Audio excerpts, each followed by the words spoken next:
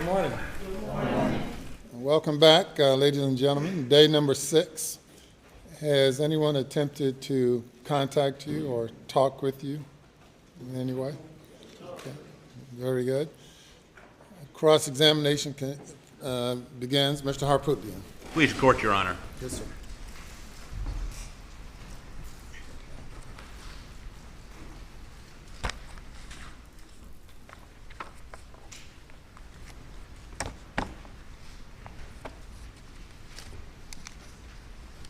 Beg the court's indulgence, one moment. I want to make sure I have the right stack of stuff.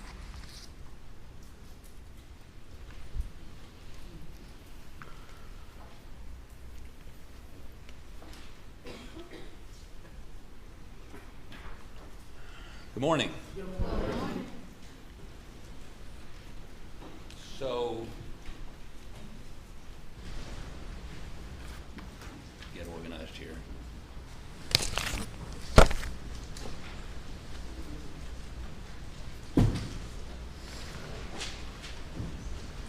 I'm calling you Ms. Worley. Do you have a rank? I'm a senior criminalist. But not lieutenant or captain or No. senior? Criminalist. And what is a criminalist? Criminalist. I'm in the lab, basically.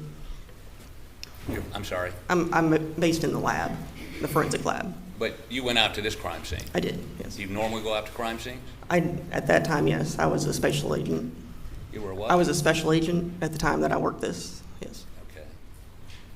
And a special agent is, what's so special about the special agent? That's what SLED agents are referred to as. Okay. Beg the court's indulgence, one moment.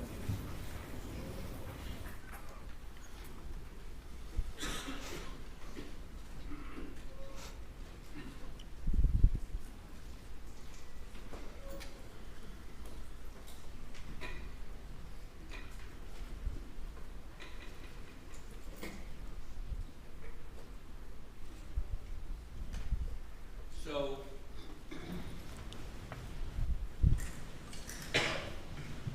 talk a little bit about what you did on this case, and I'm going to try not to repeat a lot of the testimony from our scintillating Friday afternoon together.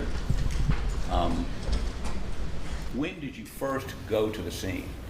I responded as soon as I got the phone call at 10:33 p.m. I got on the road from my house within 30 minutes and arrived on scene at 12:07 a.m. 12:07 a.m. Yes. Now, when you got there, the Carlton County Sheriff's Department, were they supposed to process the scene? No, What they were supposed to do? secure it. Secure it, so nobody could walk over things and nobody could in any way disturb trace evidence, forensic evidence. Isn't that correct? Yes. Now, when you got there, did you determine they had done more than just secure the scene? They had marked some evidence that they had found before we got there. And you also found, for instance, that we've shown you videos that they actually, some of them, or at least one of them, if not two of them, walked into the feed room where Paul was killed, correct? Someone did to place a marker 1 in this. I'm sorry? Someone had walked in there to place marker 1. And matter of fact, when you did your footwear impression examination, you found that there was a bloody footprint caused by one of the officers, isn't that right? After we had started processing the scene, yes. Yes, but I mean, one of the bloody footprints in that feed room was not Paul, not the perpetrator. It was a police officer, Yes. probably a Carlton County police officer. I don't know that for sure. Who else could it be? It could have been one of us from One SLED. of yours? I don't think Or- it was mine, but it could have been from SLED. I don't know. It could have been SLED, could have been Carlton County, could have been the coroner. Yeah, sure. But, I mean, and in your business, there are rules about who should be walking through crime scenes, right? Yeah. Preferably as few people as possible. If you don't need to be in there, then you shouldn't be in there. And when they, went around and pulled the sheet up, they were walking in an area where most likely the perpetrator had walked, correct? Possibly, yes. I mean, that's right outside the feed room. Right. And those shell casings that were near, or some of them were near, some of them were further away from Maggie's body, walking in the dark, increases the probability that some trace evidence has been disturbed or destroyed. That's probably why they went ahead and marked evidence before we got there, because they found it and went ahead and marked it so that it wouldn't be disturbed. But couldn't they just stood back and said, there's shell casings in there, so when you got there, you would have been, maybe you would have even waited till the next morning when you had some light, right? No, we would have started like we did as soon as we got on scene. Okay. Well, you did some measurements, Yes, and those measurements are recorded on a sketch you did, yes, not to scale, right. and make sure. Okay, that's my. Yeah, that's my stuff. Oh, okay. These are all the exhibits, state and defense? No, Where are the state exhibits? Okay. Okay, so let's look at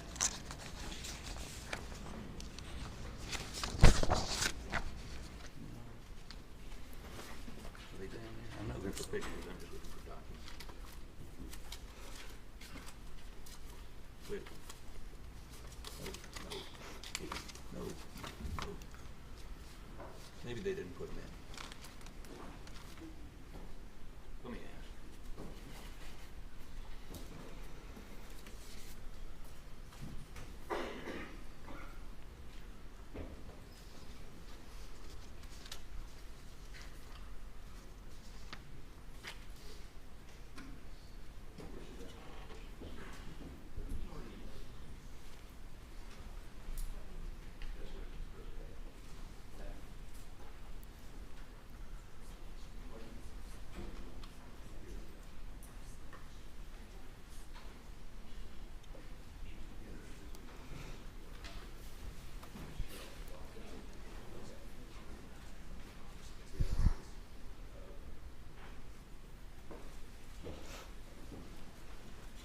Any objections?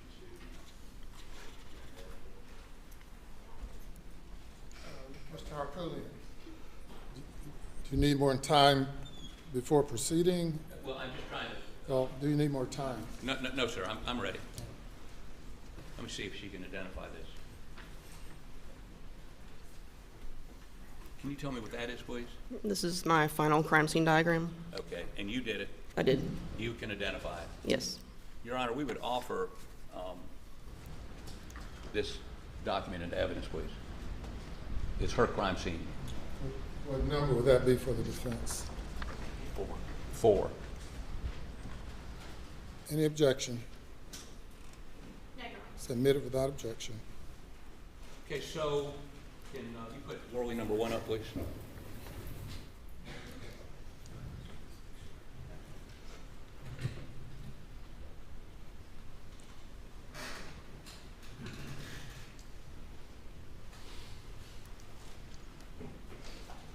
Okay, and you can see that on your screen? Yes, sir. And that is what I just showed you, right? Yes, sir. And what's important to note at the outset is this is not to scale, correct? We never do our diagrams to scale, no. Okay, but it does tell us some things. Yes, You found a projectile that went through the doghouse, that's right. and you found a projectile that went through the small animal cage. We didn't locate that projectile, but one did go But through. you had an entrance and exit wound. Yes, that's right. And now these yellow items over here near Maggie's body, those represent blackout ejected shells. Yes, those are the evidence markers marking 300 blackout. Okay, and did you take measurements of where those were compared to anything else? For instance, we see a 23.9 between this post and that post. Did you do anything like that for the projectiles? I don't believe I did the doghouse because it was inside the bedding of the doghouse. I'm sorry, what now? We didn't measure the projectile that was in the dog bed. No, I'm talking about these yellow, Yes, okay, did you measure where they were? yes, And there are measurements somewhere? I believe on the second page of my, Pardon the second page of my diagram should be the measurements. Let me go to page 2.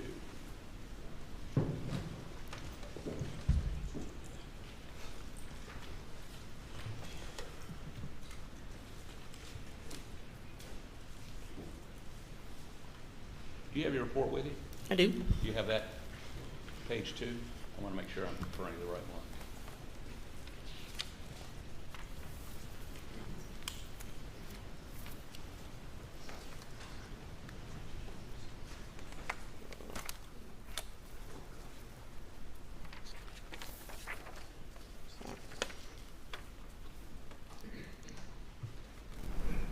Page 2 of 8, right? Yes. Okay, and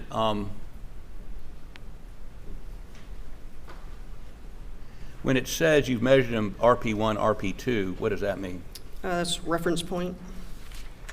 So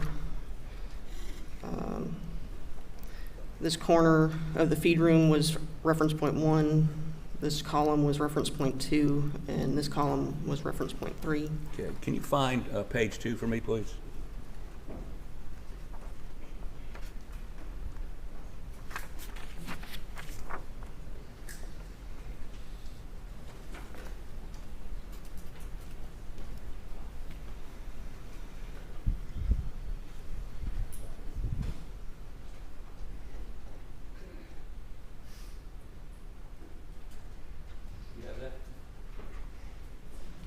Okay, well, I'll come back and show this on the Elmo in a little while.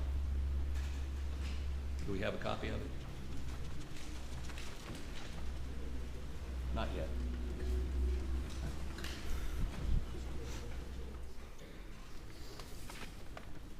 What I'd like to do is, let me give you yours back and ask you, what I do?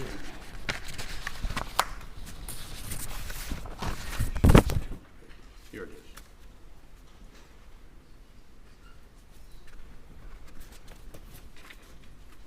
Is that what we were just looking at? Yes, And are these your calculations? they are. And this is what you recorded? Yes. Any objection? No. I'm sorry? No objection. No objection, okay. Your Honor, I'd like to offer this into evidence. I think it's defense 5. Submit it. We'll go back and look at that again in a minute. And so, can I have Worley number 1 up again, please?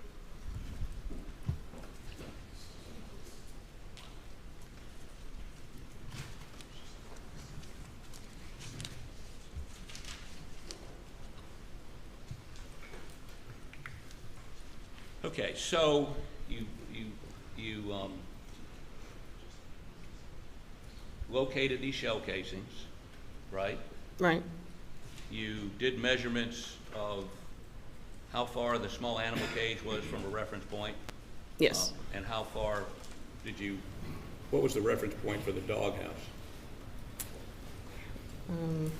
I'm not sure that I measured the doghouse to a reference point.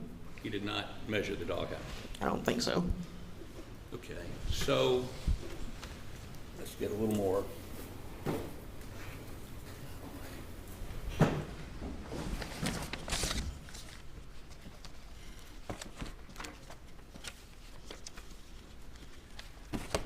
Could you put KNW 1644 up, please?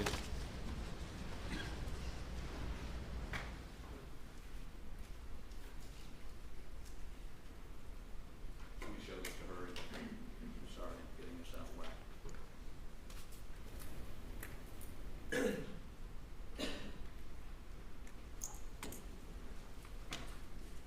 Can you tell me what this is a photo of? It's the doghouse.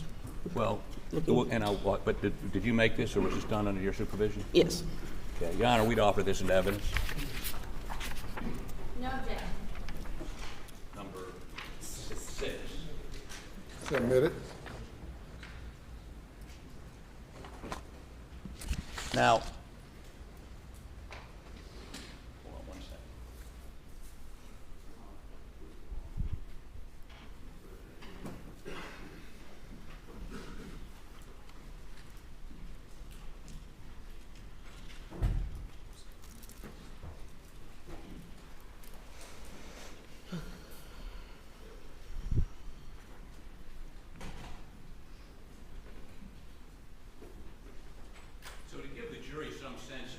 your sketch, I'm not saying your sketch is bad, it's not to scale though, and to give them some idea of the layout, this is the doghouse, Yes. correct? Yes, that's right. This is the, what you call the small animal cage right here, Right. and that's off the ground, It has legs, yes. legs, right? The doghouse has got like a couple of 2x4s under it, so it's not laying directly on the ground, correct?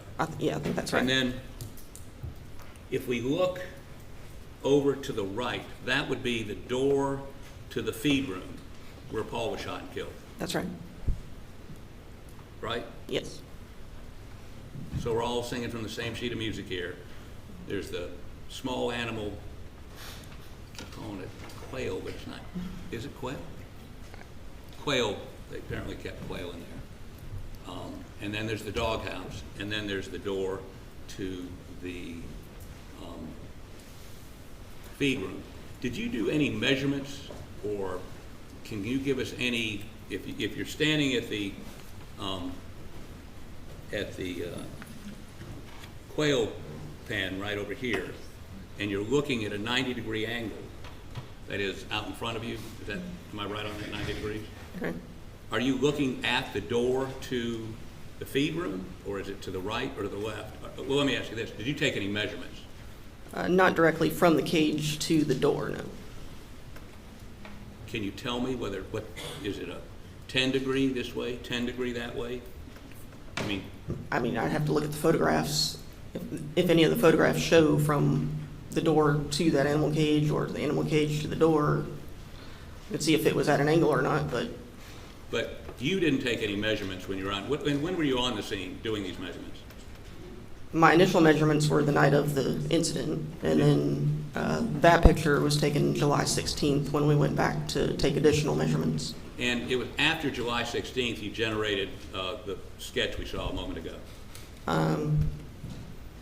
No, I think I did this before we went back to the scene on the 16th. So nothing changed in your sketch? No. And to your knowledge, you never took any sort of directional examination of the reference points, for instance, the dog pen and the door to the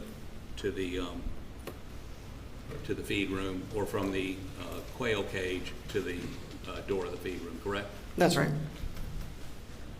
Okay, now, do you know what, hold on one second. Do we have Pharaoh? Do we have Pharaoh?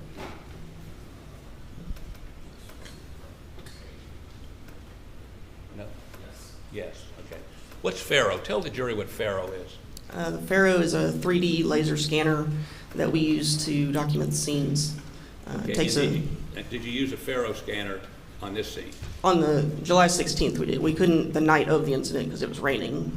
So tell us how one scans for a Pharaoh, and by the way, is the end result of that Pharaoh process a three-dimensional view of the scene? Yes, that's right. And so that you can manipulate it, turn it, examine it in any direction you want, correct? Yes. And you had that done in this case? Yes. I did not hear the Attorney General ask you about it in your direct. Was it brought here to the courtroom? I believe it's here, yes. It's here. Okay. Well, I have a copy of what you furnished to us. Any objection to this coming into evidence?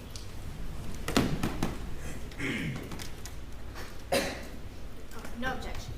All right. Could you play that for me? Wait 1 second. Does Pharaoh stand for something, or is it a brand name like Coca-Cola or Xerox or? It's a brand name. I think it does stand for something. I'm not sure what. We just always call But it it's a Pharaoh. brand. When somebody says Pharaoh, it's not, there's a specific commercial product called Pharaoh that law enforcement uses, and other folks use too, right? Yes. Okay, how about play that for me, and I may stop it from time to time. All right, I believe a juror raised his hand, Your Honor. Yes, for that box to be moved to another location so I can see that. Yeah, I thought we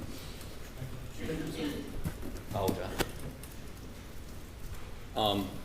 Okay, start it and then stop it. Go ahead. Now stop it briefly. Is this a drone video? No, it's created by the Faro software.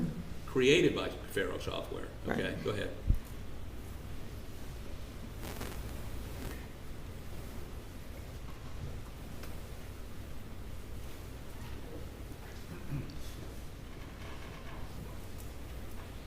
Stop it again. That would be, right down here, that would be the dog, house, right? Right. Okay, keep going.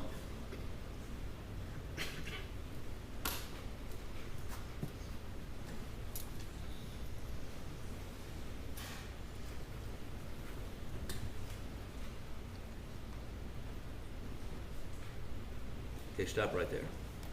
Now, we're seeing the inside of, what is this room called? I refer to it as a workshop. Work, okay. And the bullet that went into the quail cage, went through the quail cage and came out this wall, right? That's right. Okay, go ahead. Again, stop it 1 second. Make sure I look this straight on. And the quality of this isn't very good. Why is that? I'm not really sure. But I mean, isn't there a final product you get from this? I'm not sure if there's something more final than, I don't do the rendering of the software, so I'm not sure if there's Okay. something more than that. Keep going.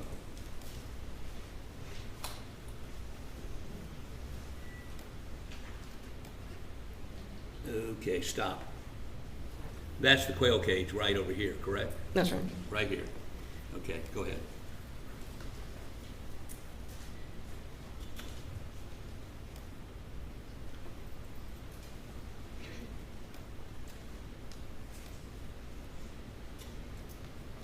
That would be the doghouse. Yes. Okay, let's keep going.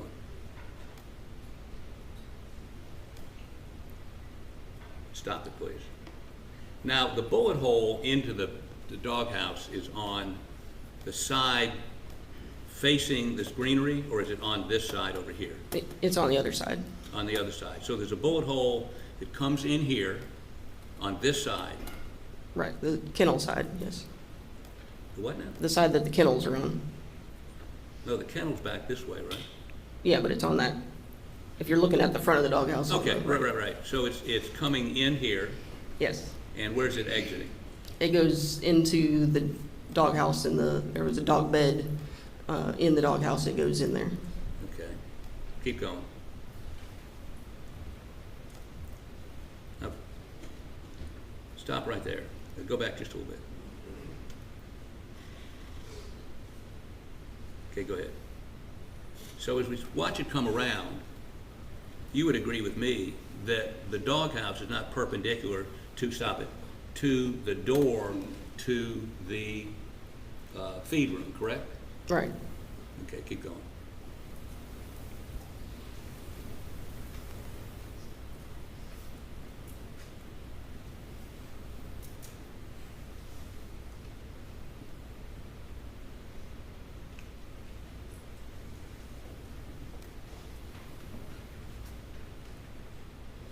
And that would be, stop it, that would be the feed room right here, correct? Yes, that's right. And these are the dog kennels up here. Right. Okay, keep going.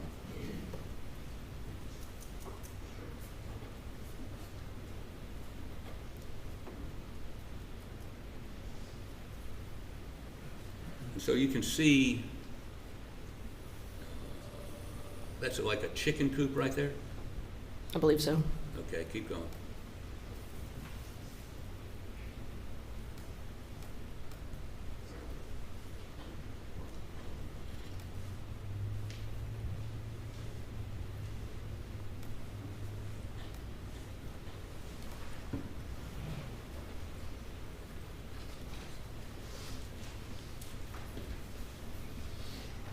And that's looking at a structure that's back probably 150, 200 feet away from the kennels, right? Yes.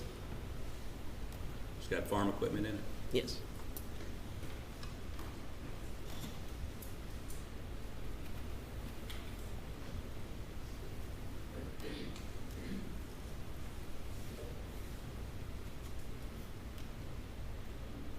Okay, that's it. So we have, and you could take this and convert it into, well, let me ask you this, do you know how they do this? On scene, we take scans with the scanner. Anything the laser touches, it records.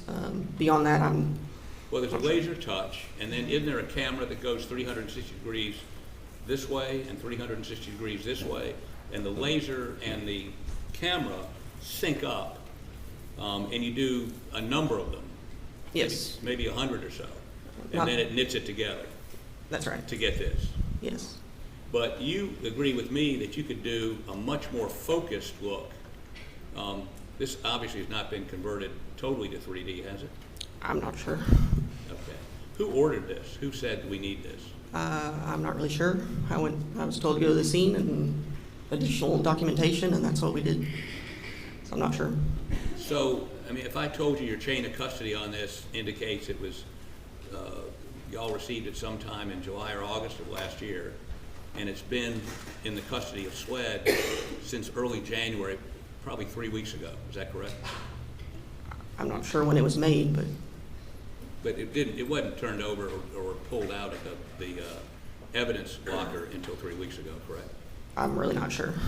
Okay. Now, let me ask you to look at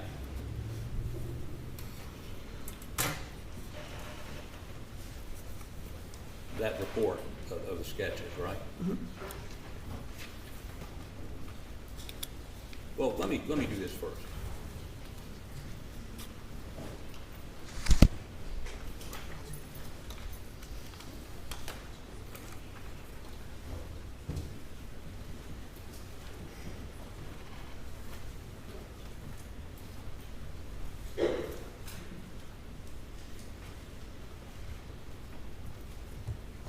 Okay, let me ask you, I'll show the Attorney General.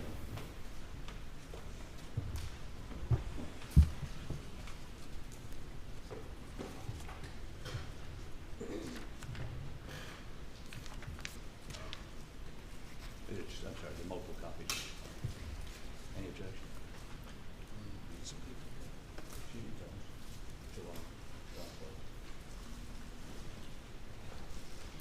Let me ask you to examine these photos and see if you can identify them.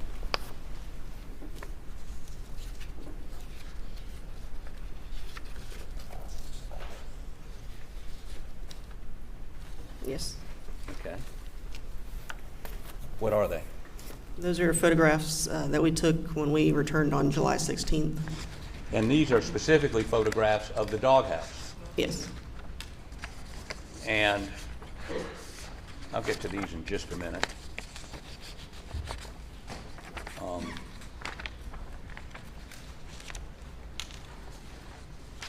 So this would be 7. 8. This would be 8, 9, and 10. Make sure I don't put duplicates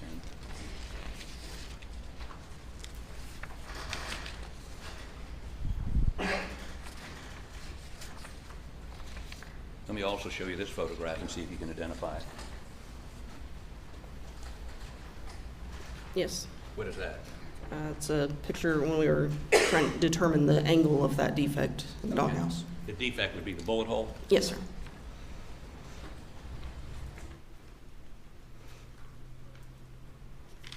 Offer this into evidence as number 11 without objection. 11? Right? Okay.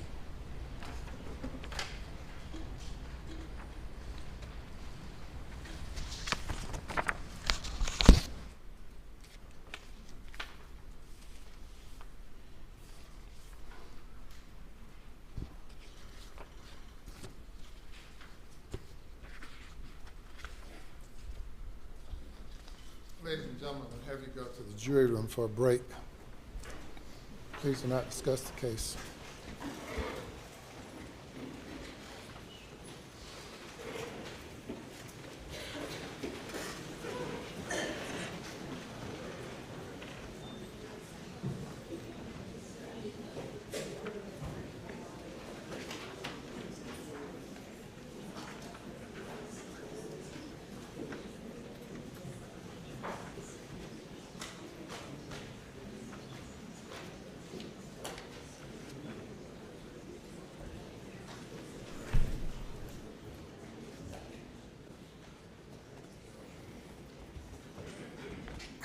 I'm going to give you all an opportunity to review and pre-mark exhibits, determine what you agree on and do not agree on, and we'll proceed in a few minutes.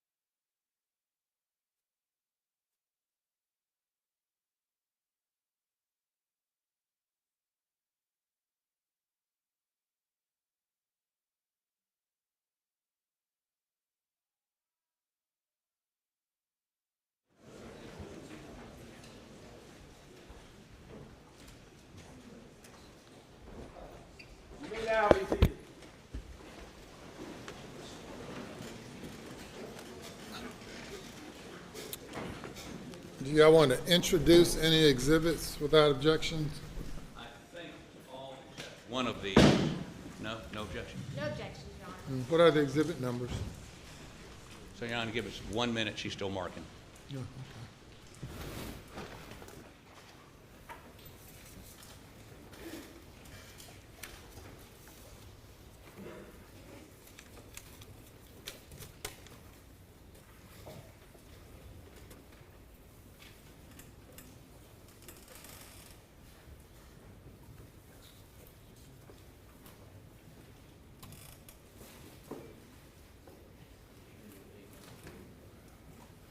Grand jury.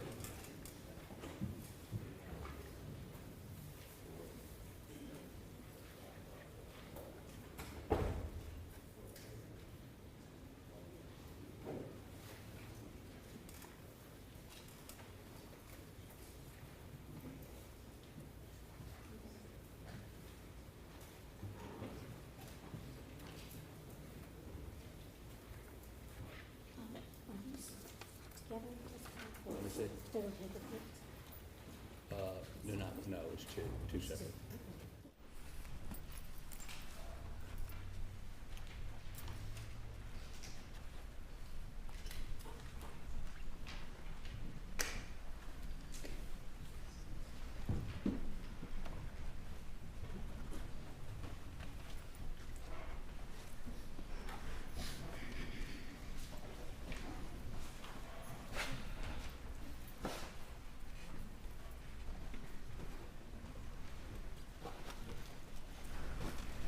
The jury is present. Thank you.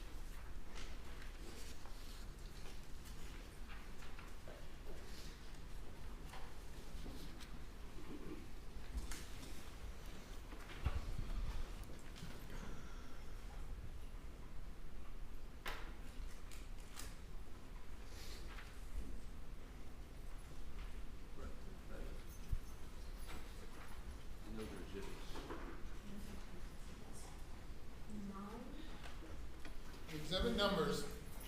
9, 10, 12, 13, 14, 15, 16, 17, 18, 19, 20, 21, 22, 23, 24, 25, 26, 27, 28. They're all admitted without objection. So, you took measurements, for instance, and let me show you the picture I want to show you to begin with, which is of the quail cage.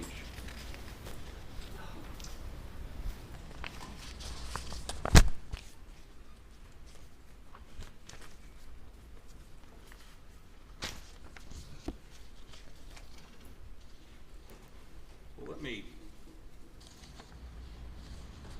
first of all show you exhibit number 20, which is Worley, page 7, if you could put that up on the screen. You recognize that? I do. And what is that? It's one of the diagrams that I created, And what's it a diagram of? that quail cage. Okay. Now, you did that sketch, and that sketch shows, so it says, defect interior side of cage, defect interior side wall of cage, and defect interior back wall of cage, right? Right, So you have an entrance and an exit hole, correct? that's right. Now, what did you do to try to determine the trajectory on that? Where did it come from? We placed a flight path rod through defect J all the way through to where it went through the back wall of the cage. Okay, and let me see, I know I have a picture of that here somewhere.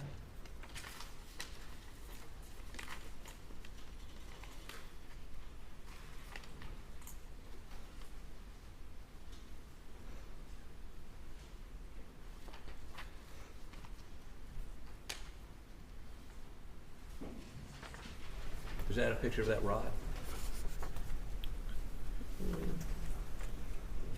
It's one of the many pictures, yes. No, but I mean, does that It's- picture accurately depict the rod you put through, but from the exterior to the interior? Yes. Okay. How about put that up, please? It would be 2019.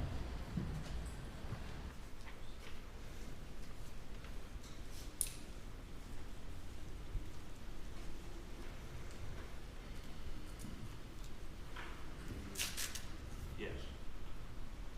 So you're telling the jury that this is a rod that you ran from from the entrance hole to the exit hole, and what are you doing right here? That's where we're determining the angle. Upward or downward angle? That's right. Okay, now let's talk about how you determined the angle of front to back. I don't know what you call that scientifically. I mean, did you determine the angle of that rod as to the exterior wall of that? Yes. Okay. And based on the exhibit we saw a moment ago, the entrance wound would have been on the, how about go back to Worley, page 7.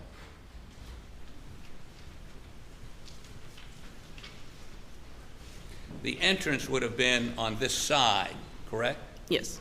Now, the feed room, you would agree with me, is not on that side of the quail cage, correct? That's right. Matter of fact, this side faces the feed room, correct? I believe so, yes. Now, did you determine, and I can walk through all the technical things you did, but did you ultimately determine the angle, you can check your notes, the angle of the entrance hole over here to that side? That is, is that horizontal? Am I talking horizontal? Yes. Okay, the horizontal entrance and exit wound, if you put that rod through it, what did it tell you about the angle as opposed to that flat area? We determined it was approximately 41 degrees. 41 degrees, and if I'm standing at that edge, is it 41 degrees to my right or my left? I believe to the right. I'm not sure, though. Can you look and see? I don't have that in my notes. Okay, let me show you a picture. It's worth 1,000 words.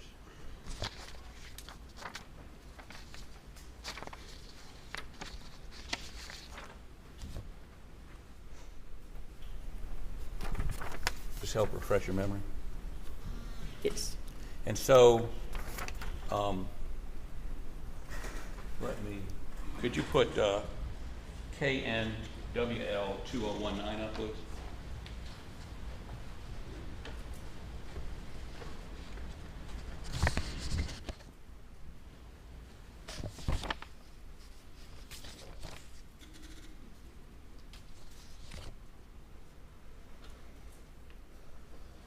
Okay, and what you did was, correct me if I'm wrong, you put that rod through, and then you put a protractor up against it and then the protractor told you it was 41 degrees from flat, or I don't know. From the, where the bullet went in the wall, from that flat edge to where the angle is was 41 degrees.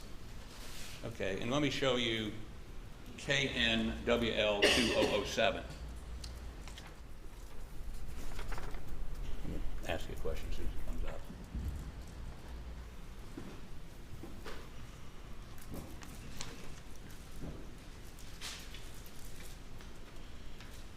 You know, strike that, I don't need it.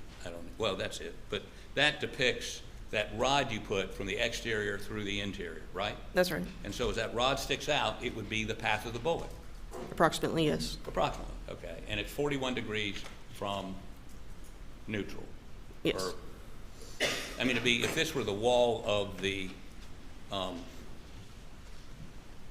wall the bullet went into, it would be 41 degrees would be over here. Yes. Right. So that side, right. Okay, and I see from that picture we showed a moment ago, you used a protractor, just like this one, or maybe similar to this one, to determine that angle, right? That's right. And basically you just you take the rod and then you put this up to it and then figure out what the angle is, right? You line up the middle of the protractor on where the defect is, yes. Where the bullet hole is. Right. Okay. Now, did you do the same thing for the dog pen, a dog house? Yes, we did. And let me walk you through a couple of those pictures. Let me see if I have, okay. Let's go to page 6 of 8 of her report.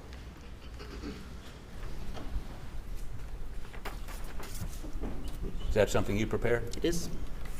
Okay. So as we look at this, could you zoom in just a little bit for me, please? Okay, here we go. So defect 1 is the entrance hole. It's defect I, yes. I'm sorry? Defect I. Okay. And defect H is what? We weren't sure if it was a defect. It didn't go through the wall, but we marked it. Did you have anything that went all the way through? Just I. Just I. But you also stuck a rod in that, correct? Yes, we did. And what was the dog, this side of the dog house would be the side facing the kennels? Yes. Okay. And what was the angle, entrance angle on that? You put a rod through and measured, just like you did before, with a protractor. And what was the angle on that? The horizontal angle was approximately 84 degrees. So 84 degrees. Now the side the bullet went in was facing the dog pens. Yes. And as we see from the photos, approximately, I mean, again, it's just guesswork, but not square with the dog pens, a little bit further to, if you're standing in the feed room, if you're looking at the dog house, it would be a little bit to your left, correct? That's right. And then this trajectory into the dog house is 84 degrees, which means it's coming, if that's the feed room, it's coming from even further over here, correct? Yes. Okay. So let me have you do this for me. If I had a sketch, your sketch of the dog house and the quail cage, you could take that protractor right there and basically show the line out, correct? From the quail cage to the doghouse? No, from the quail cage, the trajectory, if I put down that protractor on the side where the bullet went in, that's pretty easy to identify in your sketch. Right. And went to, what was the first one, how many degrees? I'm sorry, I can't remember it either. Was 41 degrees. 41 degrees. 41 degrees. on your sketch, you could follow the trajectory of that bullet out, correct? Yes, Do the same thing on the doghouse. right. Okay, wait 1 second.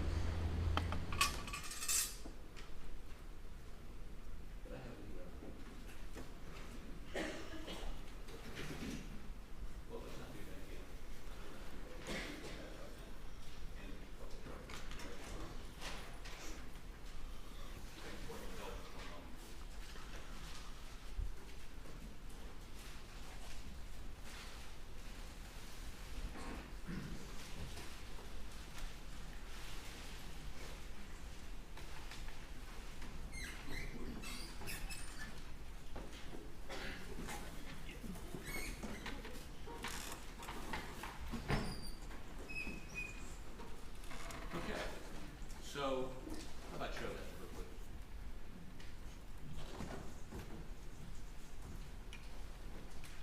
Okay, is that just a blow up of what we previously put into evidence? Yes, Okay. How about do me a favor and keep track of what the different angles are? Because I'll never remember when you get down here. So, if you'd step down, please.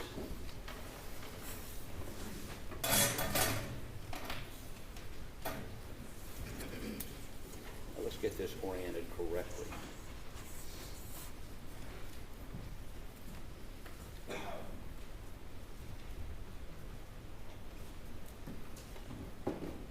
Is the doghouse on this? Okay, I'm disoriented. I'm looking at it upside down. Okay, so if you, does protractor work for you? It's got a little thing that allows you to, okay. If you take it and let's go from the quail, oh,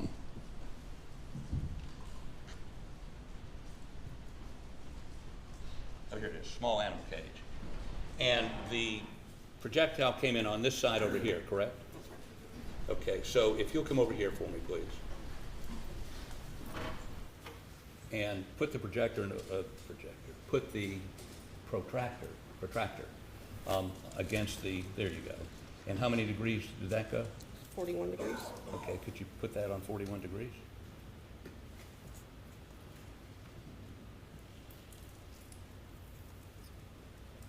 41. Okay, and could you take that line out for me, please? Is there a way for you to draw that? This is a pretty fine point Sharpie.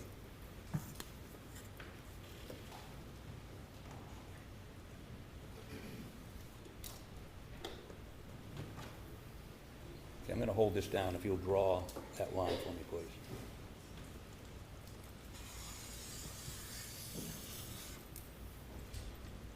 Okay, and let's go to the dog house. What was the degrees on that? 84. Okay, 84 degrees.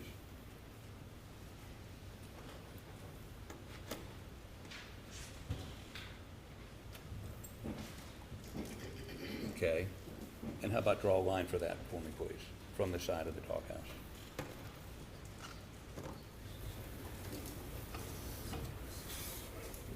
That's okay.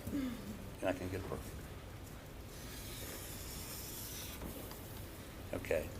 Now, I'll take that easel now.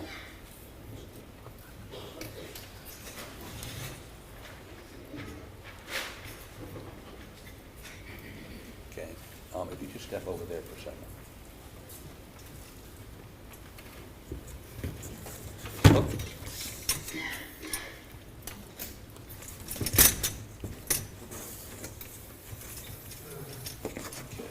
Just put that up there.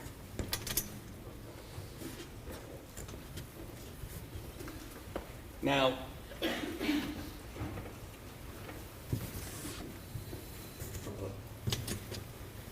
is that steady? Yeah. Okay. So, correct me if I'm wrong,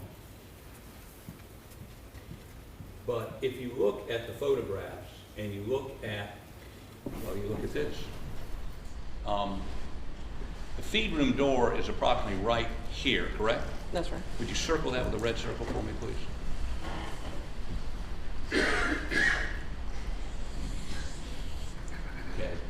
And the trajectory on both these shots, so let's take the small animal cage. Did that come from anywhere near the feed room? Doesn't appear to have, no. It would have been up, if you follow that out. Are you familiar with where that grapevine was? If you're looking at the feed room all the way to the right? Here somewhere? Well, it was, I think, a little bit further up than that, but even maybe beyond that. One of the shots fired by that AR, blackout, was fired from somewhere way up here, correct? I mean, that's the trajectory. Doesn't mean, I can't tell you the distance it was from the animal cage to wherever. I can't tell you where the shooter was within that line. But that line is way away from the right? Right. And this one, while it's closer, it's still many feet away from the feed door. Yes. So as you saw this area right here that night, you assumed, I think not assumed, but everyone sort of concluded that it was a relatively close shot into the feed room that killed Paul, correct? 2 shots. I believe so. Okay. Now the AR, at least this line would indicate the AR was some distance away from the feed room when those 2 shots were fired, correct? Okay. Now you recovered these projectiles. Were they tested for blood or tissue so that you could determine whether they passed through Maggie or just were misses? I submitted it to the lab.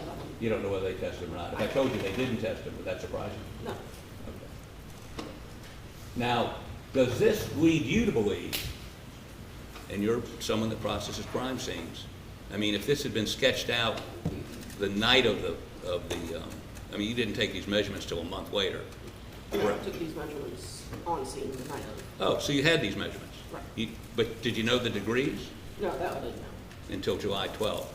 But on July 12th, did anyone go back out and walk this line to see if maybe there's shell casings way up here? No one looked up there, correct? Not that I'm aware of. Okay, and no one did a topographical study to indicate, if you follow these lines back, whether wherever a shooter could have been were higher or lower than the doghouse or the small animal cage, right? Right. But doesn't this indicate to you there were 2 shooters? There was a shooter up here and a shooter down here? Is it a possibility? Well, let me say this. Is it a possibility that there are 2 shooters based on the data you collected? It just indicated there was movement to me. Movement from here all the way up to here? I don't know that it went all the way up there. But is it, I'm not telling you, I mean, one explanation would be movement, correct? Yes. One explanation would be 2 shooters. I'm sorry? I Yes? wasn't there when it No. But one explanation of this data would be 2 shooters. One explanation, not the, but one. Not the only one. Yeah, not the only one, but it is a reasonable explanation, just like one shooter running up that way, correct? Sure. So one of the reasonable explanations is there are 2 people there, there are 2 guns there, one's a shotgun, one's an AR, and we now see that AR is being shot from way up here, correct? I can't see that, no. It's somewhere along that line. And that line goes a dozen, 2 dozen, 3 dozen yards from the feed room, if you follow it straight up. I don't know where they were within that line. Could someone have been a lookout there?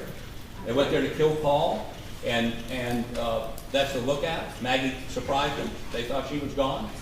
I have no idea. Reasonable though, right? Right? I have no idea. I wasn't there. I know you weren't there, but none of us were there. We're trying to figure out what happened that night. And clearly, one reasonable explanation is 2 shooters. One explanation. One. Right, and a number of them.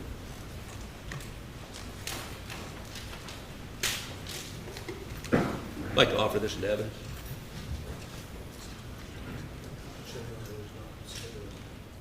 Yeah, it's not to scale. Sheet prepared. Talk to the court, and I'll be told. I'm sorry. Your Honor, I'm offering this into evidence. Says the state. No objection, Your Honor. Go ahead and take a stand.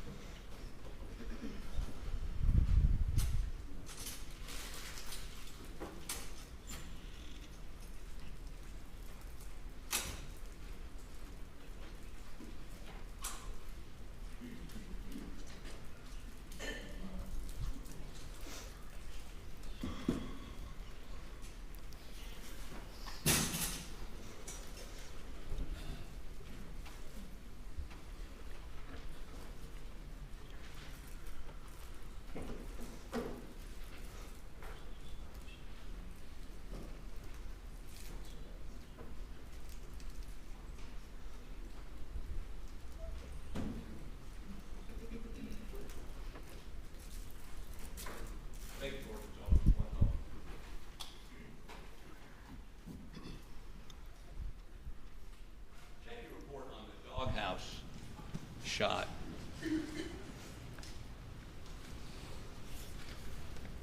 You testified it was 80-something degrees, right? 84 degrees. It's not 90-something degrees? I had 84.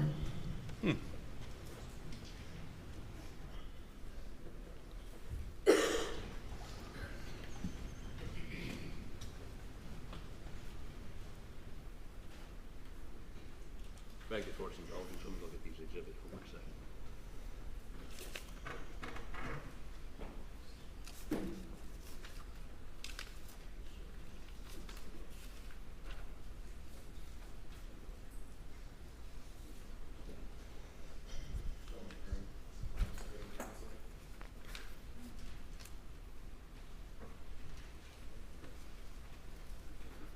Okay, let me show you defense exhibits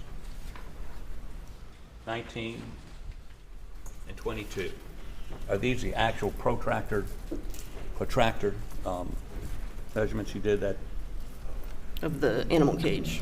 Okay, both of them are of the animal cage? Yes. Okay. And did you do the same measurements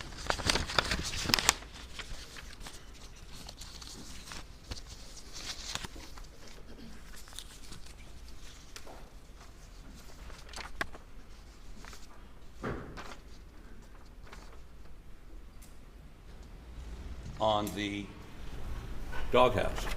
Yes. What does that indicate? You mean, what is this? No, what is the angle based on that? Can't really.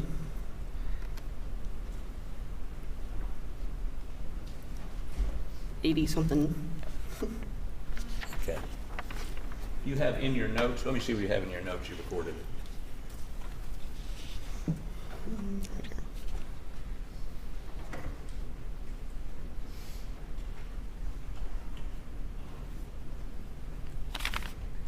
And that's, where's your full report? This is all the notes. Yeah, I'm looking for the sketch though.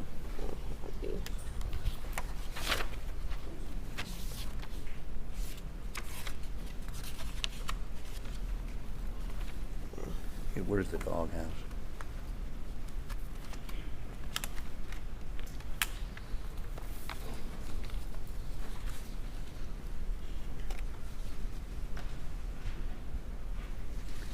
What does the horizontal 96 degrees mean?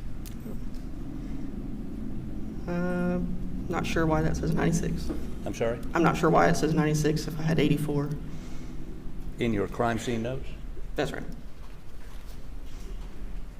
But you wrote down, your official report said 96 degrees. My note said 84 degrees. Well, did you just... The notes were taken at the scene? Yes. Okay. Beg the court's indulgence.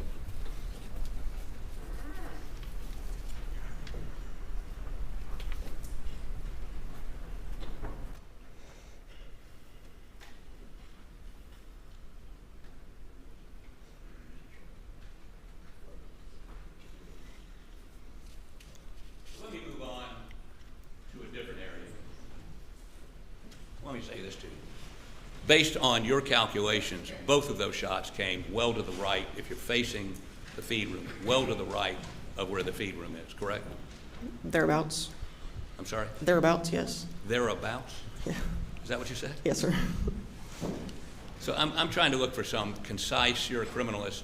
You would agree with me that they did not come from the feed room, or the Right. vicinity of the feed room, and they're literally yards away from the feed room, correct? Yes. Okay, I'm not going to beat that horse anymore. So let's talk a little bit about footprints, okay? Okay.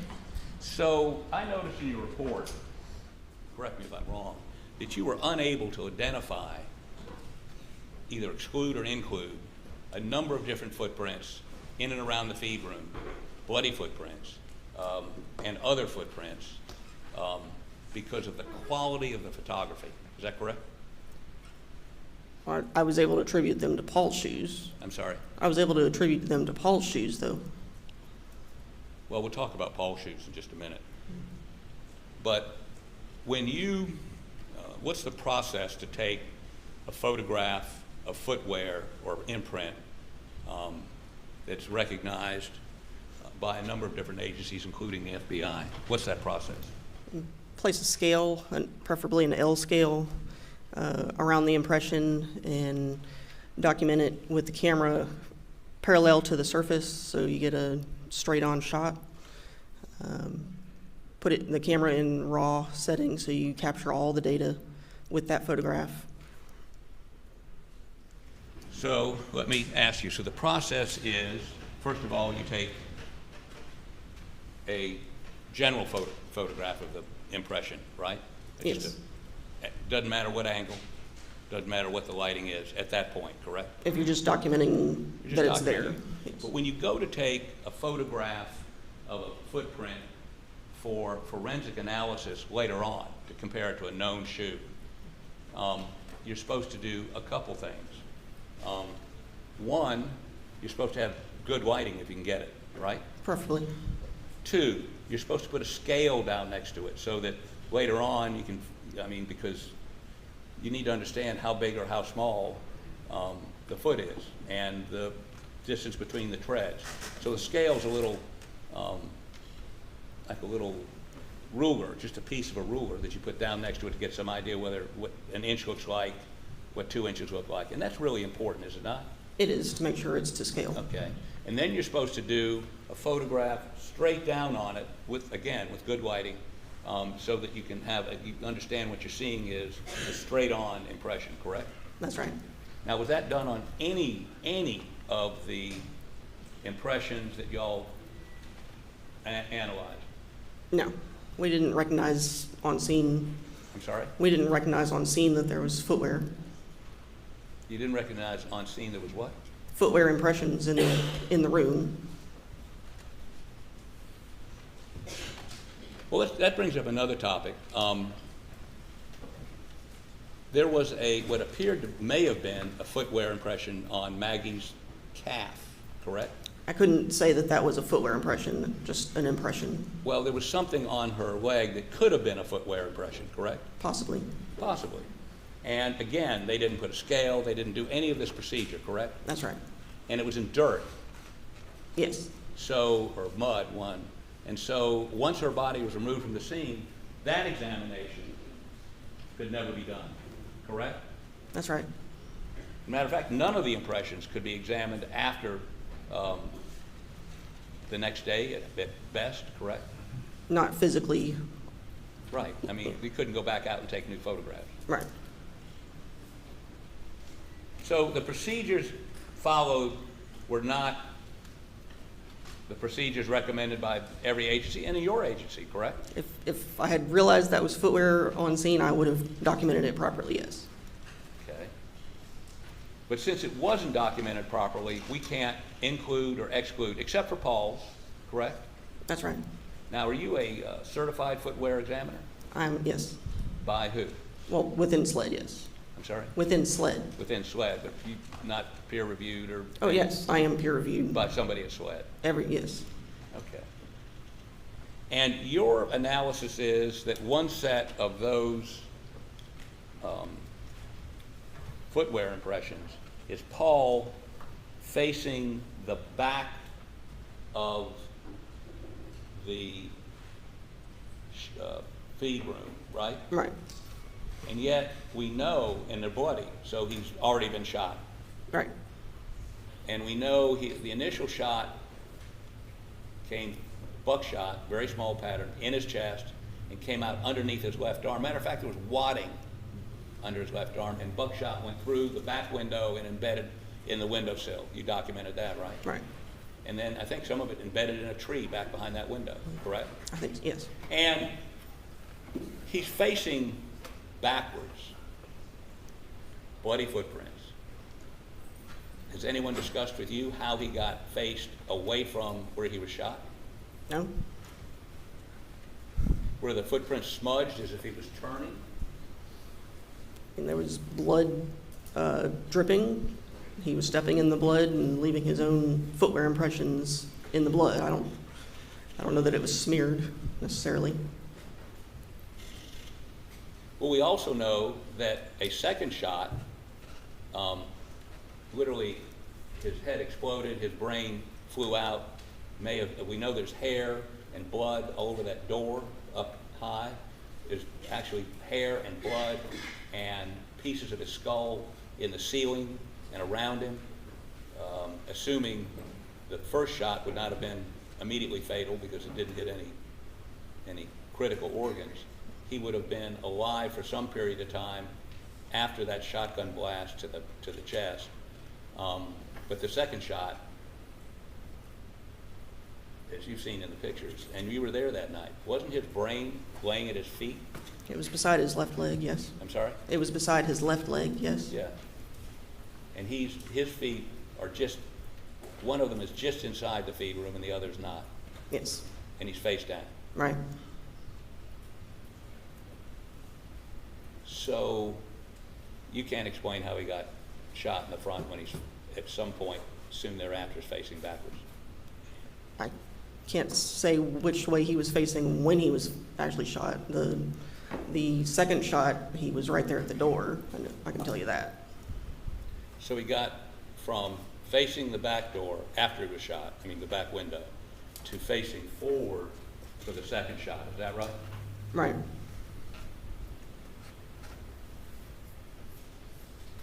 Has anyone from SLED briefed you on after you identified those footprints? No, They didn't ask for any explanation? not for me, no. Okay, and you would agree that because of the way the scene was processed, that most of the footprints you were unable to do any comparison to because of the way the pictures were? No, I was able to do a comparison with, and they were mostly Paul's shoes. Other than those two? There was one right inside the door. There was one further to the left where the door was. Then there were at least two by marker one. And correct me if I'm wrong, at least one of those bloody footprints initially identified as Paul's turned out to be a police officer's, isn't that correct? It wasn't initially identified as Paul's, no. But there was a bloody footprint near his that turned out to be law enforcement, correct? Yes, In the feed room, right. in blood. Is that preservation of the scene that your standards require? Not exactly, no. Not exactly. Should the police be walking through the scene? No. Do we know what other evidence they may have destroyed? I have no idea. That's right, we don't. Now,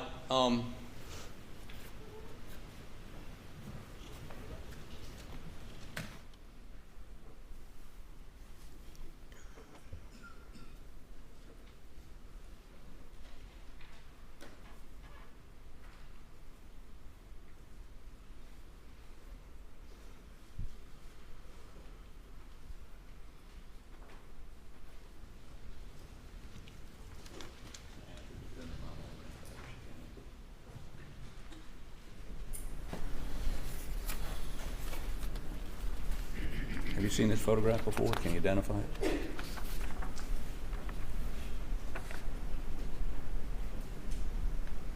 It's not one that we took. But does it appear to be in the area you've been describing? Close, yes. It's in the feed room. So you don't know whose feet those are? No. Okay.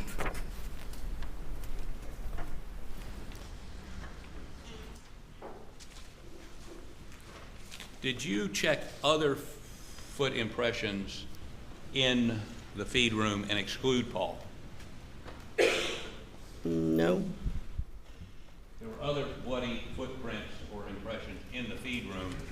Did you identify them as Paul's? I thought I accounted for all the ones that we knew of. Okay. Now,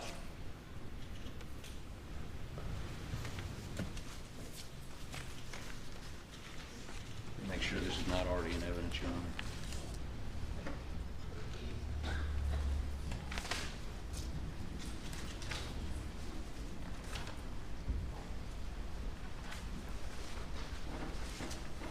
Could we look at defense exhibit number 2, and we need to cover the screens.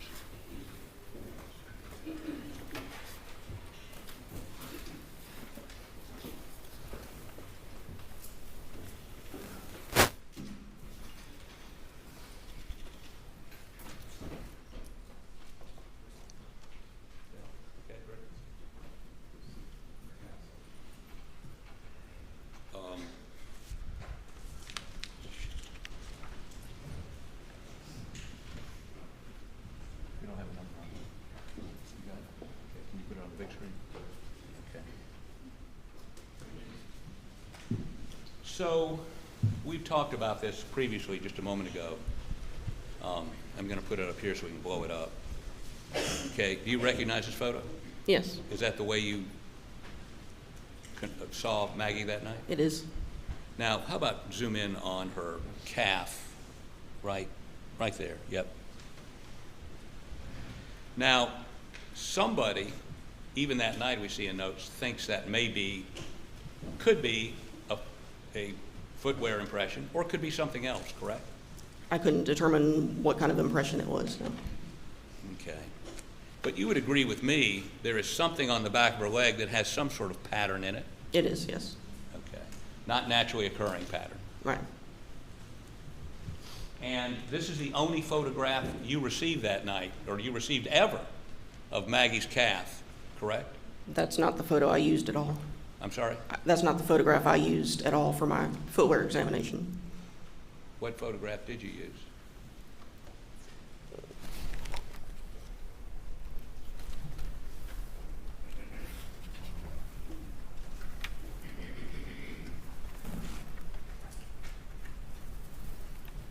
$420. 420? You got it? Okay, put that one up, and then we'll see if you can identify it. Is that 420?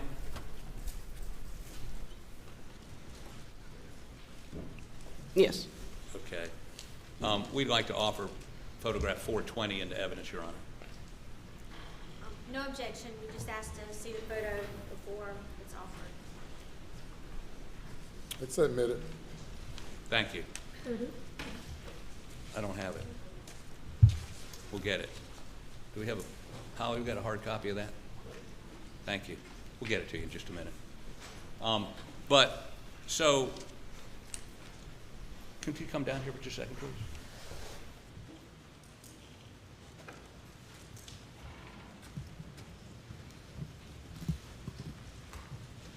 Yes. How about point to the jury where that impression is on her leg? This whole area right here. And it has, if you blow it up, you can see some regular lines as opposed to irregular, right? Yes. Which would indicate some, not natural, but when I say unnatural, man-made something caused that, correct? There's a distinct pattern to it. Okay. Now, why were you not able to get significant definition to compare it to a footwear? I felt like I had enough definition, I just couldn't attribute it to any type of footwear. Any type of footwear? As far as any type of shoe, I wasn't able to attribute it to a specific type of shoe. Okay, now, and you would agree with me, there's no scale. Right. There's no multiple pictures of this from different angles for the purpose of giving you the more definition so you could make a comparison, correct? There's not. So this was not done according to procedure.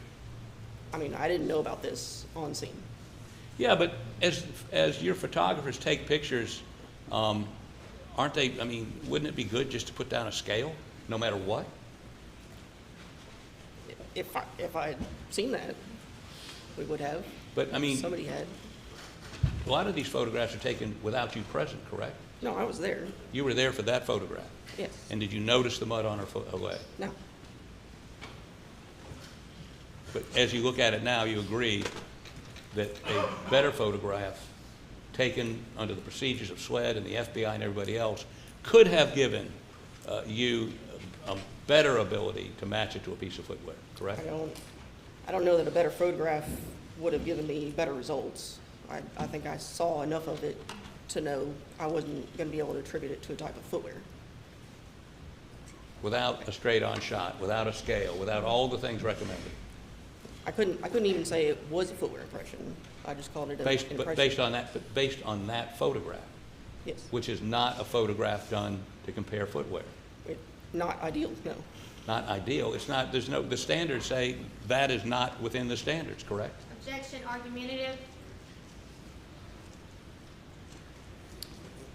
Can you answer the question? Go ahead. Did you understand what the question is? The question is, I'm sorry, Your Honor. Did you understand the question? Yes. What's the answer?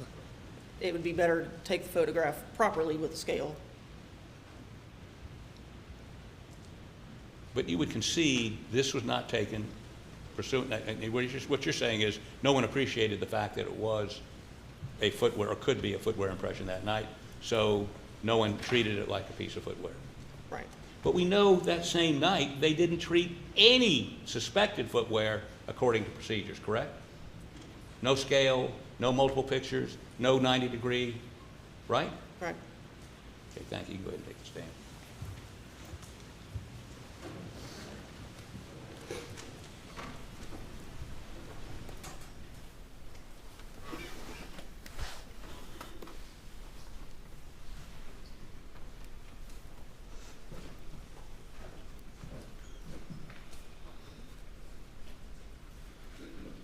So,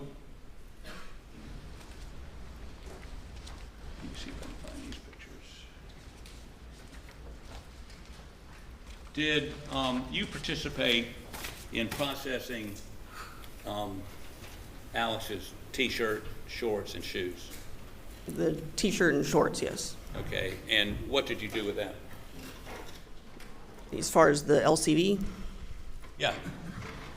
we documented the entire process from start to finish, starting with the packaging that the shirt was in, took the shirt out of the package, photographed it front and back, inside and out, to show how it was before we did anything to it. Then we hung it up and applied the LCV, which is a liquid spray. Any stains that we saw after using the spray, we documented those with photographs without scale, and then we photoed with the scale. Then we laid the shirt flat and photographed each of those stains on the shirt. It was stains A through H on the front and stains I and J on the back. We labeled those A through H, I and J with the scale, and photographed each one of them before we did anything else.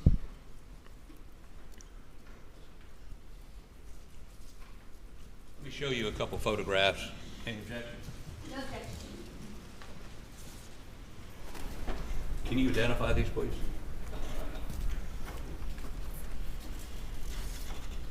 Doug, 19A, please.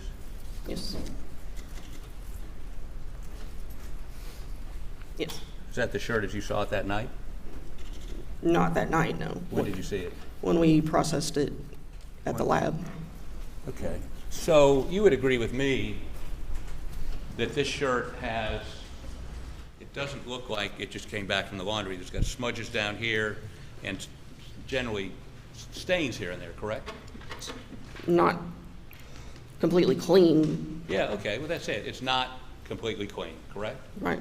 And then I'd offer that into evidence, Your Honor. One.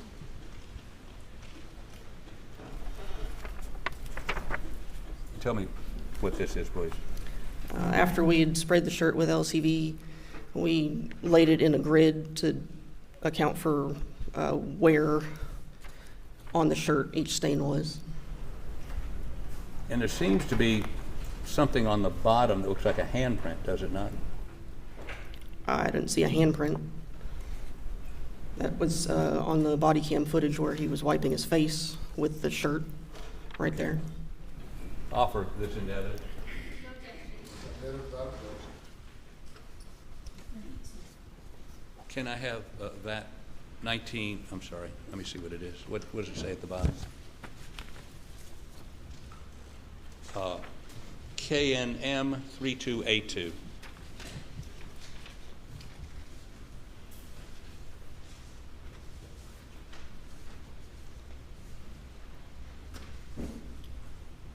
Okay, and we agree that you did this with LCV, right? That's what they call a presumptive test. It could be human blood. It could also be animal blood. It also could be detergent. Objection, Your Honor. Could we ask one question at a time? I was trying to summary, but I'll do it. Okay. Could it be something other something other than human blood? It doesn't determine whether it's human or not. Right. So it could be animal blood. It's possible. Could be detergent. Detergent oftentimes. Not bleach, maybe. Bleach, okay. What about organic matter like plants?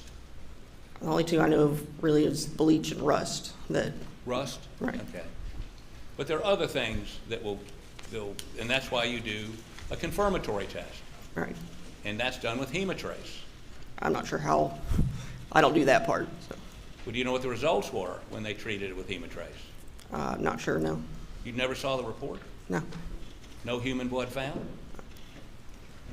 Okay, now, did you test his shorts? We did the same procedure with the shorts. And yes. there was some presumptive, some indication that it was human blood or something else, correct? Yes.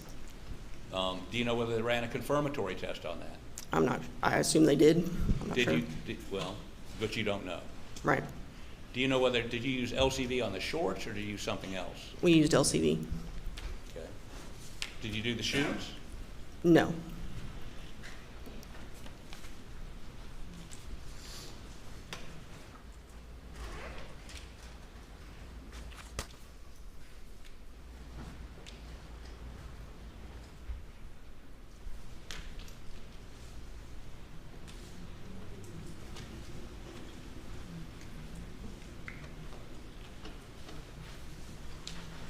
Beg the court's indulgence one moment, please. Maybe almost through.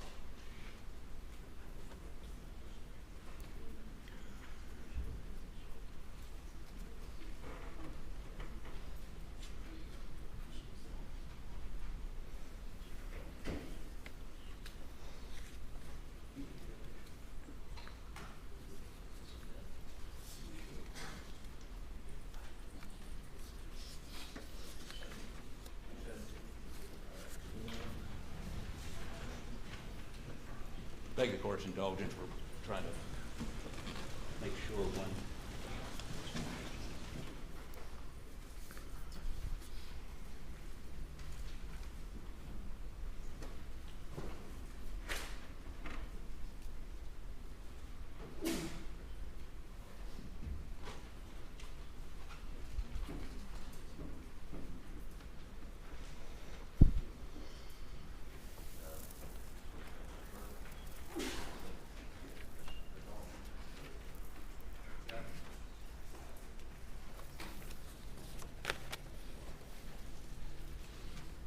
Let me put up on the screen, I'll give you a copy of it if she can identify it, okay? And I think she can. Go ahead and put it up. Go ahead and put it up. It's number 217. Can you see it? Yes. Not very bright. Is that a picture that you took? Yes. Okay. Your Honor, we'd offer this picture into evidence. No objection. Okay, could you step down here, please?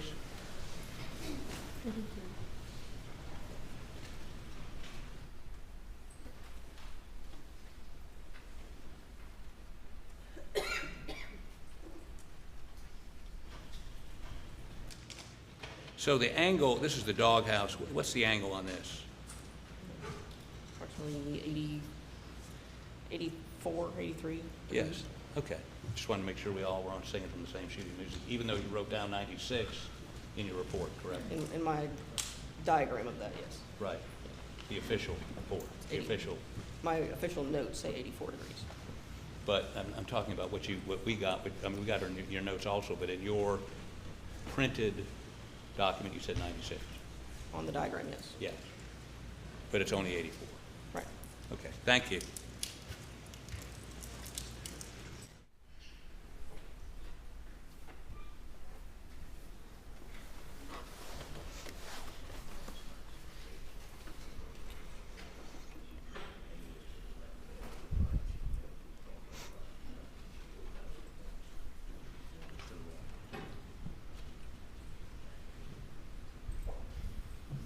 So, and again, maybe I need to check you on this, but the angle from the doghouse, you seem to indicate is going still to the right of the dog kennels.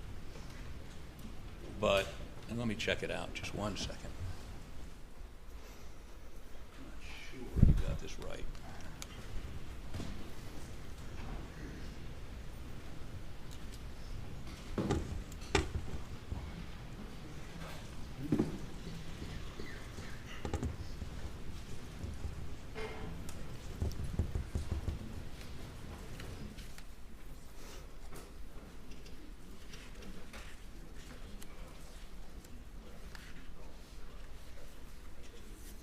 Any further questions? Your Honor, give me 2 seconds here. Ladies and gentlemen, let's stand for a moment.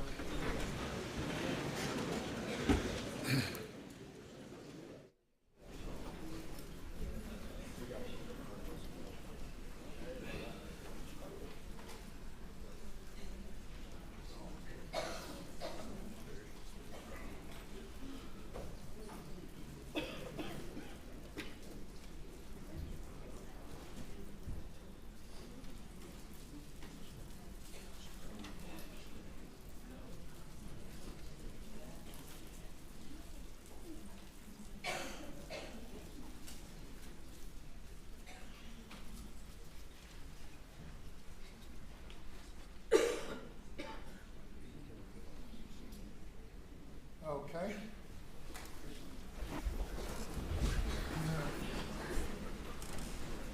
Okay, we'll proceed.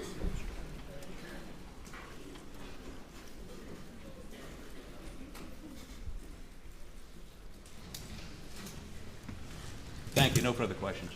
You got right.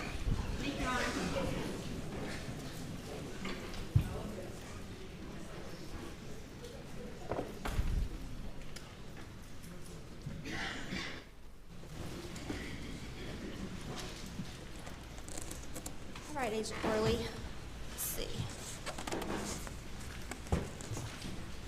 Right, we saw this big diagram and then some other diagrams that you prepared. What was the purpose of you preparing all these diagrams? Show for that one where the evidence was in relation to each other, where the victims were in relation to the evidence, where the kennels were and the workshop overhang, measurements, all the other diagrams, the doghouse, animal cage, were to show more measurements of where the bullet defects were. Would those be done for reconstructive purposes? That's right. And was that really done here on this case? Not that I'm aware of, no. Okay. And in this diagram, what? Defense Exhibit 29, we see 2, 3, 4, 5, 6, and 7. And what were those? What did those indicate?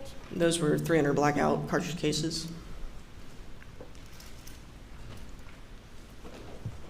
And this is not to scale, is that right? No, not at all. So what does that mean if something's not to scale?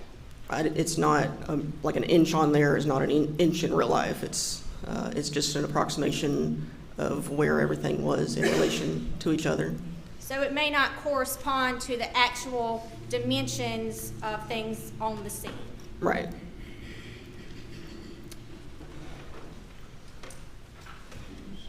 Now, are you aware that there was stippling on the victim, Maggie Murdaugh? Yes. And what does it mean if there's stippling on a victim? It's a close gunshot. She was shot close range. And the defense asked you about some different possibilities here.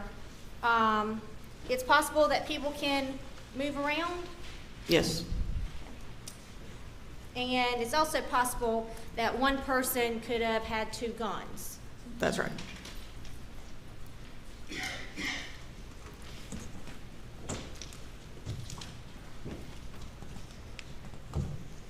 All right. Then we talked a lot about footprints. Let's see here.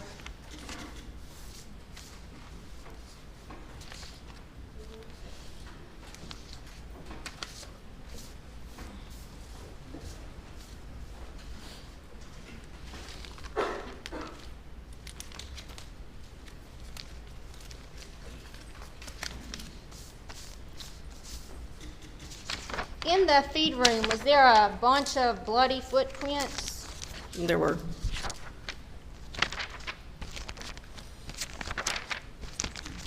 Okay.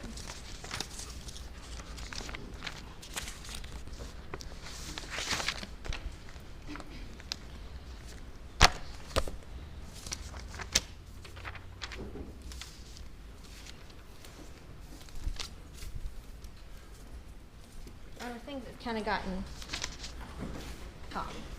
disarray over here, if I could have a moment.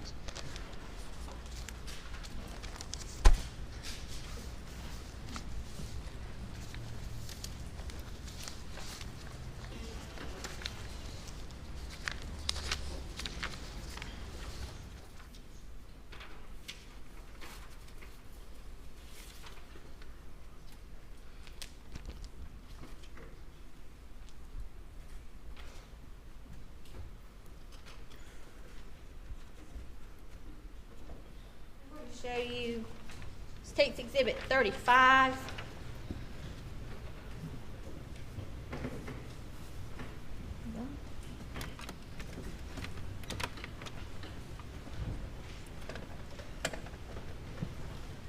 Are those the bloody footprints in the feed room? 2 of them, yes. And those were determined to be the footprints of Paul Murdaugh? Right.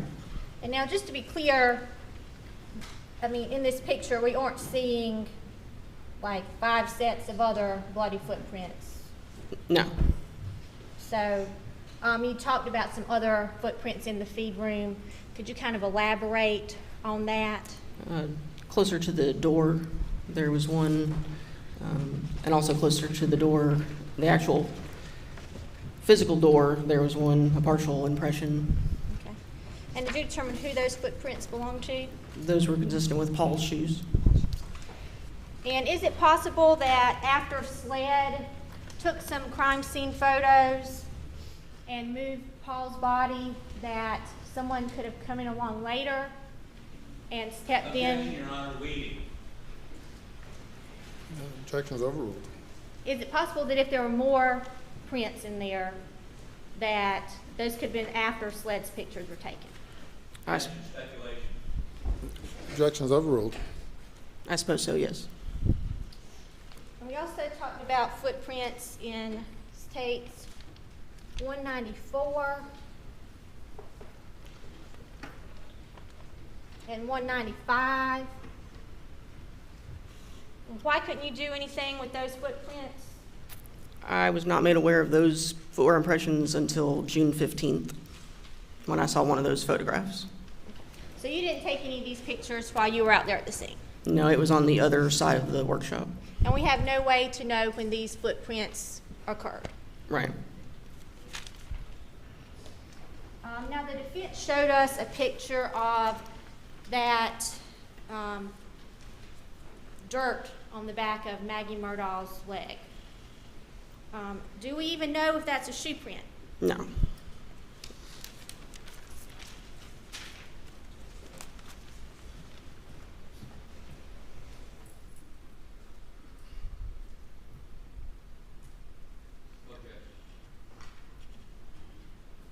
Yeah, taken by her. As long as they were taken by her, Your Honor. Agent Farley, if you could please take a look at State's Exhibit 70 and 71. Could you tell us what those are pictures of? These are pictures of the front of the ATV that was parked near Maggie's body. Your Honor, the state removed 70 and 71 into evidence. Okay. Admitted without objection.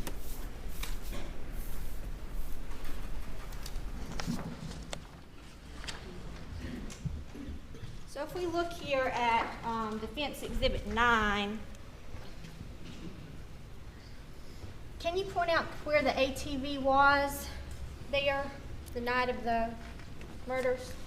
That photo was taken on July 16th. But where were the photos or the ATVs on the night of the murders? Under that overhang behind the doghouse. This time I'm going to publish State's Exhibit 70.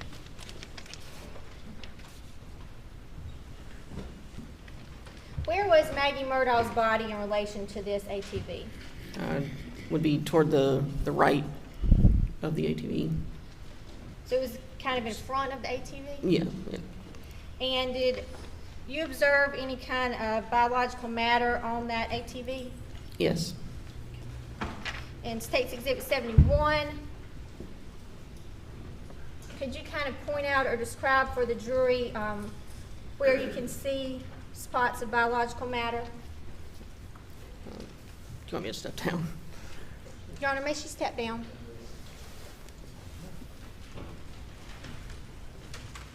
Suggestion, Your Honor, unless she's going to indicate, appears to be biological matter. Did she test, was it tested? I have to hear the question before I can hear an objection. Go ahead. Agent Forley, if you could please point out for the jury where it would appear to be biological matter or tissue on that ATV. Object to the question. I object to the response because it was never tested. It appears, and it could be deer blood, it could be a number of different things. This calls for speculation. Objection is overruled. These areas right here, a little there, there. I believe there was a little bit on this tire also. Thank you, Agent Forley.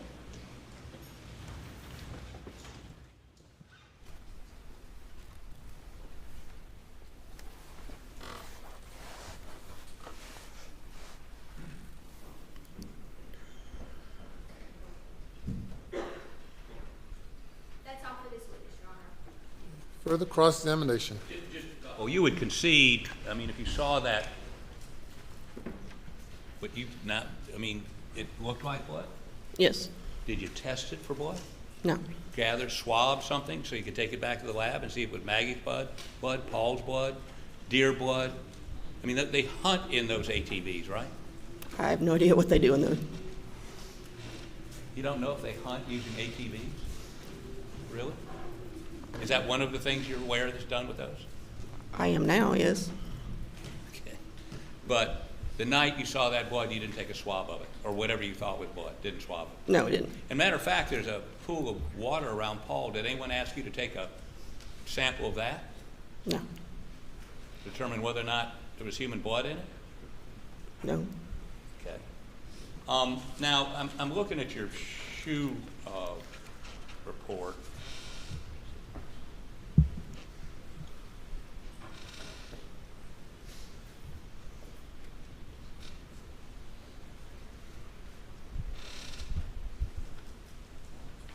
You specifically say on a number of these that the photograph is inadequate to do a comparison, right? I was able to, my result was, it was adequate enough to determine outsole design. I couldn't. I'm sorry, adequate to do what? To determine the outsole design of the impression. I wouldn't have been able to identify it. Okay, on Paul's, the ones you've already said he was facing backwards, did you say that you had partials and at one point you didn't know which way the foot was facing? Did you say that? I'm not sure. Did you come to any conclusions about any of the other, I mean, did you match his footwear to any of the other bloody impressions in that feed room? Yes. Which ones? The one by the door, like right in front of the doorway. What's the number of that?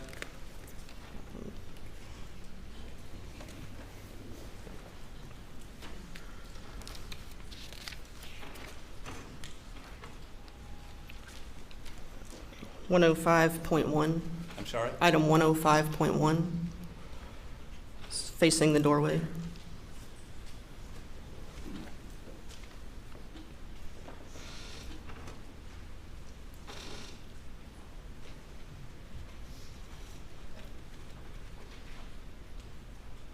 It says that the outsole design is consistent with item 103, Paul shoe. So you also say that the way you got scale was in some of these were evidence markers, and then you figured out how big the evidence marker was, and that's what you used to get to scale. The marker and the shot shells at markers 9 and 10 were measured. Yes. Okay. And that's not the best way to do it, is it? No. And in terms of the sketch we had, a pretty crude sketch, but have you ever been asked by SWED or the Attorney General's office to do this trajectory analysis that I asked you to do today? No, but I don't necessarily do crime scene reconstruction. Who does? I'm not sure. We don't necessarily do that ourselves. We process crime scenes and document it, but we don't do reconstructions. But no one has consulted with you about a reconstruction. No one's come from SWED and said, let's go over these angles, or, you know, how did you conduct this, or nobody's asked you. No, Have you ever had a conversation with anybody from the Attorney General's office about this? no, I don't think so. Did they ever talk to you about the video we showed a little while ago of the process you all used to try to make a 3D? Not with me, with others who rendered the Pharaoh software, the video. They talked to people that did the Pharaoh? Yeah, I believe so. What? I believe so, yes. Do you know who that was and who they talked to? No, Do you know when that was? not really, no. So they'd have a 3D image of the crime scene, and you don't know when they got it or what they did with it. They never talked to you about it. No. Thank the court's indulgence.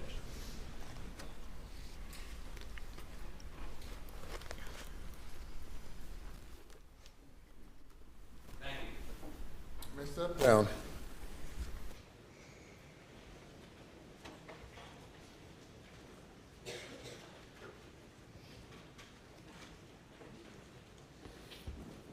We go to the jury room for a 10-minute recess. Please do not discuss the case.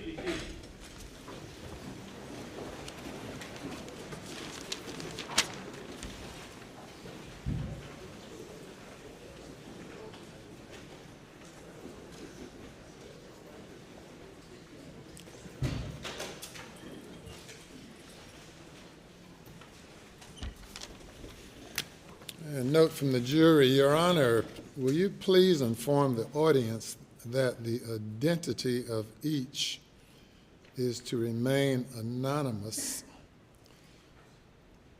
That's my first. Secondly, please remove or move the cart in front of the large TV.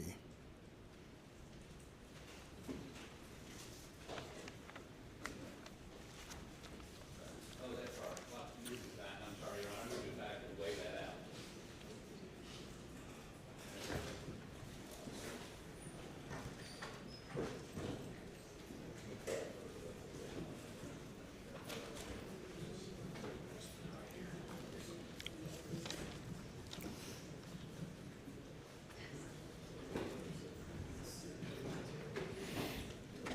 Okay, the audience is reminded, as requested by the jury, and we've removed the cart. You may bring the jury.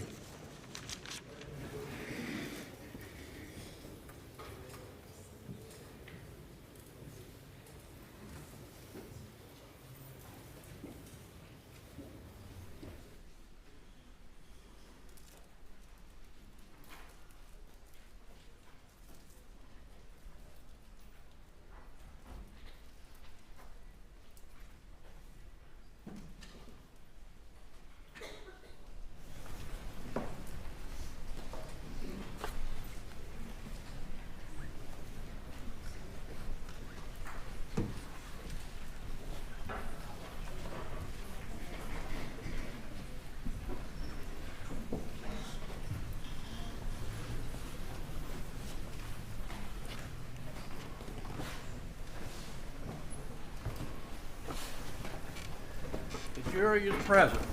Thank you. And ladies and gentlemen, I have addressed your concerns. And you may call your next witness. Your Honor, we call Senior Special Agent Jeff Croft.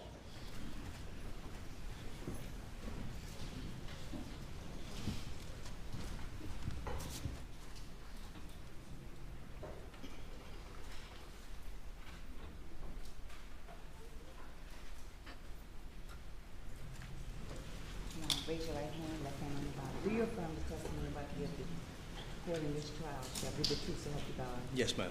Take a seat in the witness stand. State your name again for the record. Spell your last name.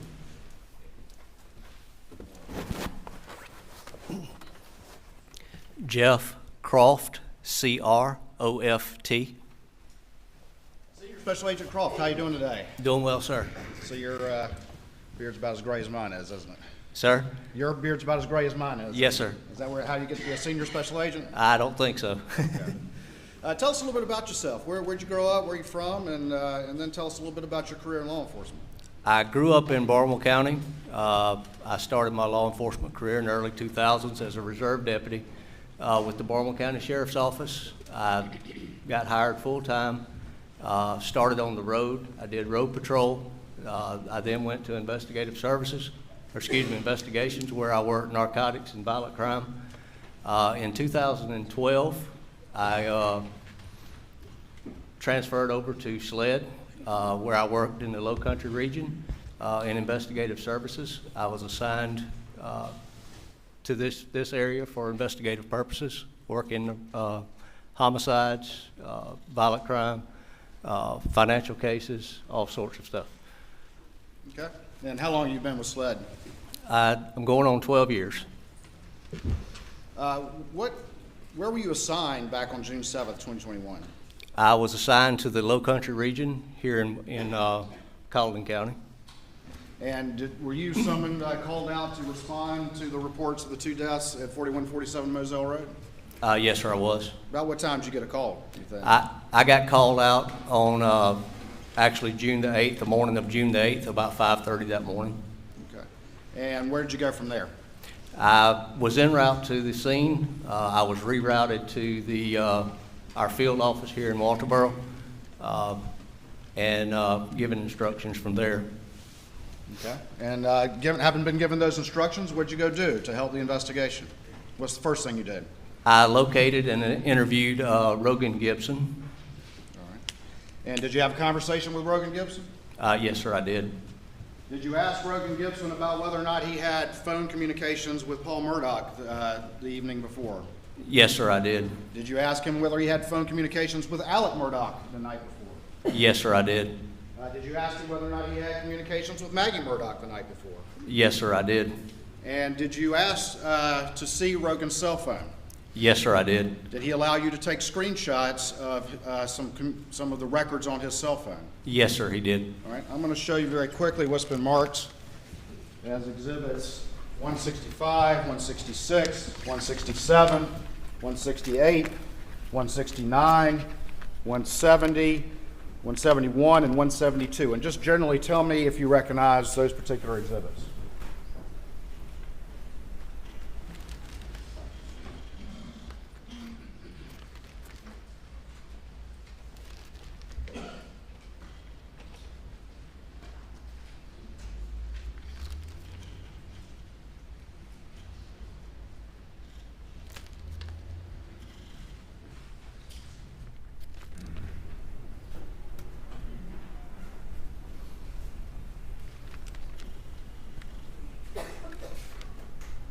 Yes, sir, these are the snapshots which I took of Rogan Gibson's phone. Okay. Bear with me 1 second.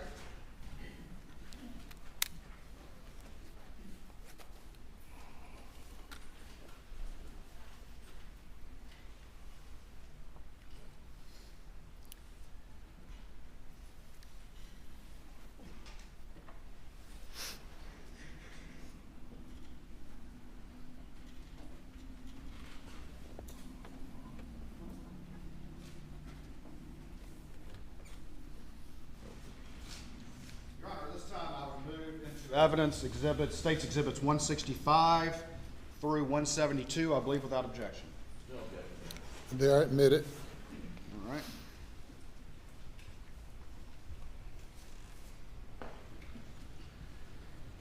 If I could get the Elmo up, please. Let's see how that looks. Not great, is it?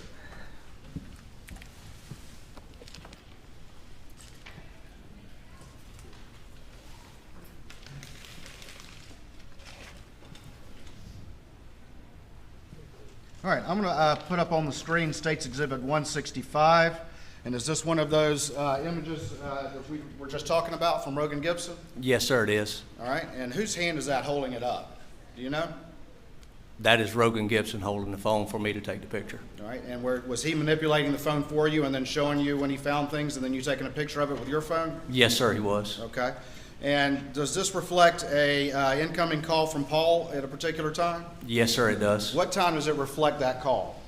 At 8:40 p.m. All right, and this is going to be on June 7th, 2021? That is correct, sir. And how long does it reflect that call was? Approximately 4 minutes. 4 minutes. All right, let's look at the next one.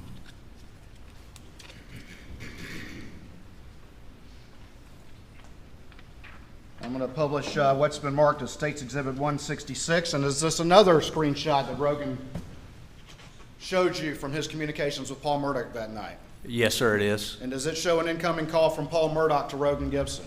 Yes, sir, it does. And what time is that call? 8:44 p.m. 8:44 p.m.? That is correct.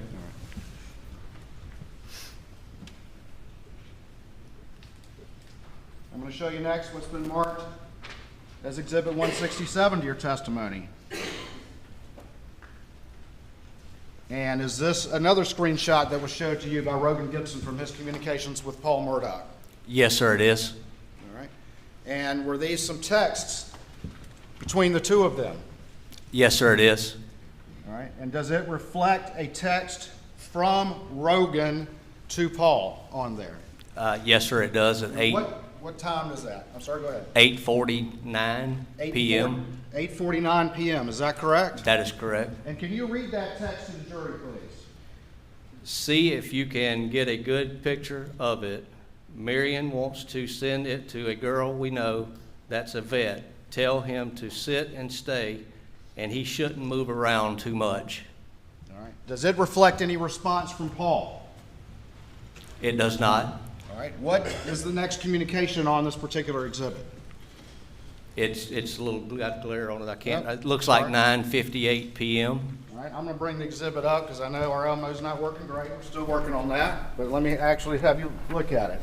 So we said there was that communication to Paul from Rogan, and then you said there was no response. Is that correct? That is correct, sir. And then the next thing is Rogan sends a text. Is that correct? That is correct, sir. What time is that text? 9:58 p.m. 9:58. And what does he say? Yo. Yo. Y-O, yo.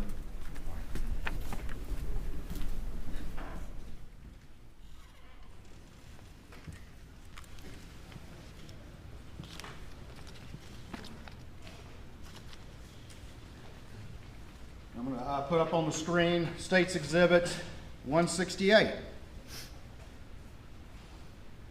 Can you see that all right?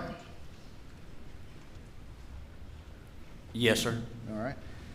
And does this reflect a number of outgoing calls from Rogan to Paul, trying to get him to answer? Yes, sir, it does. Can you tell the jury the times, starting at the bottom, that he's trying to call Paul Murdaugh without an answer? At 9:10 p.m., there's a 2-second outgoing call. At 9:29 p.m., there's a 1-second outgoing call. At 9:42 p.m., there's a 1-second outgoing call. And at 9:57 p.m., there's a 4-second outgoing call. All right. I'm going to put up on the screen State's Exhibit 169. And does this also reflect an outgoing call from Rogan to Paul that is unanswered? Yes, sir, it does. And what time was that? 10:08 p.m.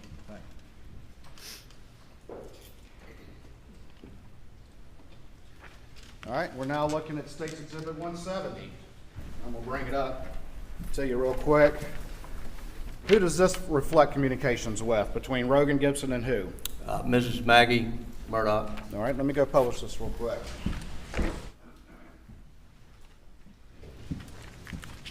All right. So it's from who? Miss Maggie Murdaugh. All right. And Rogan sends her a text, is that correct?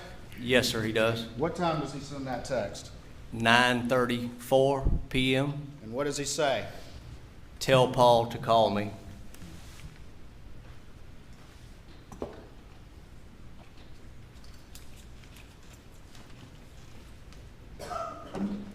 I'm going to publish what's been marked as State's Exhibit 171. Can you see that all right? Yes, sir, I can see the times. I can't see the top of it. Okay. Okay, I can see All right. And who are these communications from on Rogan Gibson's phone? Mr. Alex Murdaugh. The defendant? That's correct. All right. And were there missed calls from Alec Murdaugh? Yes, sir, it is. And can you tell the jury what times those were? At 10:21 p.m. and at 10:24 p.m. And then finally, State's Exhibit 172.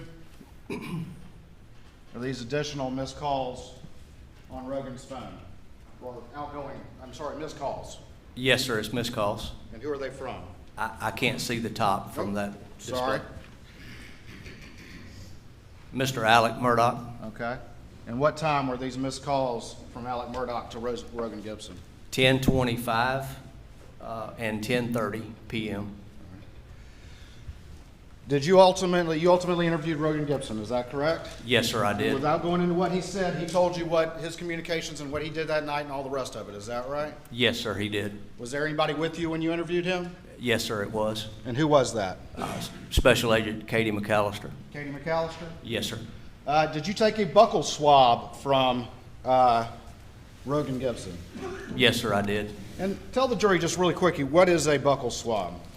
Buccal swab is used to get a DNA standard or a known standard that can be used by our lab to compare to potential other evidence.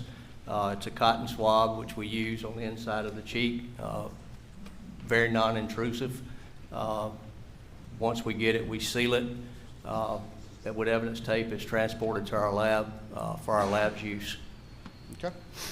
1 second.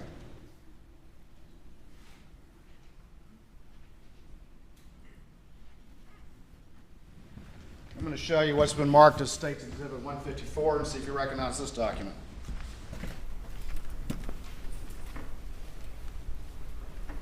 Yes, sir, I do. All right, tell me what that is. Tell the jury what that is, please. It's a chain of custody form that we used when we secured the buccal swab from, or buccal swab from Rogan Gibson. All right. Put that up on the screen. And so right there, is that where it says what it is? That's correct, yes, sir. And whose signature is that right there? That is myself. And then whose name and signature is that right there? Melinda Worley, Special Agent Melinda Worley. Okay. All right. After you had that interview with Rogan Gibson, what's the next thing you did in the case to assist the investigation? I went back to the scene where I briefed Senior Special Agent David Owen and the others that was assisting with the investigation. I was asked to go to the residence, the Murdaugh residence, which was down from the kennels. All right. And what was going to be your goal in going to the residence? I went to the residence to secure any firearms or ammunition, spent shell casings of that nature that would be potentially compared to or similar in nature to what was at the scene. Did you go by yourself? Did you go with a team? It was myself, Anthony Sampson, and Katie McAllister, which are special agents. All right. What was your particular role or to this team? What was going to be your main job and why you were picked to be on this team to go in the house looking for firearms evidence? I have some knowledge of firearms and ammunition, and my main duty was to attempt to locate any firearms that were capable of firing similar ammunition that was at the actual crime scene, any spent shell casings that would be similar in nature that could potentially be tested back to a firearm if one was located or tested in comparison to the casings which were at the scene. All right. Had you been advised by other investigators what types of weapons or what ammunition had been used to murder Maggie and Paul? Yes, sir, I did. And can you tell the jury what you had been advised? I'd been advised that it was a 12-gauge shotgun used, capable of shooting 3-inch Magnum. I was also advised that there was a 300 blackout rifle, or excuse me, it's an AR rifle chambered for 300 blackout.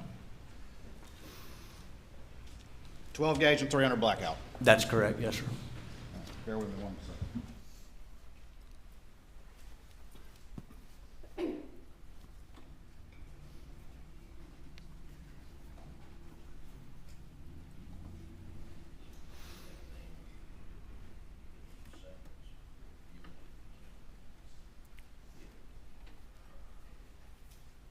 All right.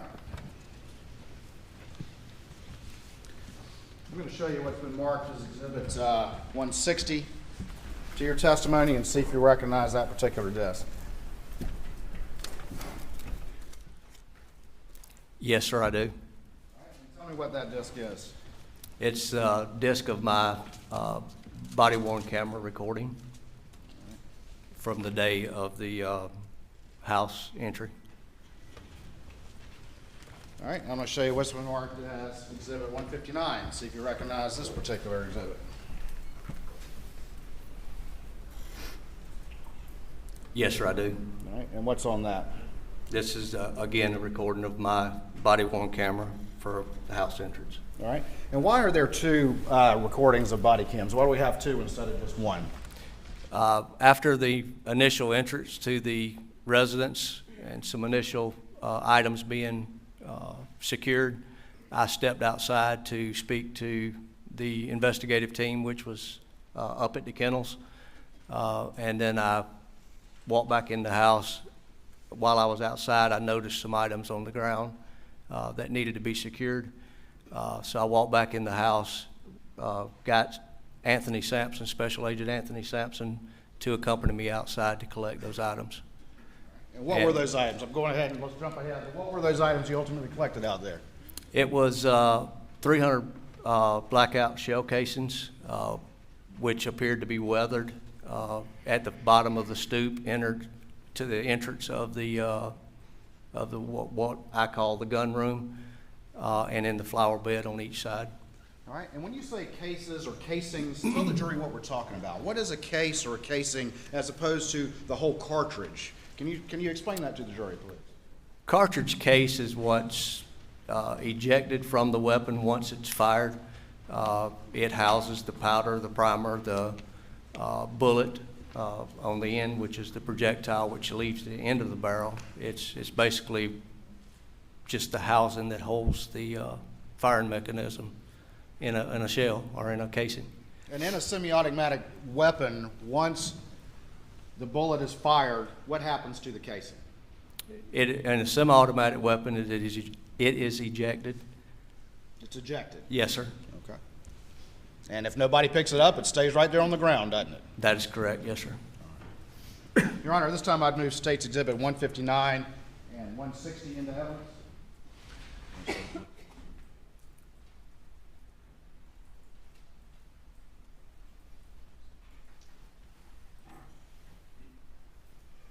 We don't object to the video of either one, and there's one longer video that's in the house. I don't know if 159 and 160 that we would object to the audio portion being played. And Your Honor, I have no problem with that. I'm going to play that particular video with the audio down because there is discussion with other witnesses who will testify who were in the house, and so that's acceptable to the state for that particular exhibit. Mr. Griffin? yeah, that's acceptable, All right. as long as there's no hearsay from the witnesses. You said the audio's down, so it's admitted under those conditions. Thank you, Your Honor.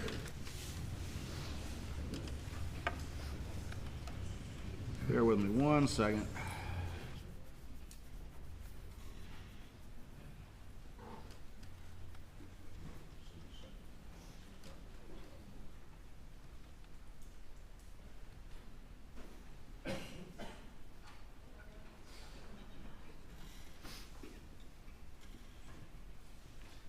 And for the record, 159 is the exhibit. We'll play with the audio down.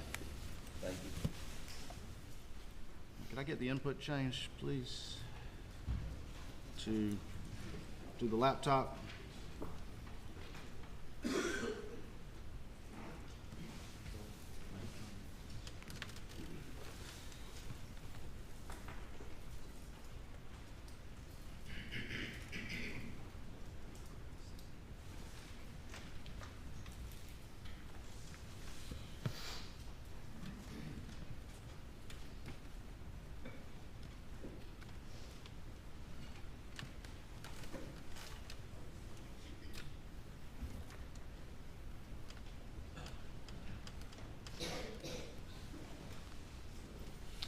All right, so Special Agent Croft, since we don't have audio on this, we might just kind of narrate it for the jury while things are happening, okay? All right, sir. All right, let's do that. All right, what's happening right now?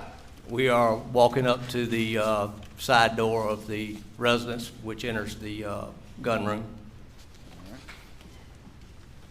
And just real quick, we see that side stoop right there? Yes, sir.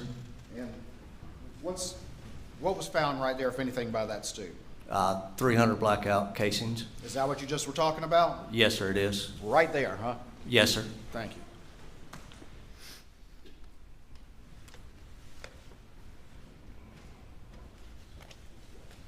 Who is that individual right there, do you know? Attorney Lee Cope, Who's talking to him?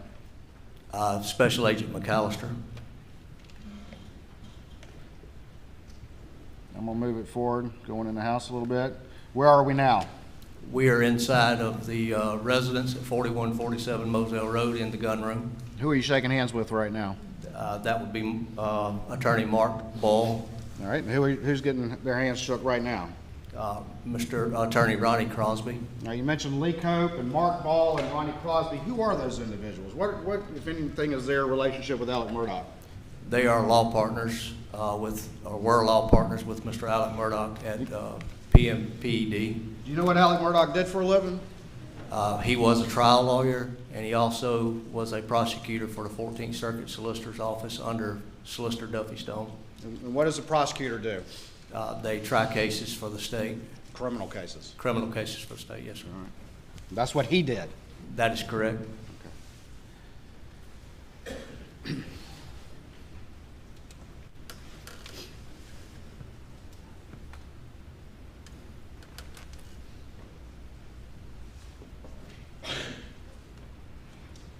fast forward just a little bit.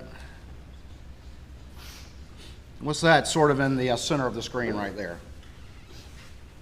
That's a gun cabinet or gun shelf.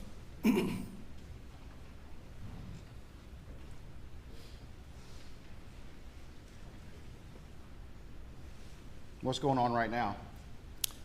Special Agent McAllister is explaining why we are there, kind of what we're looking for, and gaining consent to search that area.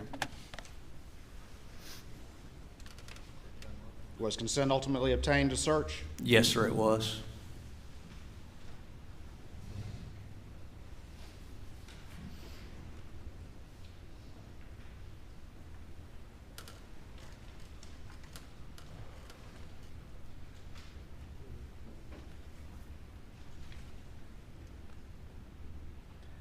Let me back it up real quick. All right, at this point, are y'all having a conversation with people who were there? I'm not trying to get into the conversation, just were you having a conversation? Yes, sir, we were. All right, and who are the two individuals you're talking to, or three individuals you're talking to right there? Ronnie Crosby on the right, Mark Ball in the center, and Mr. Lee Cope on the left-hand side. Agent McAllister standing with her back turned. At some point, did Mark Ball point to anything? Yes, sir, he did. And what did he point to? A 300 blackout rifle, which was sitting in the gun wall.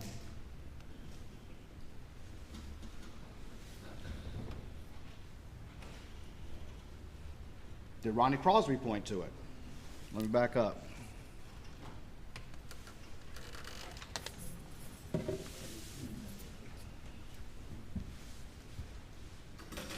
Yes, sir.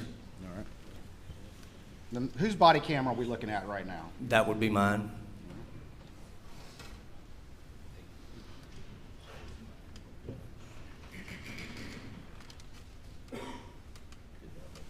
Where are you going right now? I'm walking over to the gun wall or gun cabinet in order to get a better picture of what Mr. Ball is pointing to. Is that it right there in the middle? That is it, yes, sir.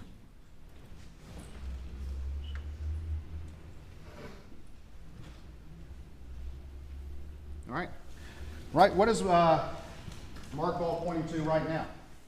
He's pointing to the numbers which are displayed on the bottom of the magazine. All right, and is this the blackout we're talking about? That is correct. All right. Did you look at that particular magazine? Yes, sir, I did. What, if anything, did you notice about that magazine? The magazine stamped with 223. All right. Is 223 the same ammunition as 300 blackout? It's same in length. 223 magazine is capable of housing a 300 blackout round. Well, explain to me a little bit about 223, and which is a type of ammunition, and blackout. What are the differences and what are the similarities between those two rounds? They both can be fired from the AR frame. It's the 300 blackout is actually approximately a 30 millimeter projectile, a little bit larger bullet than the 223. Has a little more kinetic energy and a little more stopping power than the 223. The 223 is a faster bullet, a little flatter trajectory. It does not have the stopping power that the 300 has. But because the 300 is a larger bullet, and trying to use it in an AR frame, it's neck down. So you don't have quite as much speed coming out or velocity coming out of the barrel than you would with a 223. What is it you just said though? A 300 blackout has more of stopping power than the 223. And stopping power. What does that mean? What is stopping power? It has more impact than the 223 round would have. Impact. Okay. All right.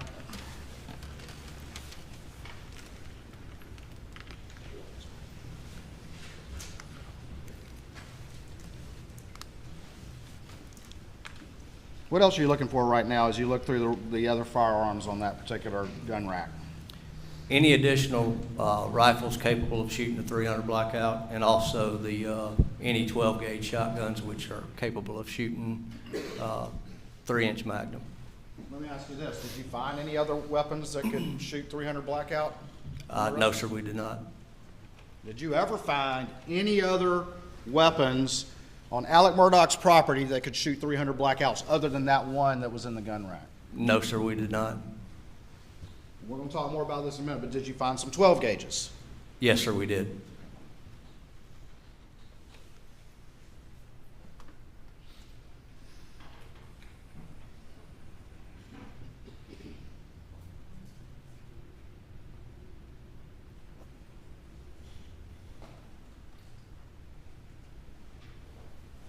All right, what are we looking at right here?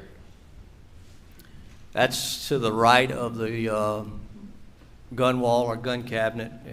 It's various ammunitions for different type of weapons, shell casings, just parts for the gun wall. Okay. And you're having a conversation with who right there? Attorney Mark Ball. As a result of that conversation, was Mark Ball pointing to things? Yes, sir, he was. Specific things? Yes, sir, he was. Did you ultimately come back and collect some of those things? Yes, sir, I did.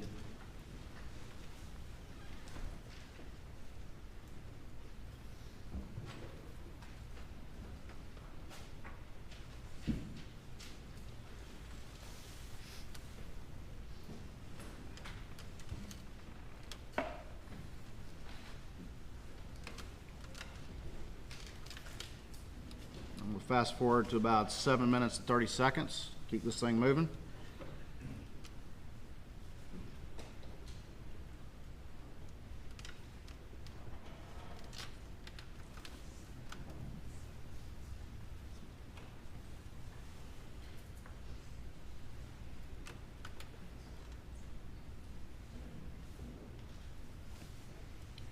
Right there. What's that right there? That is an empty box with the label S&B 300 BLK. All right. Did you ultimately collect that box? Yes, sir, I did. All right. I'm going to show you what's been marked as State's Exhibit 213 and see if you recognize that item. Yes, sir, I do. All right. Stand by for me real quick.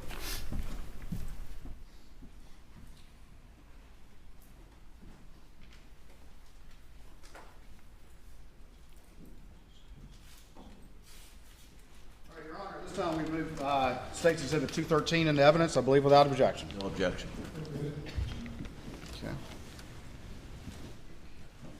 I'm going to show it to you again. I'm going to put it up on the screen. Does that box reflect the grain weight of the bullets of that ammunition that were inside of it? Yes, sir, it does. And what is that? 147 grains. All right. And tell the jury, what is 147 grains, or just grains in general when it comes to a bullet? What does that mean? It's the weight of the projectile. And it's possible to have certain ammunition of the same caliber, but it has different weights. Is that correct? That is correct, yes, sir. All right. And this blackout is 147 grains, correct? That is correct, yes, sir.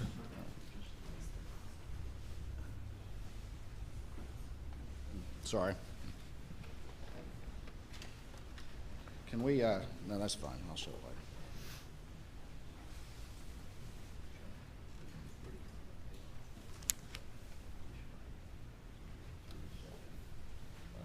And let's go ahead and do that. Can we switch the input just real quick? And I'm going to switch it right back. I just want to show this to the jury, please. All right. Everybody can see that? Maybe if I did get it this way. All right. And that's the empty box you found in the gun room? Yes, sir, it is. All right. And right there, is that the grains that you were talking about? Yes, sir, it Step is. down if you need to. See what I'm pointing at? I can see you, sir. All right.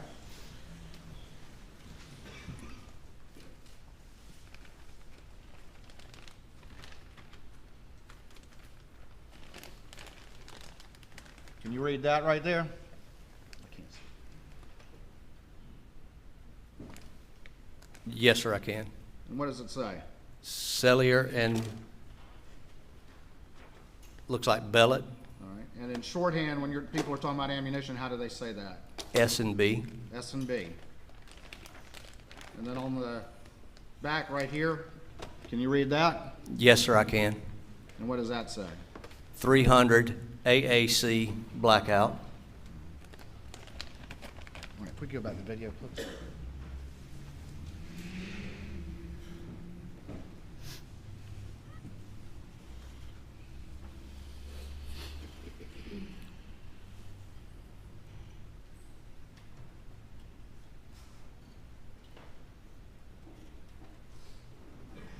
For the record, I'm fast forwarding it a little bit, just to keep us going.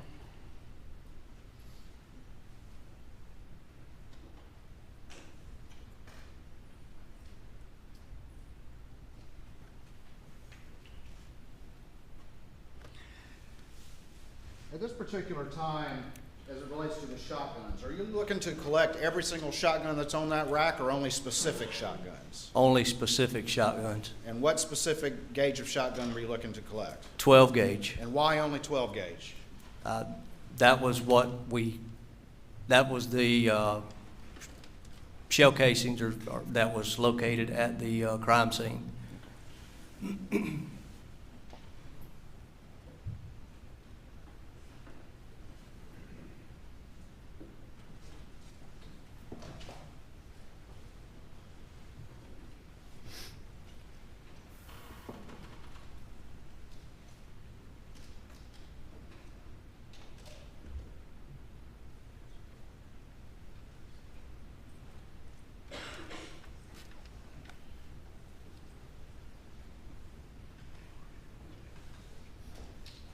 Who's that individual standing in the center of the screen?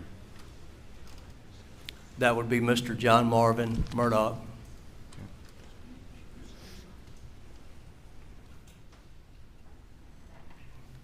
Now, you mentioned attorneys Lee Cope, Mark Ball, and Ronnie Crosby were in that room as well. Is that correct? That is correct, yes, sir. And Mr. John Marvin Murdaugh, is that correct? That is correct, yes, And sir. what's his relation to the defendant? He is the brother.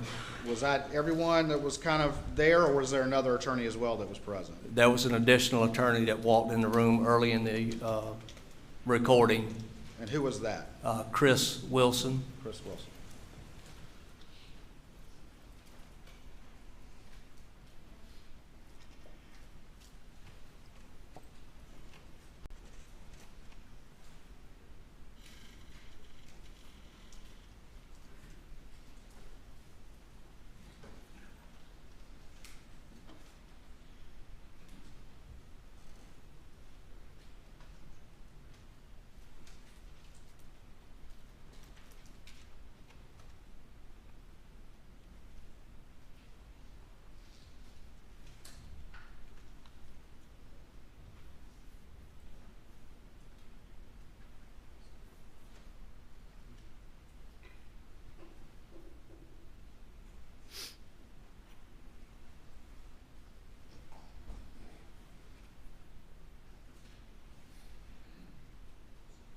Just generally, what are you doing right here?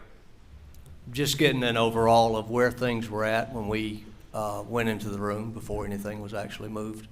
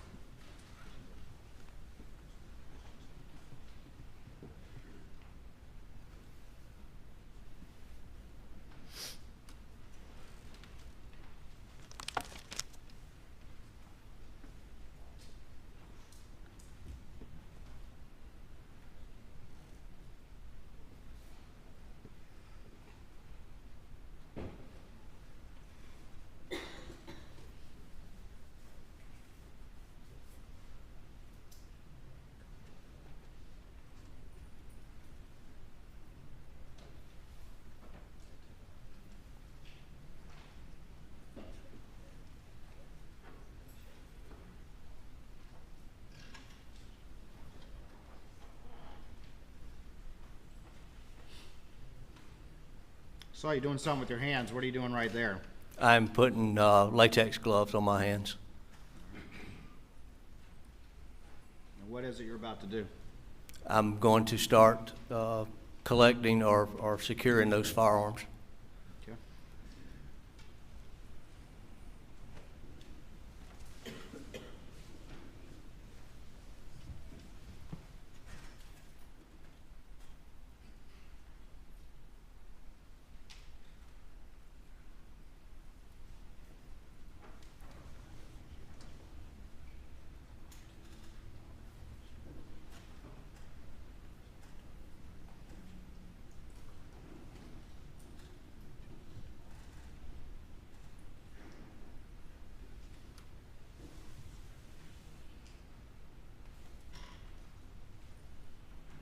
What is that in your hand right there? That is a 300 or an AR-15 chambered to 300 blackout.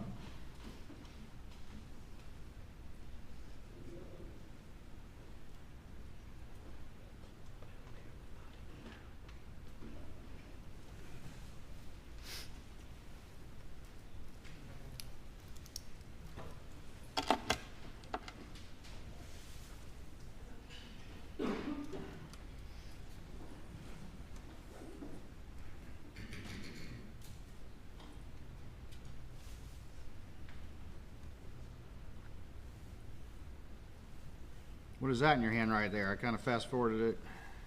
That was the magazine which I removed from the 300. What ammunition was in that magazine? S&B, 147 grain, 300 blackout? 300 blackout.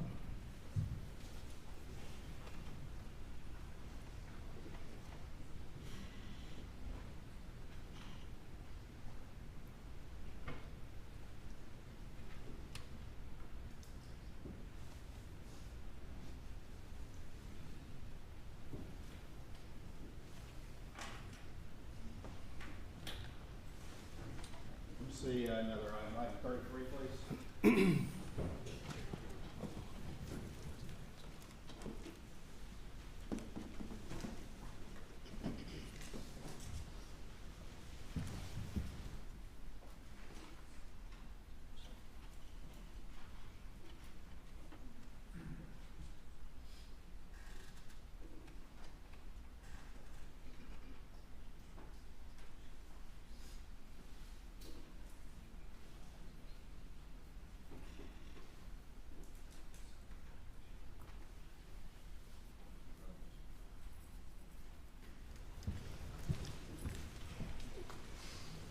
Right.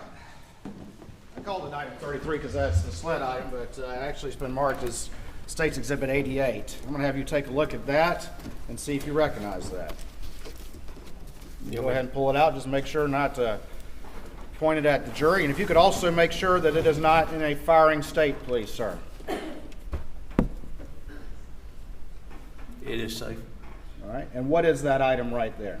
This is the 300 blackout rifle which I secured from the gun wall. All right. Let me see it. Your Honor, at this time we would move State's Exhibit 84 into evidence. Your Honor, I object on relevancy grounds. There's no evidence that this gun was the gun. I mean, it's just not relevant. It was found in the house. Objection is overruled. Thank you, Your Honor. Hold on that gun for me, please, Special Agent Croft. Let's see what else is in this box.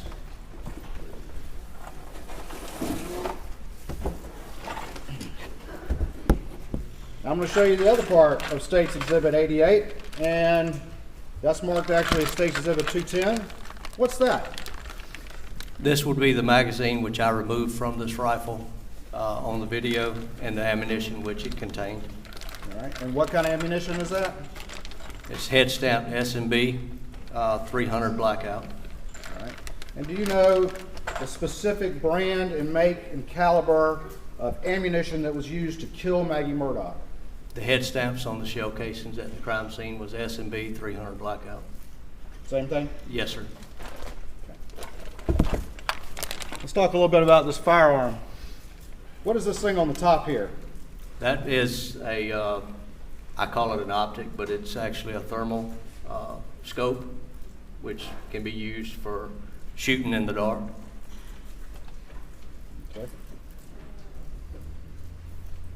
And this particular weapon, is this a semi-automatic weapon? Yes, sir, it is. And what does that mean? Can you tell the jury what that means? Each press of the trigger, it will fire and eject the spent cartridge. And where are the cartridges going to eject when this weapon is fired? It would eject from the right-hand side, right here, All right. So if it's being fired, they're coming out this way, is that correct? to the right and generally back.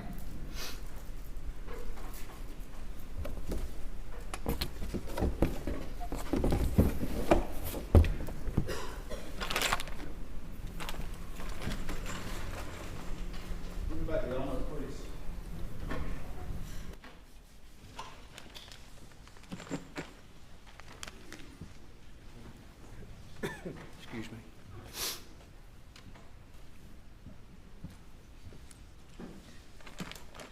All right, these are the rounds you're talking about right here?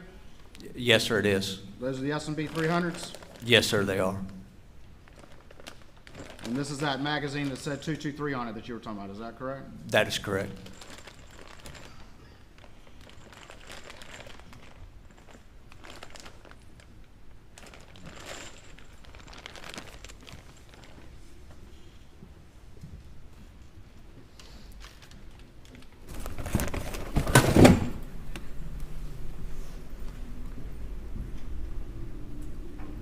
Can we turn to the video, please, ma'am?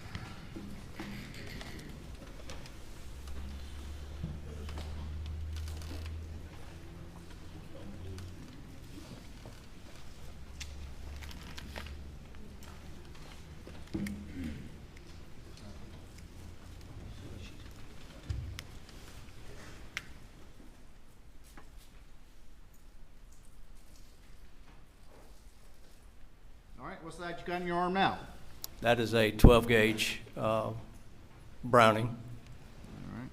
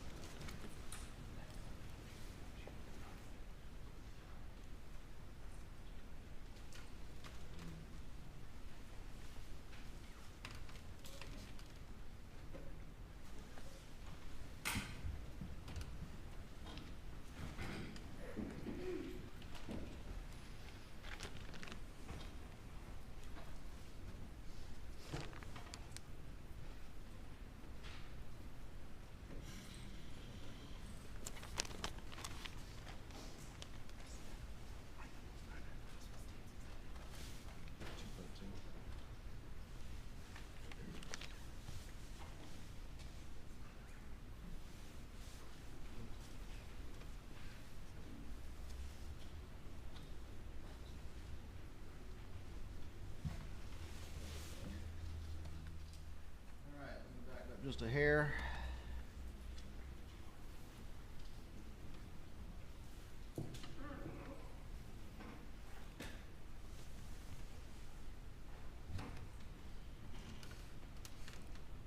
All right, and so that's the Browning you collected, is that correct? Yes, sir, it is.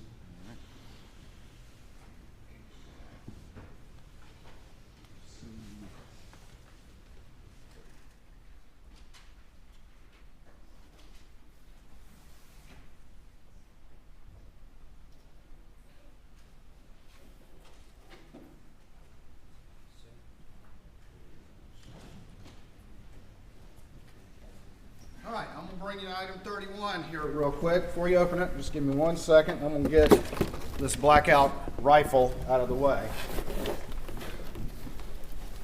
Let's gonna block you in.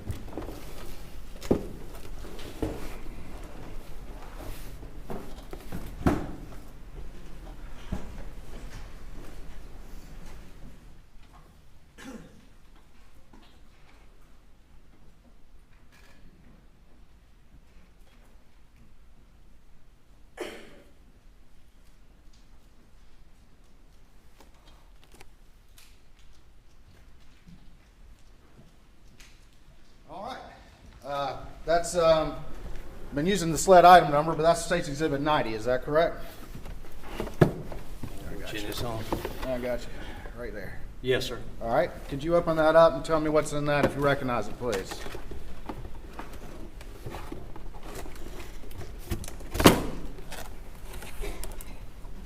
That would be the Browning, which I secured from the gun room. All right, can you, is it in an unfired condition? Can you show that to the jury, please? It's in a safe condition, breech open, All right, and this is chambered in what gauge? 12 gauge. All right, Your Honor, at this time, we would move State's Exhibit 80 into evidence. Relevancy, unless they have evidence tying it to the murders, I mean, there are a lot of guns that were seized, Your Honor. Objections overruled. Thank you, Your Honor. My apologies. All right.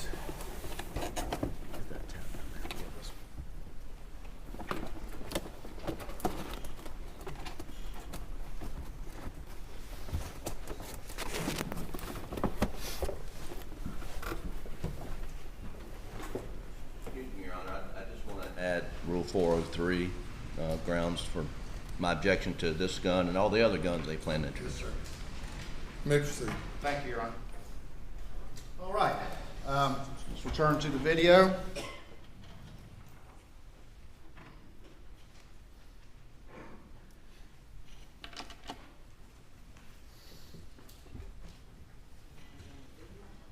Yeah, video, we're good.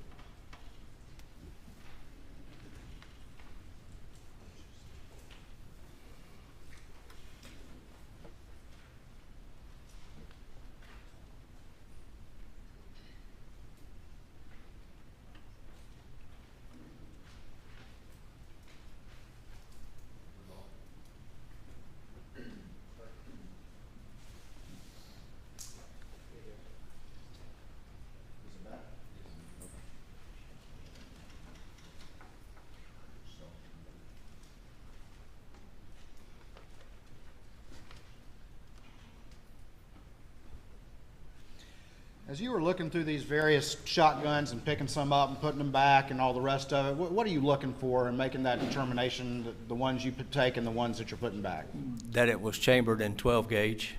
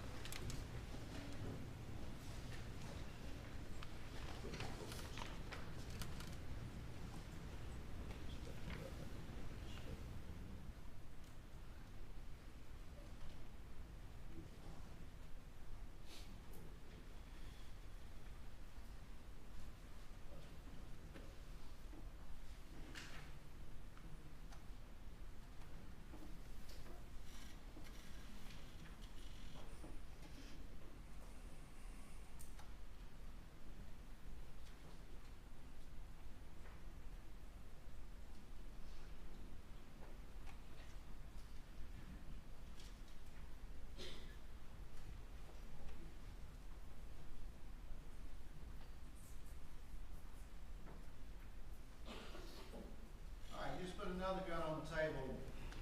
Do you recognize that particular gun? Yes, sir, I do. All right. And what about the particular condition of that gun did you notice, if anything? That is a 12 gauge pump and the breech is open. Inside of the chamber is a shotgun shell that's ready to be chambered into the, to be fired. And I've paused it at 20 minutes and 17 seconds. What do we see right there? That is a 12 gauge shotgun shell that's ready to be chambered. Once you slide the pump action forward, it would be chambered into the chamber and ready to fire. All right, thank you. And Your Honor, just very quickly for the record, with that Browning shotgun, I believe I referred to it as State's Exhibit 80. It's actually State's Exhibit 90, which I believe was admitted over objection. All right, let's go to 32, please.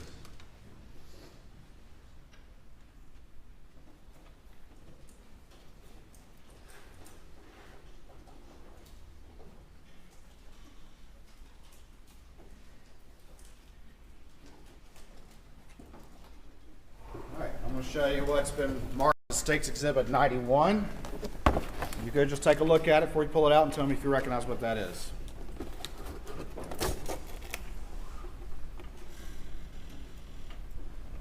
Yes, sir, I do. And what is that? That is a Benelli 12 gauge. All right, thank you. Let me close that back up real quick. I'm just going to leave that there for a second, all right?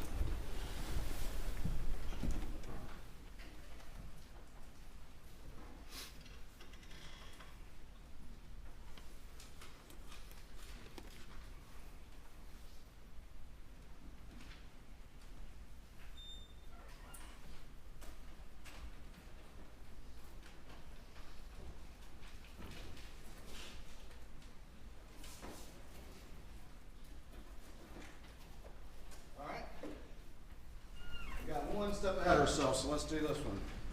This is State's Exhibit 87. Let's try this one.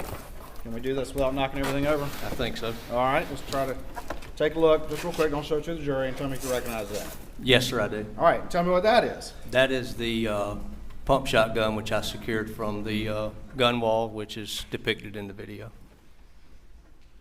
right, this is the one that's on the screen right now. Yes, sir, it is.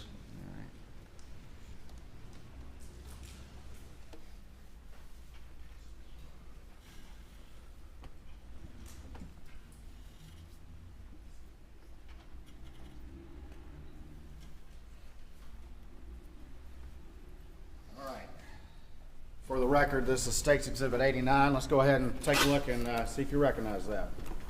That's the gun we were just talking about? Yes, sir, it is. All right, Your Honor, this time I'd move State's Exhibit 9 into evidence. Your Honor, object on relevance, 403. There's no evidence linking these guns to the crime. And we're just cumulative. Did you want to respond to the speaking objection? Yes, sir, I do want to respond to the speaking objection. It is very important to show the extensiveness of the investigation that was done, particularly as it goes to firearms, and there were multiple guns that were tested, and there will be an analyst list here later to show how those guns were tested and what the results of those. So admitting these guns into evidence to show the extent of what was tested is very relevant, Your Honor. Thank you, Your Honor. I'm sorry, Your Honor. All right, let's go ahead and show the jury this one if we can, please. Is it not in a fireable condition? Breech is open and it's not in fireable condition. All right. And when you first got this particular, or took this weapon off the wall, what was different about its condition that we talked about? It had a round that was here ready to be chambered once the full grip is pushed forward. All right, let me see it just real quick. So is this a semi-automatic type shotgun or a pump shotgun? It's a pump shotgun. All right, and when a shell is fired and the mechanism is used, what happens to the spent shell case? When you bring the forearm back, the shell case is ejected similar to a semi-auto. Okay. And which way would it go out of this particular firearm? It would go to the right. As an example, go to the right? Yes, sir. Okay. Just pointed at a court reporter, sorry. All right, this item was found within that weapon, is that correct?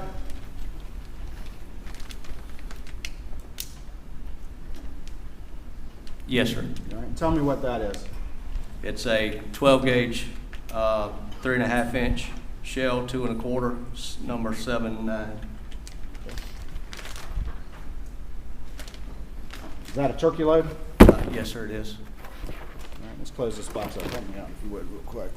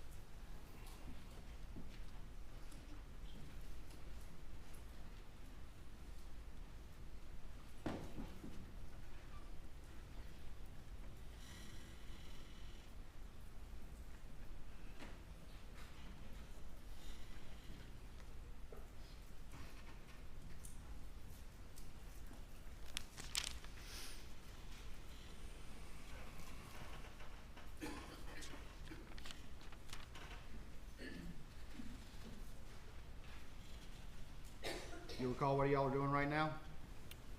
We are securing a Benelli shotgun.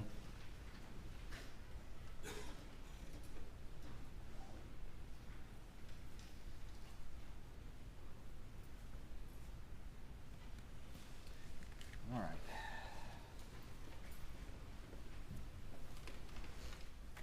So we just did States 89. And now let's do states. Can you tell me the number on the bottom of that one?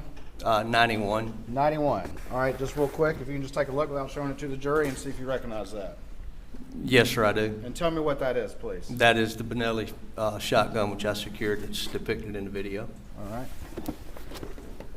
Your Honor, at this time, we would move states 91 into evidence. Yes, Your Honor. Relevance and 403. All right, let's go ahead and again, if you can show that to the jury, please.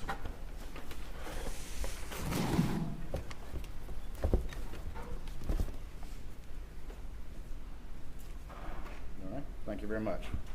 Let's put it back. You can point at me, that's all right. All right, I'm going to show you what's inside this particular exhibit and see if you recognize those items, please.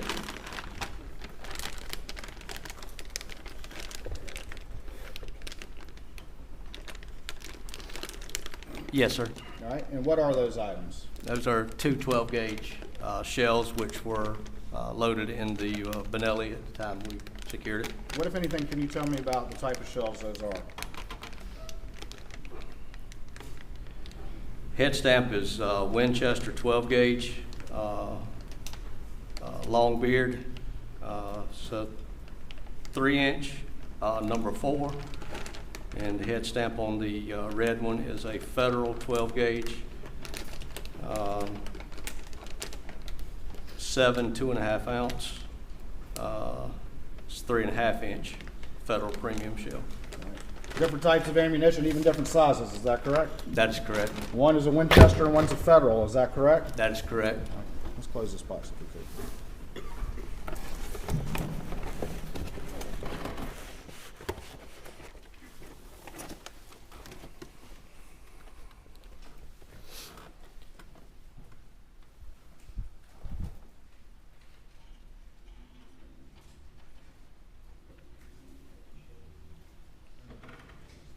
All right, back to the video. We're picking up at 21:58.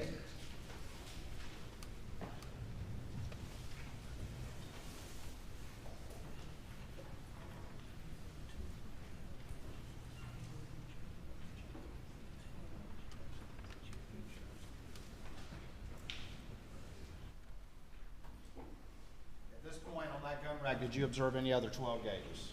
No, sir.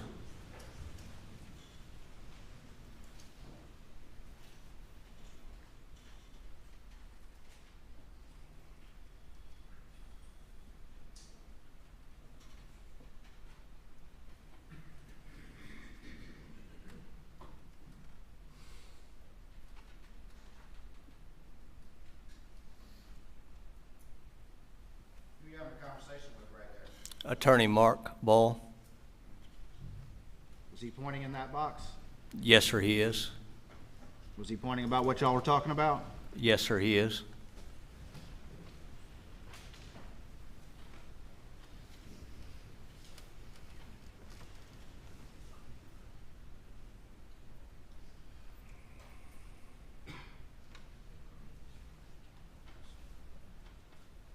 For the record, I'm fast forwarding a little bit.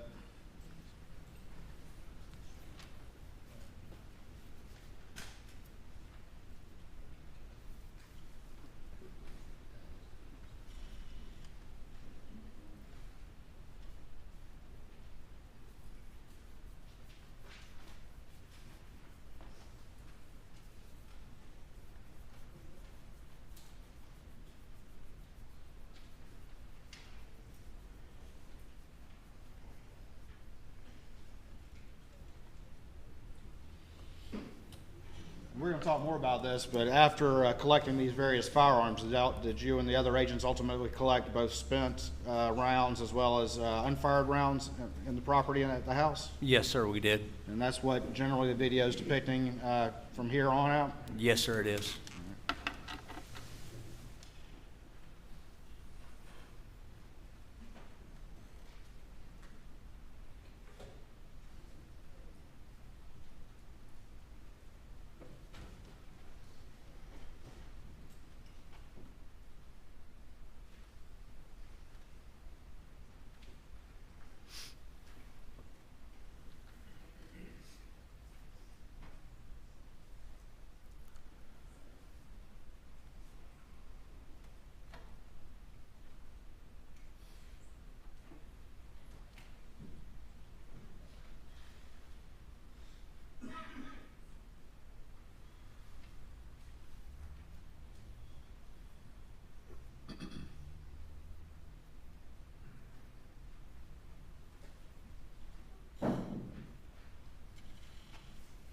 Is that empty box we were just talking about earlier? Yes, sir, it is.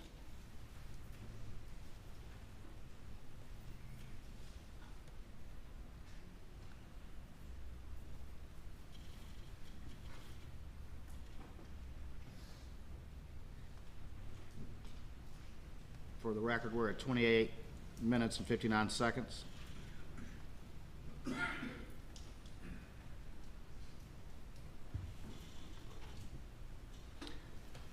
Right up there, the top of the screen on top of those little shelves. Do you know what that is? I don't see where you're talking, sir. Let me back it up. If you could step down for me real quick. Back it up one more time. That silvery thing, you know what that is? Right there. I didn't catch a good look at it, sir. It looks like a juice box drink. Okay, juice box string. All right, keep on going if you would, please.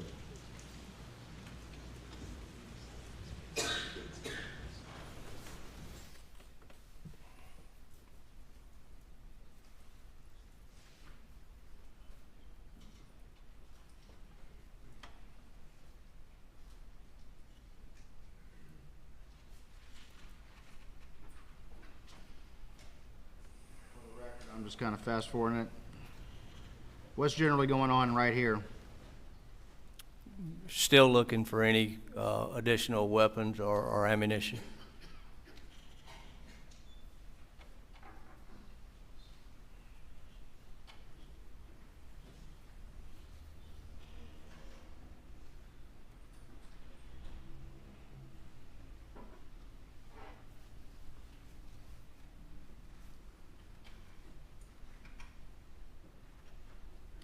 Right there on the image at 3804, who's sitting on the couch? That would be Attorney Chris Wilson.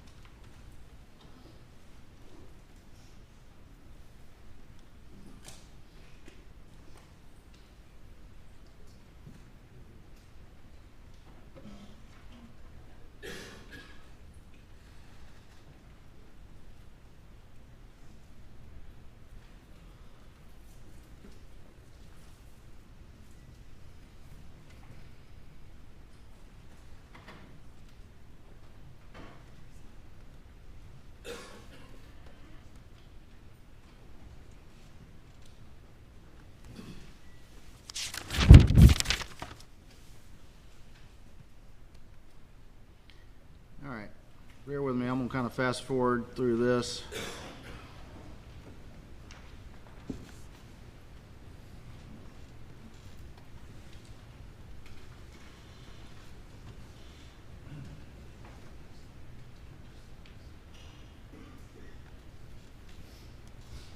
And for the record, I'm at 4708.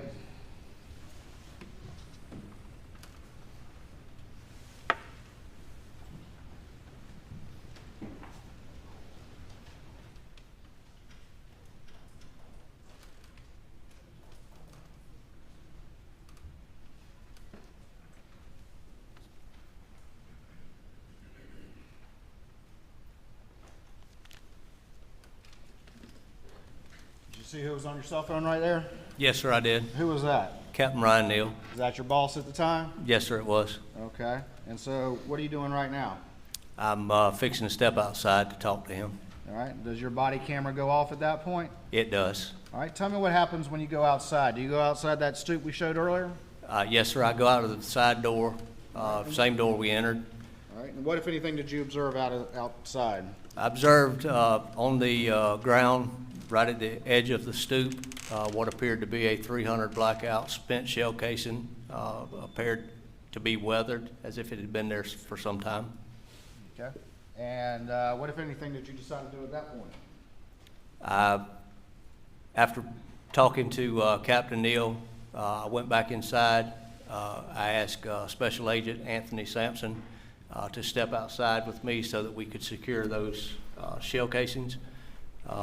We again activated the body-worn camera, and we walked outside and we secured those, or we secured shell casings from around that stoop. Okay. Bear with me real quick.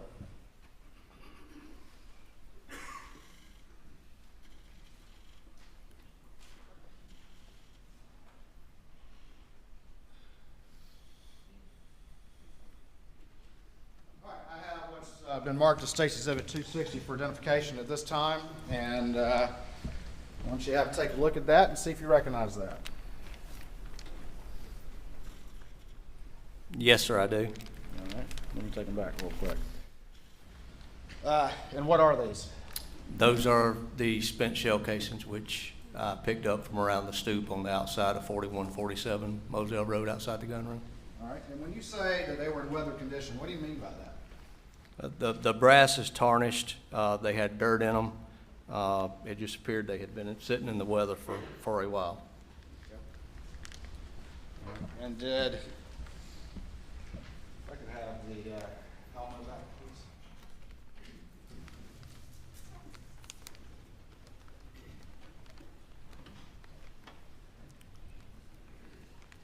Did they appear to be shiny, like the bullets that were with the magazine that the jury earlier saw from the prior exhibit? No, sir.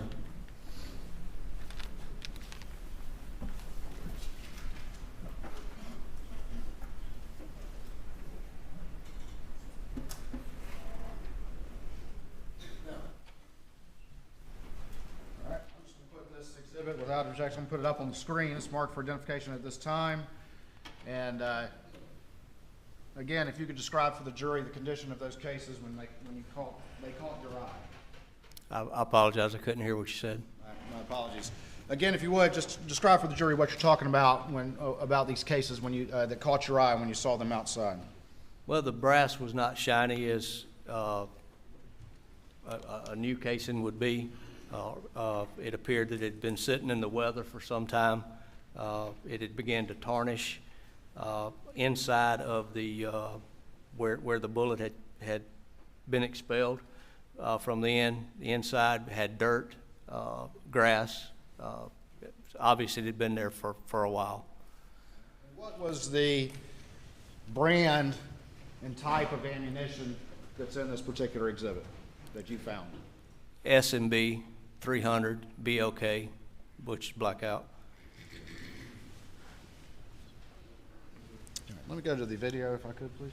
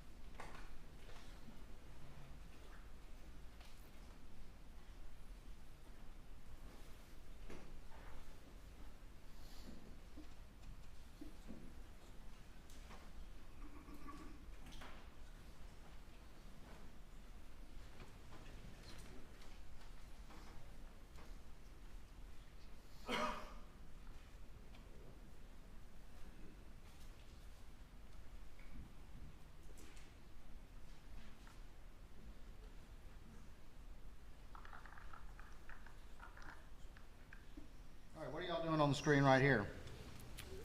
We are locating the 300 shell casings.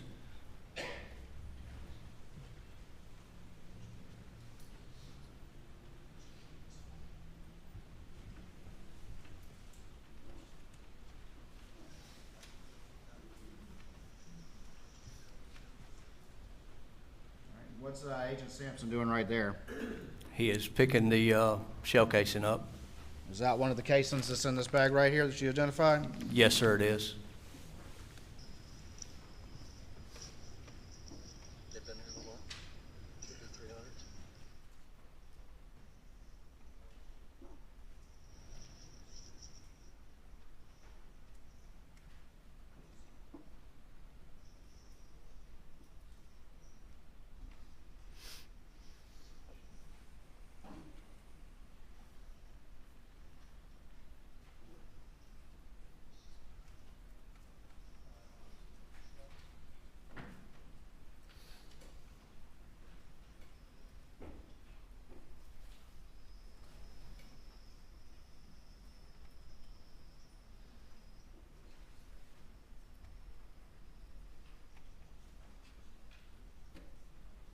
What's that right there?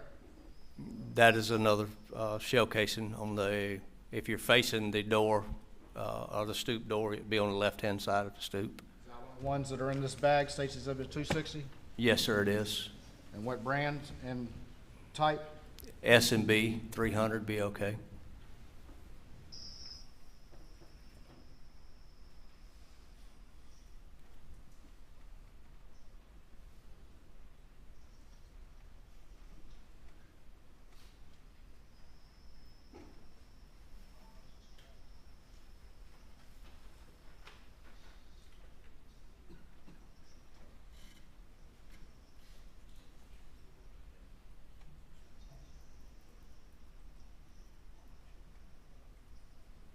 What'd you find there that you just picked up?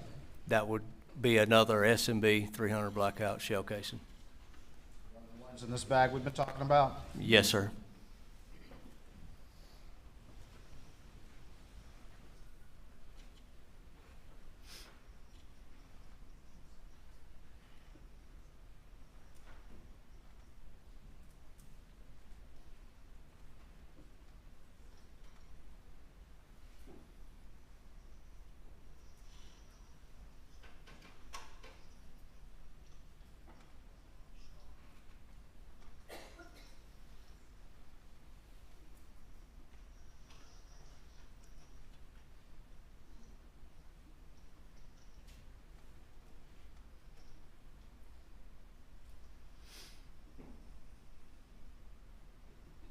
We're at 301, I'm gonna fast forward just a little bit.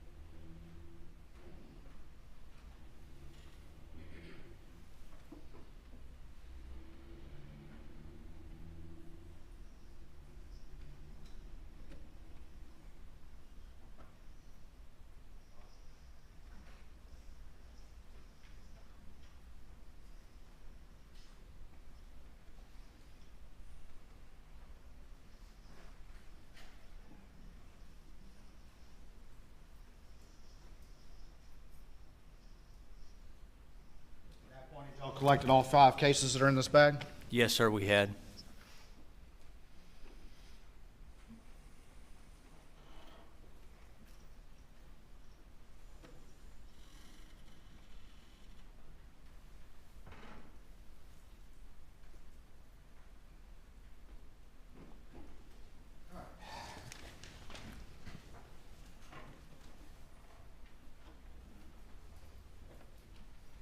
Did you go to any other locations that day? What day is this right now, those videos you just watched? 6/8 of 21. 21. On June 8th of 2021, the day after the murders, did you go to any other location in the property to search, to your recollection? I don't think it was that day, no, sir. Okay. Did you ultimately go and search a shed at the property? Oh, yes, sir. Okay. And what specifically did y'all search at the shed? The trash that had been taken away from the house. Okay. And I'm going to show you what's been marked as State's Exhibit 161 to your testimony, and see if you recognize that exhibit.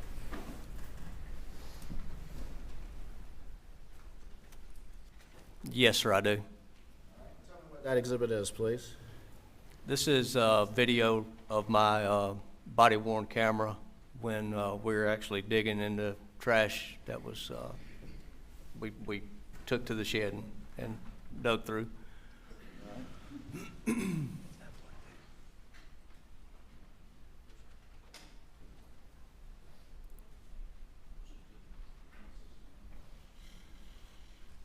Honor, this time I would offer State's Exhibit 161 into evidence, I believe without objection. That's correct. Submit it. All right.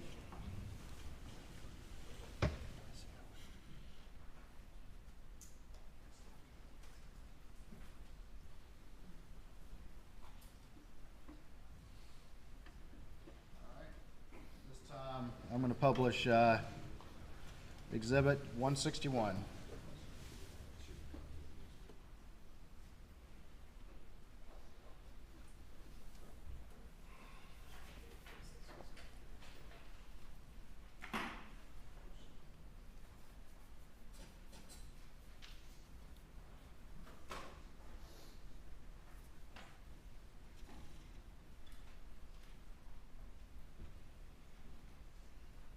Tell me what we're seeing. We're at 28 seconds in. What are we seeing right there? That is the large shed that's our hangar. Just probably to the right middle of the screen would be the dog kennels, dog house. To the far right is the, I think it's chicken coop. But the shed is where we went through some trash that we had secured. All right. And step down for me if you would, please. Let's kind of point that out for the jury.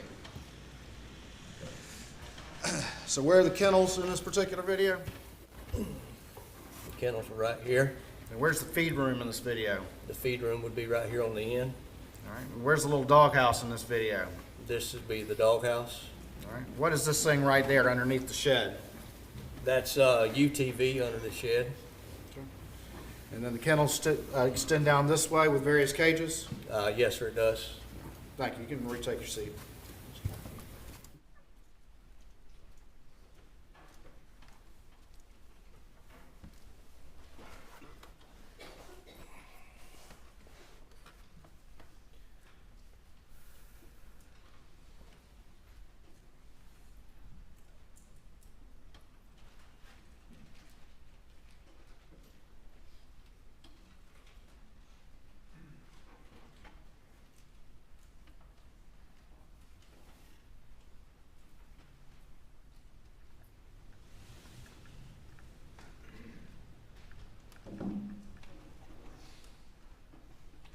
What are y'all about to do right here? We're about to dig in trash. Digging trash? Yes, sir. Is that a fun job? It's not, but it has to be done.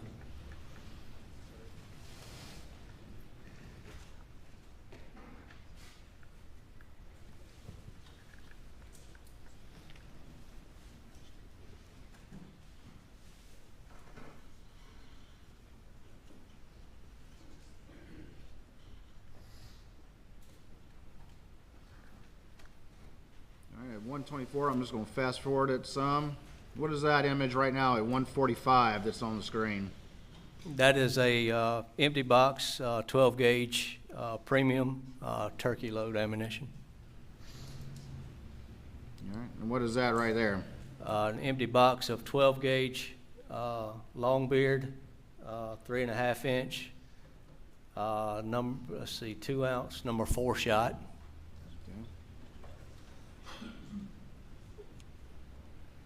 And what is that right there?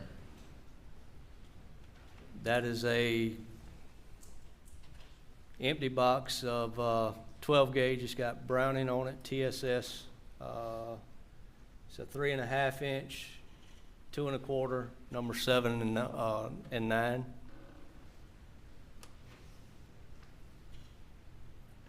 right, for the record, I'm fast forwarding then.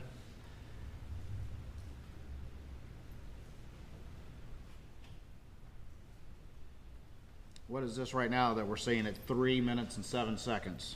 That is appeared to be a credit card statement or receipt and it's got an item circled on it. And was, there was an item circled on it? That is correct. And what was the store on that particular item? Goosey store? Gucci? Yeah. All right. And what was the amount? $1,021.10. Okay. And somebody had circled that particular entry, is that correct? That is correct.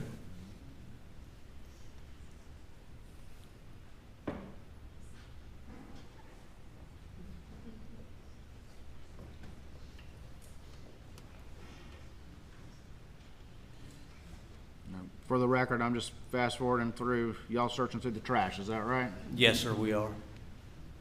Did you find anything else of note in that trash? No, sir, we did not.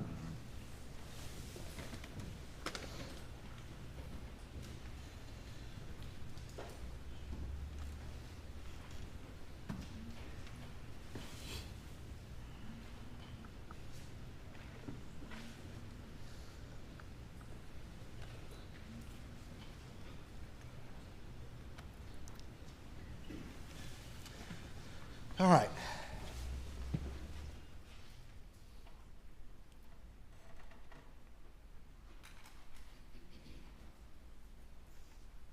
Of course, indulgence, 1 moment.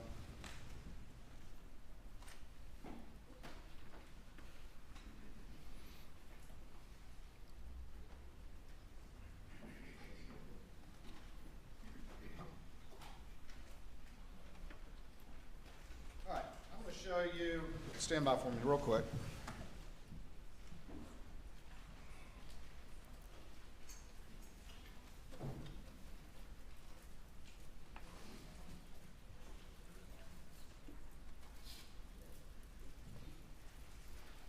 All right, I'll show you what's been marked as, stand by for me.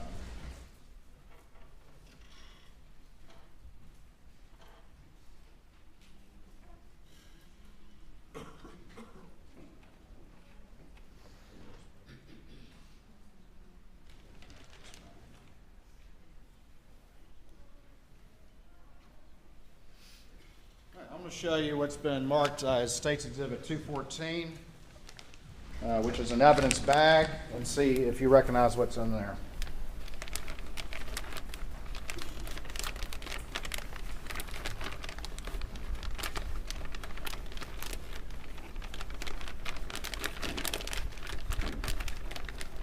Yes, sir, I do. All right, tell me what's in that bag. These are the shell boxes which I described on the video, or observed on the video, and it's the receipt, credit card receipt, which was torn, that we collected from the trash. All right, the one with the circle thing with Gucci on it? Yes, sir. Your Honor, this time I'd move State's Exhibit 214 into evidence, I believe without objection. Did it?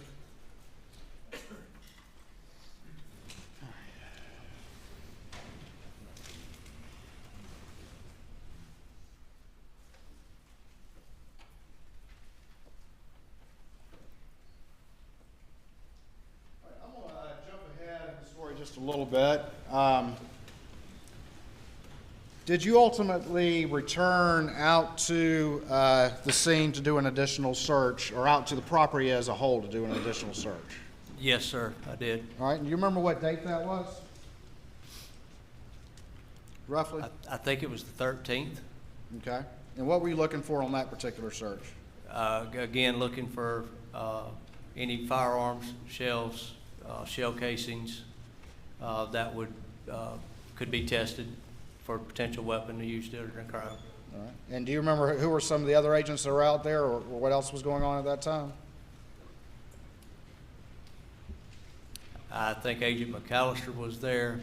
If I'm not mistaken, Mindy may have been there. There was a number of agents there. Okay. I'm going to show you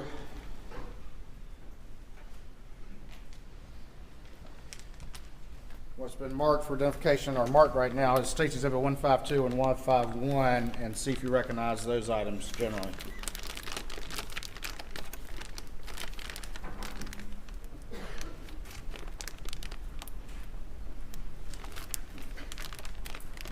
Yes, sir, I do.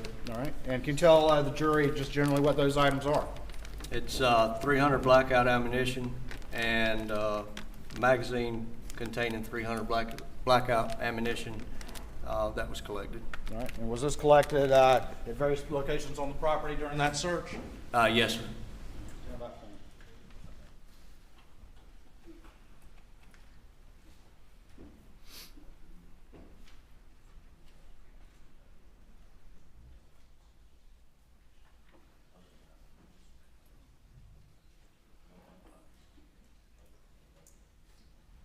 Your Honor, at this time I call State 152 and 151 into evidence, I believe without objection. No objection. Submitted without objection. How much more time do you have with this witness on direct? There's still a fair amount to cover, Your Honor. All right, ladies and gentlemen, we're going to break, talking only to the jury. Everyone else remain seated.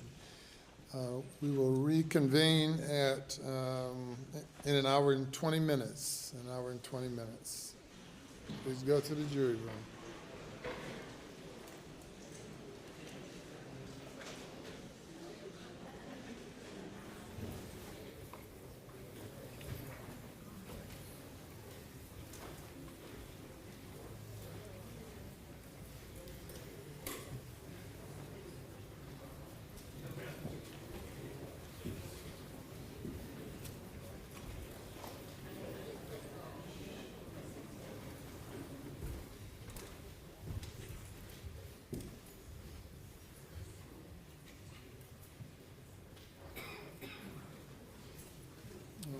With regard to the admission of the guns, any further, anything further the state or the defense would like to place on the record? Well, Your Honor, I would put some further argument in the record in that the guns had been tested ballistically. The test excluded the guns as being in the murder, as murder weapons, my understanding, and as a result, they're just not relevant. They have photos of the guns, which is completely sufficient information for the jury and to get the information in that they were tested. But sending, just weapon after weapon back into the jury room during jury deliberations, we think is unfairly prejudicial. All right. And response, Mr.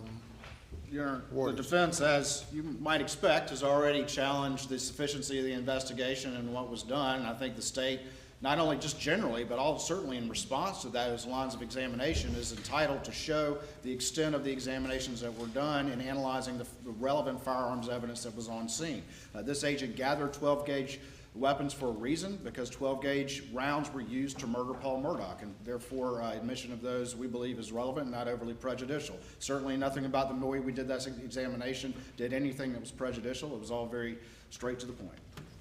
All right, relevant evidence means any evidence tending to make the existence of any fact that is of consequence to the determination of the action more or less probable than it would be without the evidence.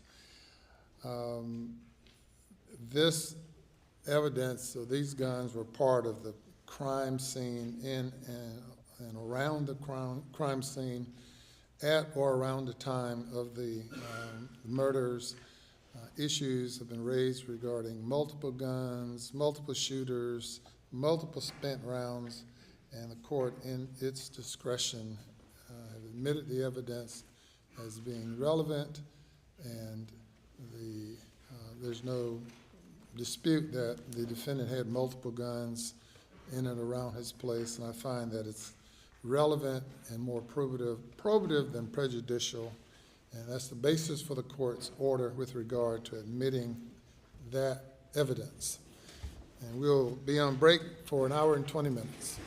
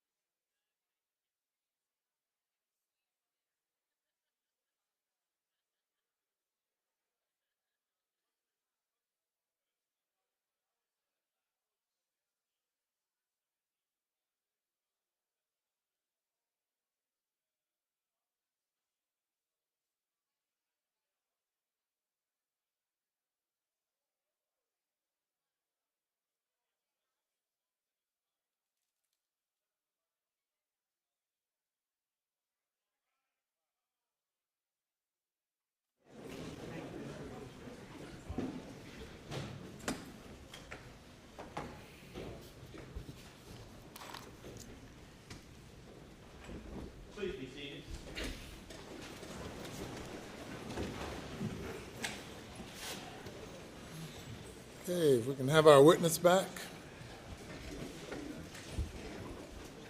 You may bring the jury.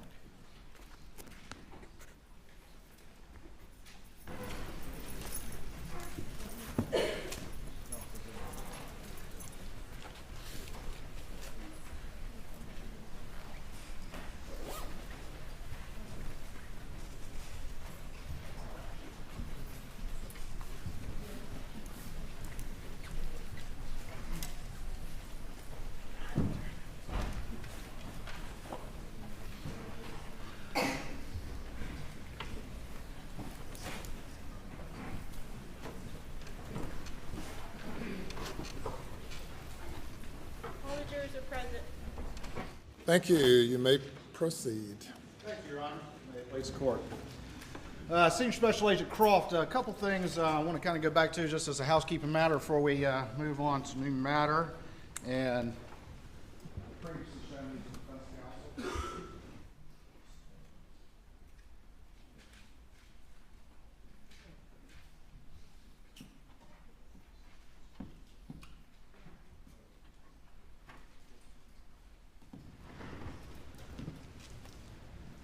All right, so we'll show you some images.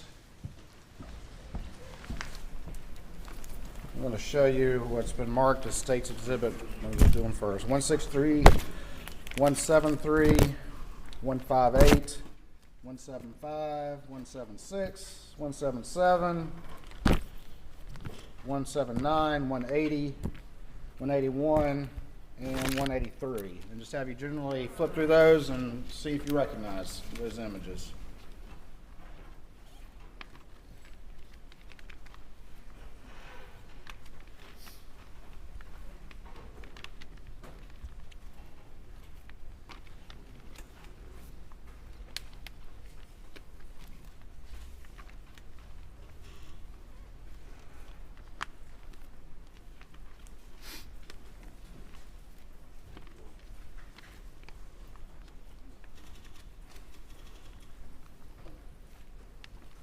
Yes, sir, I do. All right, and just generally, what are these images of, if you would? Those are still images taken from my body-worn camera the day of the 8th. So these are still images from the body-worn cameras that the jury saw prior to lunch? That is correct. All right, Your Honor, this time the state would move in states 163, 173, 158, 175, 176, 177, 179, 180, 181, and 183, I believe, without objection. No objection. Admit it. All right, let's go through these real quick if we could, if I could get the input to the Elmo. Looks like it is on the Elmo. All right. We got this fancy hood up here. See if that'll do better for us. All right, can you tell me what this image is of, please? And this, for the record, my apologies, would be States 163. That is a picture of the pool table in the gun room that with the 300 AR-15 300 blackout sitting on the pool table, which I collected out of the gun rack. All right, and that person right there, who is that? That is Mark Bull. All right, I'm going to show the jury now 173. And tell me what this image is, please.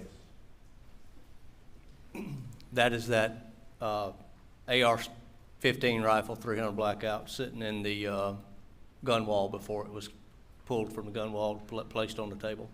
All right. Still image 158. Can you tell me what that is, please? That is what I was describing as the side door which enters to the gun room without going through the main part of the house. The stoop and out in front of that is where items were collected. And what items are you talking about? The 5 300 spent shell casings were collected out in front of the stoop. All right. Gonna go now to Exhibit 175, and what is that image? That is the same side door, just a different angle, same stoop. All right. 176, tell me what that is, please. That is the brick landing at the bottom of the stoop, and just in the center, down low, close to the bottom, you can see a 300, spent 300 blackout casing. What am I pointing out with my finger right now? That is the spent 300 blackout casing. All right, go to exhibit number 177. Tell me what this still image from your body cam reflects. That is my hand, and I have picked up a spent 300 blackout casing from the side of the stoop. All right, 179. Those are the three 300 blackout casings which were collected at the in front of the stoop. All right, and now 180.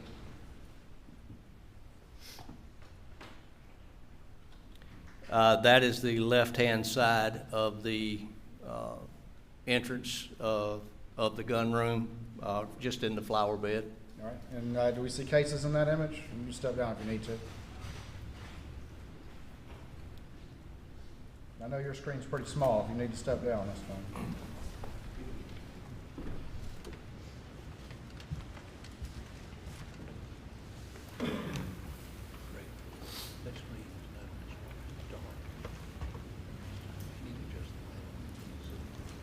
I can't pick it out on that picture.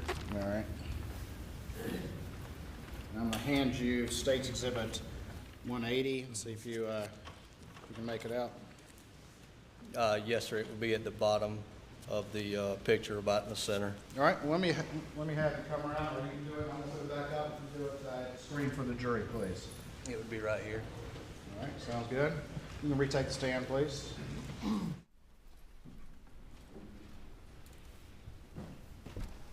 right. Moving on to 181.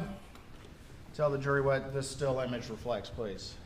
That is three of the 300 blackout spent casings that was collected at the base of at the front of the stoop. All right. And then finally, jumping the gun, we have 183. Tell me what that reflects. That would be to the, I believe, the right-hand side of the stoop, and just at the end of my hand, I'm fixing to pick up a spent 300 blackout casing. What is my finger pointing to right there? That is the 300 blackout casing which I'm talking about. All right, thank you.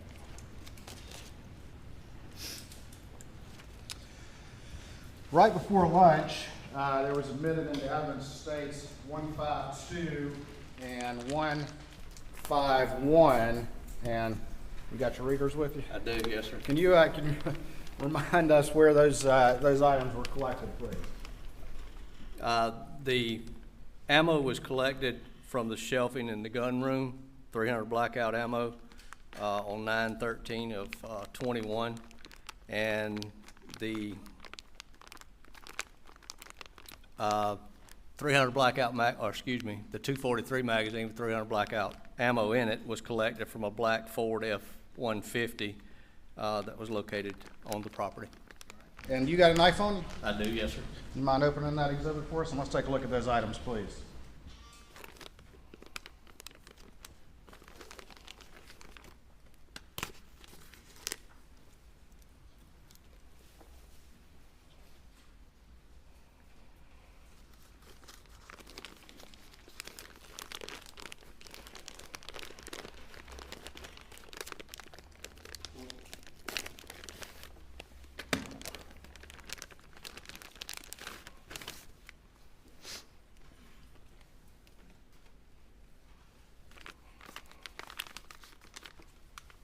Do you want me to open the brown bags also? I do, please.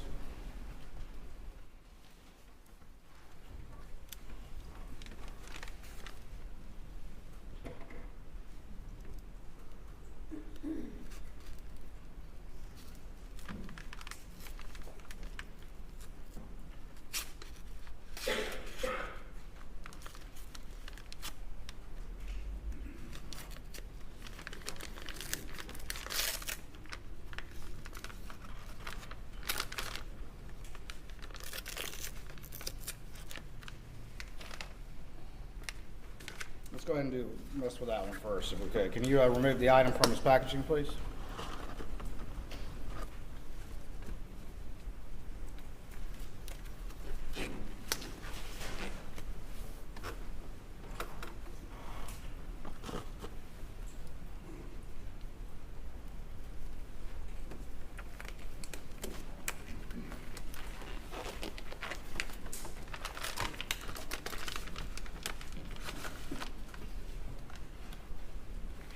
What you got there? It's a magazine which fits the AR style rifle that is loaded with 300 blackout ammunition. All right, and can you see what brand that is on there? On the rounds that you can see?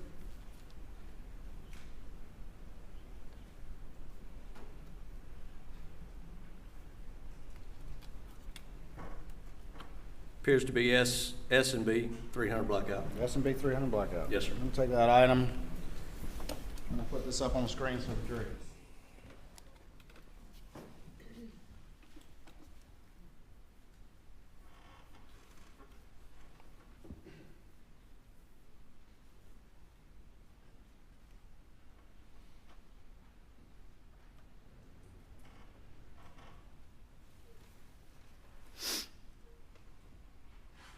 All right, go ahead and open the other one for me, please. Before we move on, we're not pulling all the ammo out, but does this magazine appear to be relatively full? It's pretty heavy, so it's pretty full. All right. I'm gonna ask you to go ahead and just put that one back for me, please. And then go on to the next one.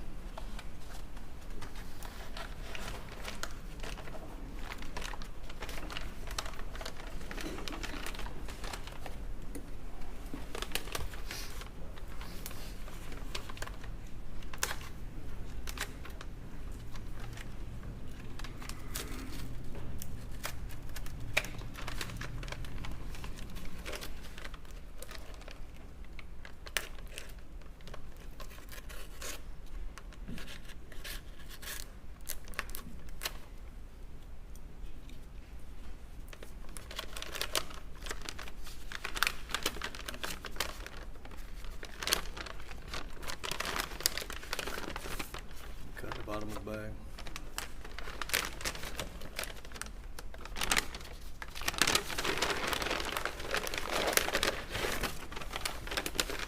All right, what you got in there? This is another magazine that fits the AR style rifle. It's loaded with 300 blackout. Can you tell the particular brand of that 300 blackout? It's head stamped S&B 300 blackout. All right, let me go put that up on the screen for the jury.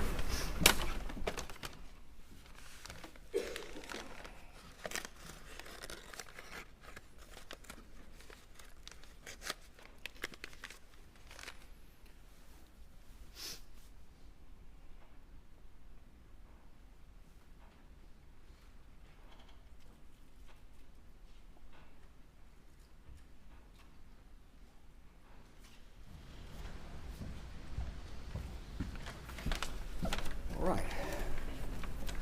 Just real quick before you put it back, does that, we're not taking all the bullets out or cartridges out, does that appear to be fairly well loaded? It's got some weight to it. It feels like it's fairly loaded. All right, if you can return that to its bag, please. And then put those back in the plastic bag for me.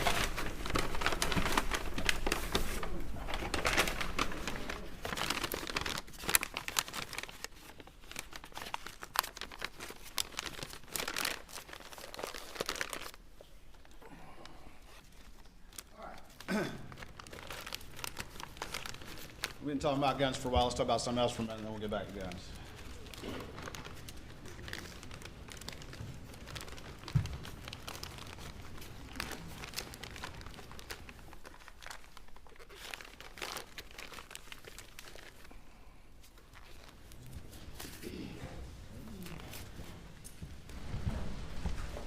You got it back?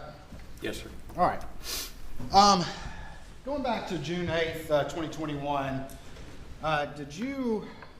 were you present when any efforts were made to collect the cell phone belonging to Maggie Murdaugh?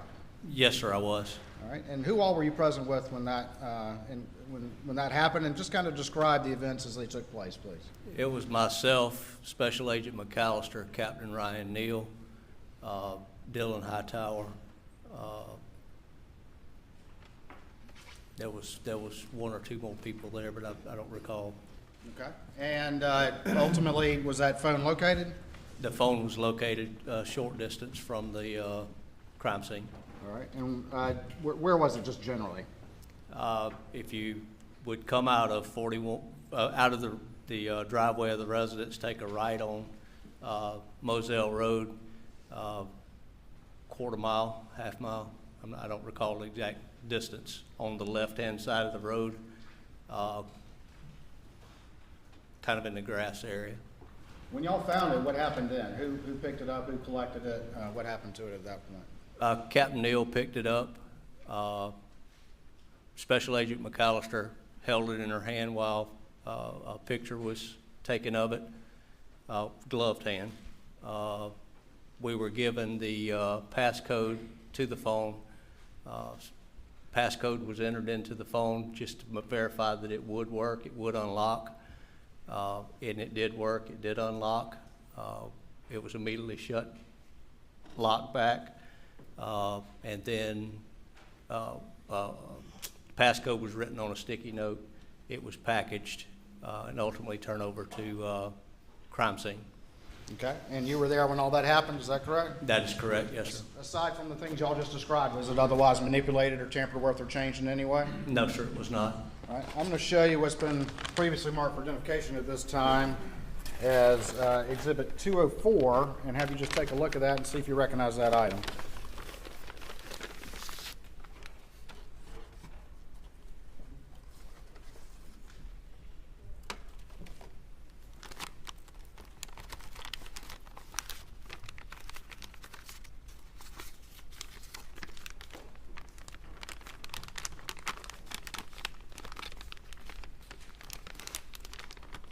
Yes, sir, I do. All right. Tell me what that item is. This is the phone that was recovered on the side of the road belonging to Miss Maggie Murdaugh. The one you just described? Yes, sir, it is. The one that was secured by Captain Neal? Yes, sir, it is. And then turned over to crime scene? Yes, sir, it is. All right, put it back for me if you will.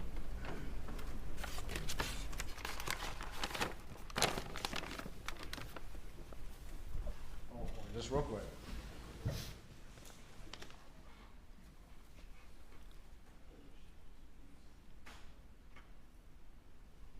All right, at this time, Your Honor, we would move Exhibit 204 into evidence, I believe without objection.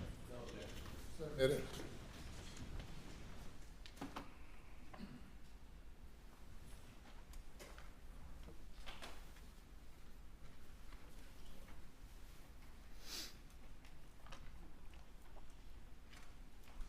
All right.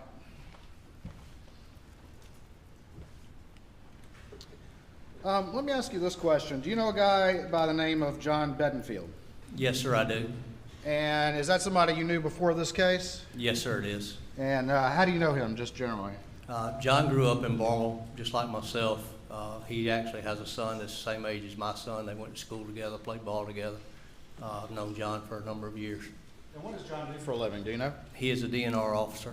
All right. And does he have a side business?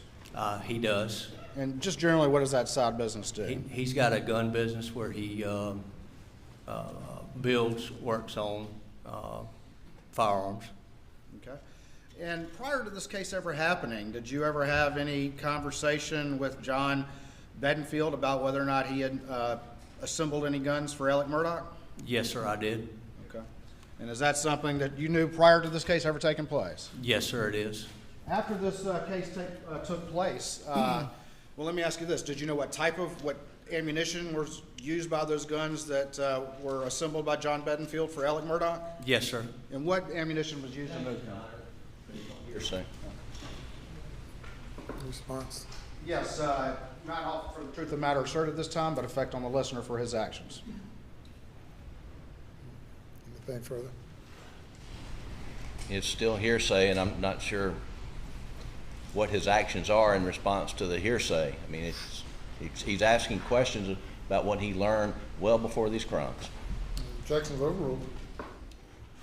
And so what was the ammunition in the guns from what John Bedingfield told you? The guns were built and chambered for 300 blackout. All right. As this case developed, did that prior fact that you knew, did that cause you to take any actions? Yes, sir, it did. And tell me what actions you took based on that prior knowledge you had. I contacted John Bedingfield and asked him if he could provide me with paperwork for the weapons that was purchased by Mr. Alec Murdaugh. All right. And was that after these particular crimes that took place? That was after, yes, sir. All right. You remember roughly when that was? It was within a day or so that I talked to him, yes, sir. All right. And did he ultimately provide you some paperwork? Yes, sir, he did. Was that the only conversation you had with John Bedingfield about the 300 blackouts that he built for Alec Murdaugh? No, sir, it was not. Was there a subsequent conversation? Yes, sir. Did you call him back or did he call you back? I called him back and then to require of potential additional 300 blackout that was purchased by and paid for by Miss Maggie Murdaugh.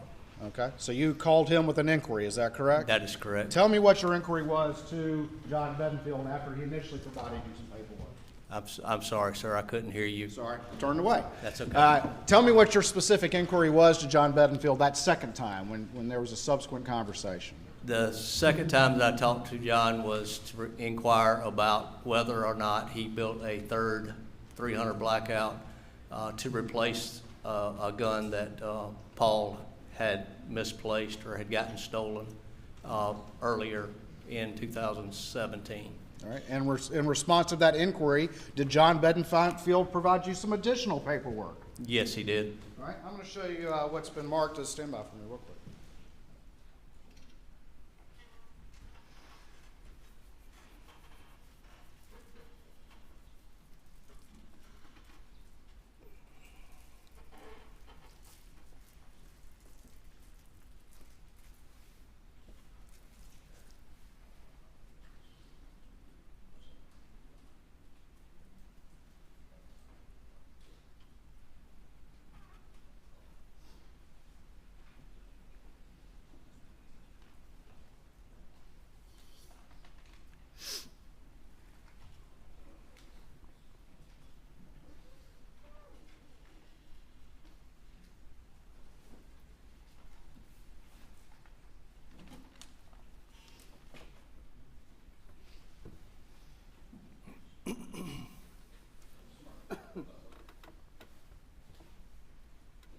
All right, I'm going to show you what's been marked at this time for identification only. States 247.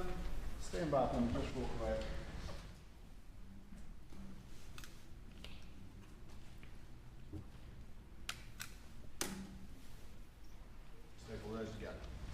All right, and I'm going to ask you to look at what's been marked for identification only this time as Exhibit 247 and see if you recognize that paperwork.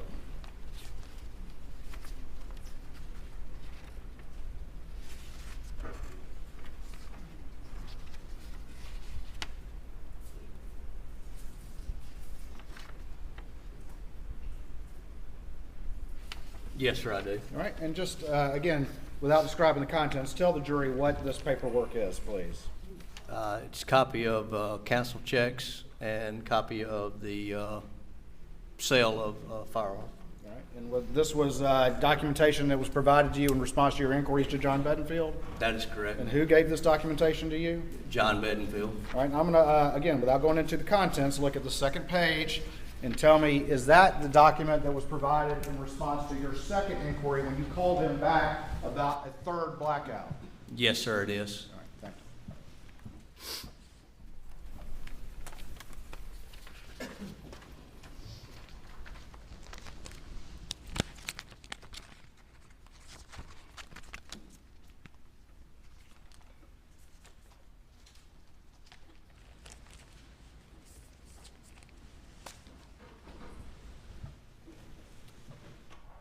Okay.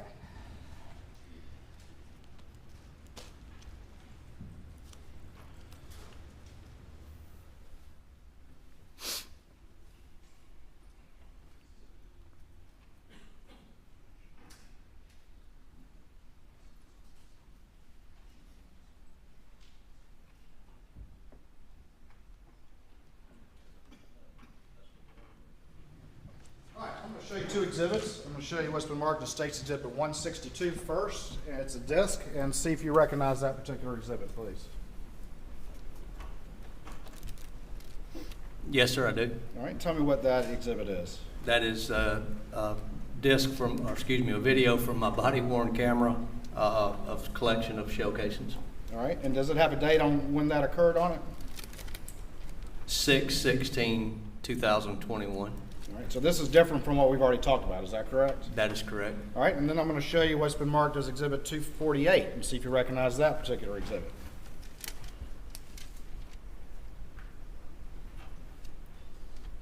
Yes, sir, I do. All right, and is that additional body cam footage from that search on 6/16/21?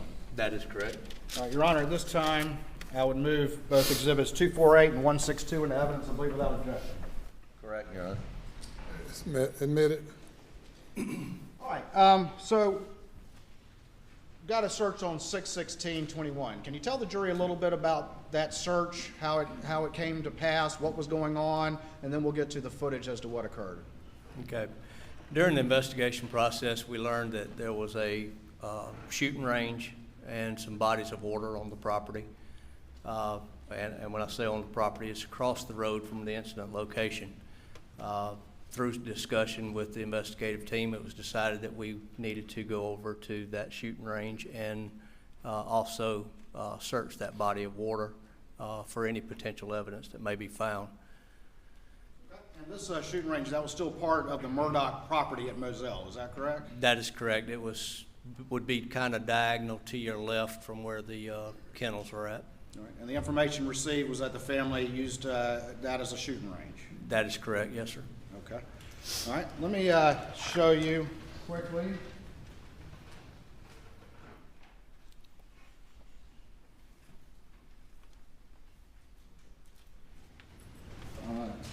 Go ahead and just quickly show you these. Show you what's been marked as exhibits 184, 185, and 186, and see if you recognize those.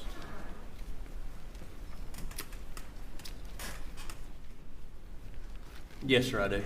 All right, and tell me what those are generally, please. One is the picture of the shoot house. The other is the picture of the inside of the shoot house, and then the third picture is a picture of the area next to the waterway where we collected some items. All right, Your Honor, this time I would move exhibits 184, 185, and 186, state's exhibits into evidence, I believe, without objection. No objection. All right, very quickly, let's put this up on the screen. 184, again, tell the jury what that is, please. That is what I'm describing as a shoot house. It has a bench inside where you would set up to shoot targets out in front. All right, 185, what does that represent, please? That is on the inside of the shoot house, the chair, the stand where you would sit, and obviously the rail where you would rest your weapon. All right, what are these little shiny things on the floor there? That's brass from firearms that's already been fired. All right, and is that how the scene looked when you found it? Yes, sir, it is. All right, and then finally, 186, what does that represent? That is two 12-gauge spent shotgun shells that was collected over near the waterway behind where we had set our dive trailer up. All right. If I could have the inputs changed to the video, please.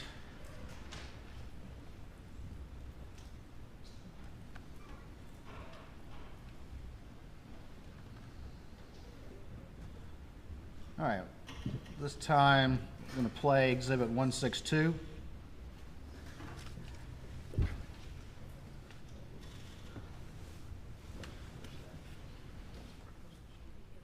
For the record, I'm going to fast forward it to about 43 seconds into the video.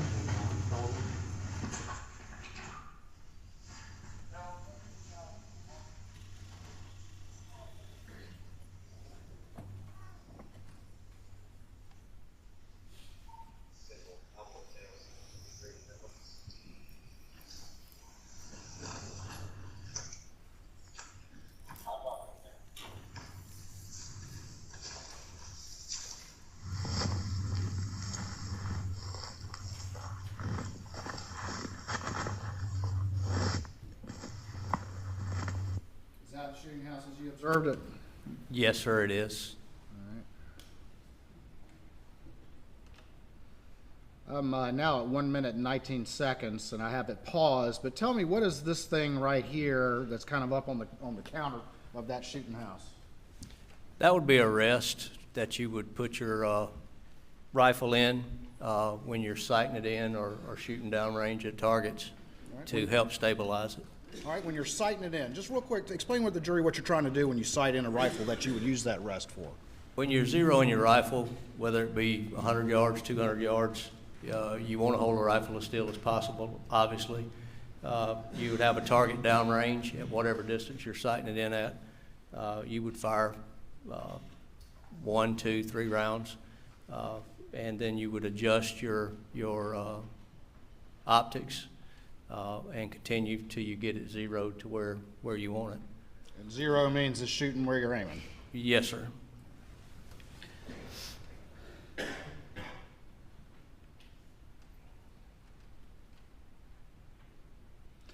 Ultimately, and I'm going to fast forward through a fair amount of this, but ultimately, after seeing those cases on the floor, did you see any 300 blackout that you recognized just looking down were 300 blackout?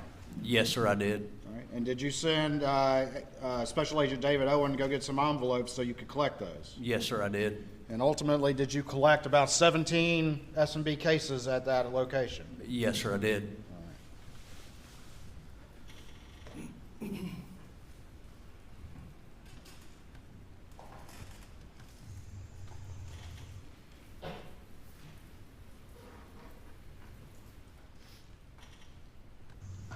Hold it.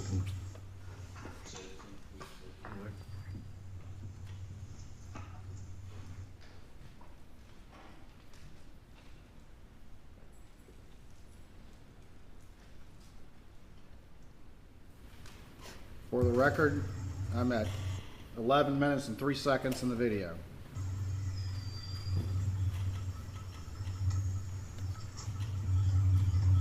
Okay. So what is it? 300? 300 blackout? Head stamp is S&B. Okay. 300. That AAC BLK. What are you reading out right there?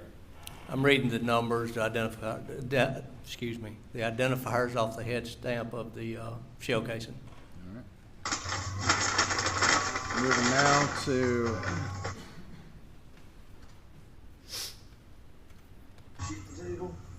1207.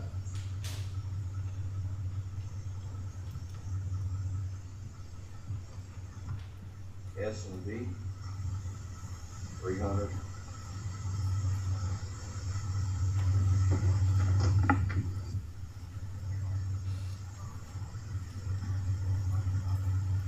AAC BLK. Same ammunition? Yes, sir. All right. I'm going to move now.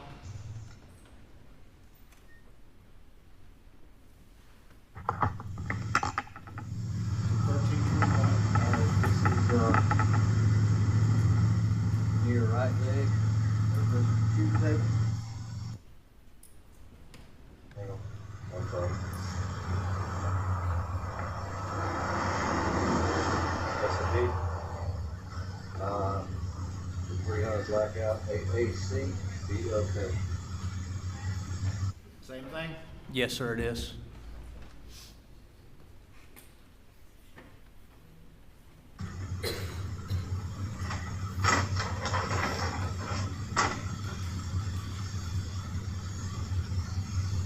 Also near the right leg of the shooting table. Above the chair.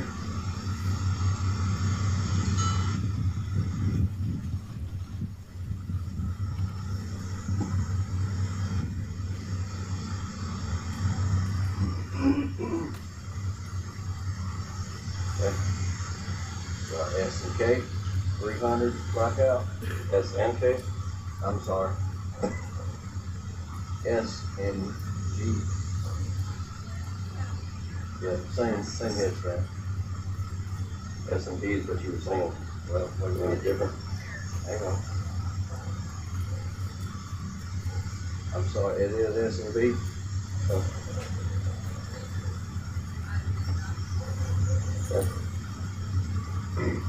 AAC, BLK.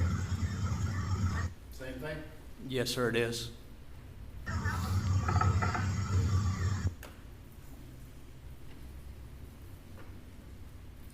Moving to 1619.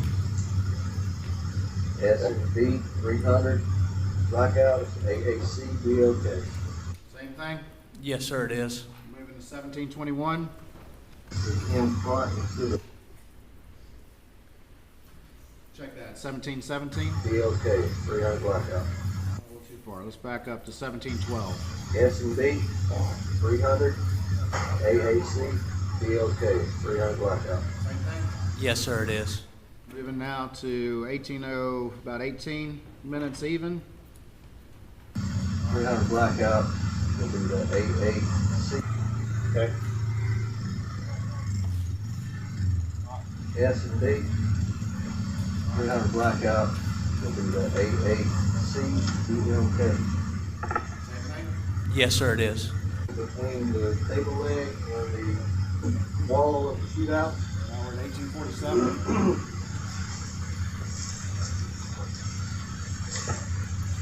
It's gonna be S&B. 300 blackout is gonna be 300 AAC, BLK. Same thing? Yes, sir.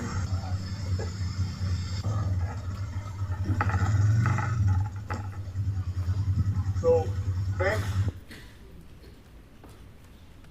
Moving now to 2221. Same here. Excuse that, 2216. Stamp S&B, 300 AAC, BLK. Same thing? Yes, sir, it is. BLK. 2309. Will be S&B, 300 blackout. Yes, that AAC, BLK. 300. Same thing? Yes, sir, it is. Moving up to the right front Now we're at 2356. corner.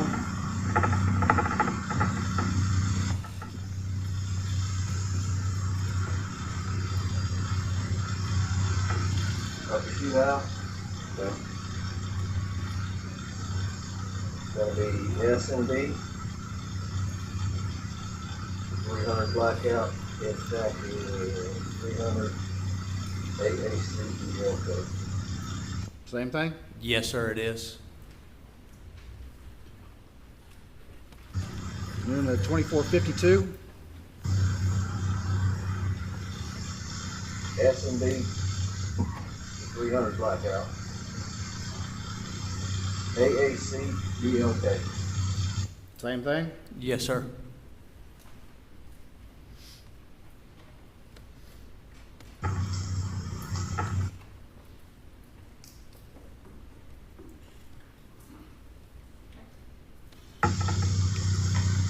Y'all have to go get some more envelopes at this point. I think that's what we just went to do. All right, I'm gonna move it forward.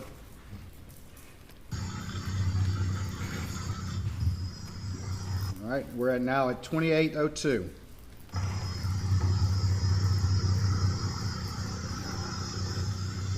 S&B 300 blackout.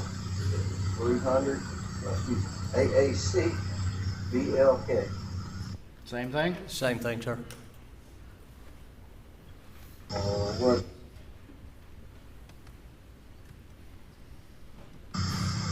We're now at 2908.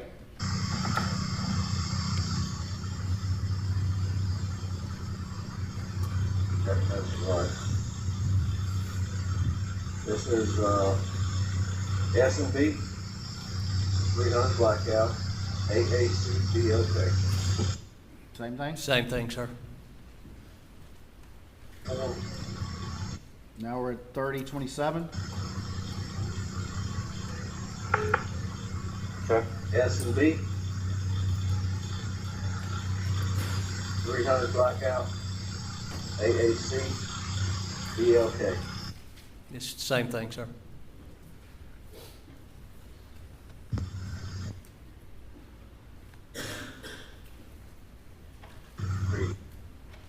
Now we're at 3132.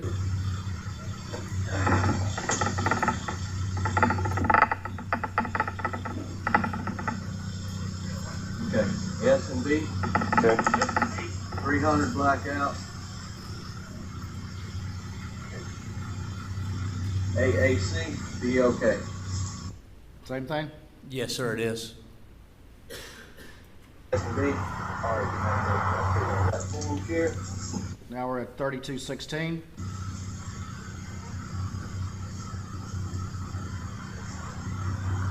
S and B. All right, 300 blackout, 300 AAC. Same thing? Yes, sir, it is. Almost done.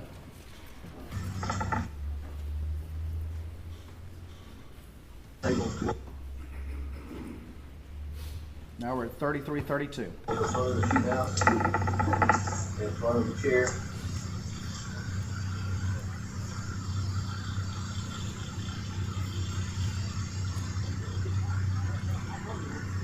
Okay.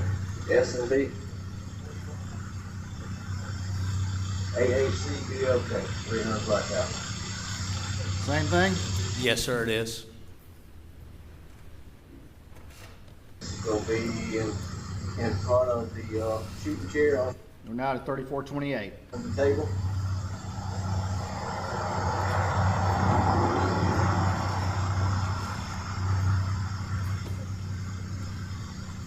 S and B.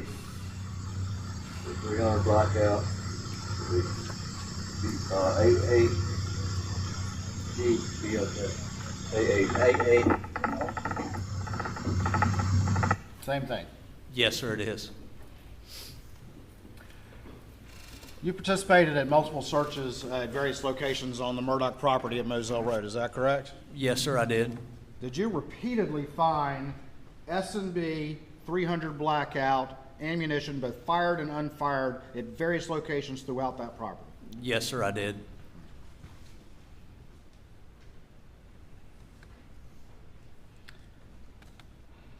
All right, we'll do one more very quick one, and this will be Exhibit 248.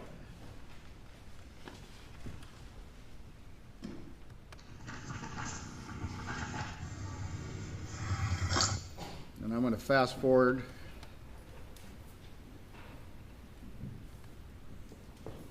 to about 102, and I've got it paused, but tell us generally where we are and what we're seeing here again, please, if you would. This location is going to be between where the shoot house was located and the body of water that was there.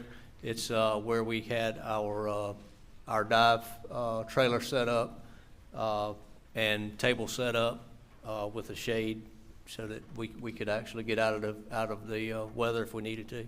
And are you collecting any items here? Yes, sir, I am. And what are you collecting? Spent 12-gauge shotgun shells. All right, I'm going to let that play for a second. And we're at, for the record, we're at 24 seconds in.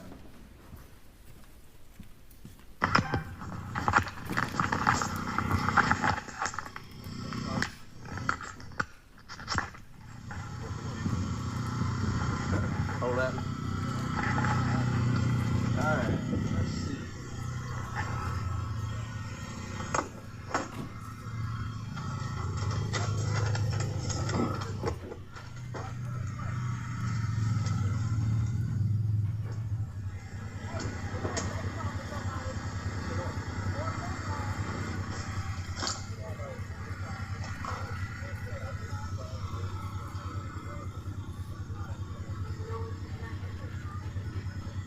That's pretty rusty. All right, for the record, I'm going to stop it at 1 minute and 14 seconds. I'm going to show you again what's been marked as State's Exhibit 21. And are there, in fact, shotgun shells present in there? There is. All right, and where were those collected from, those red shotgun shells? It's depicted on the video on the Murdaugh property right near the waterway All right. at the shooting range.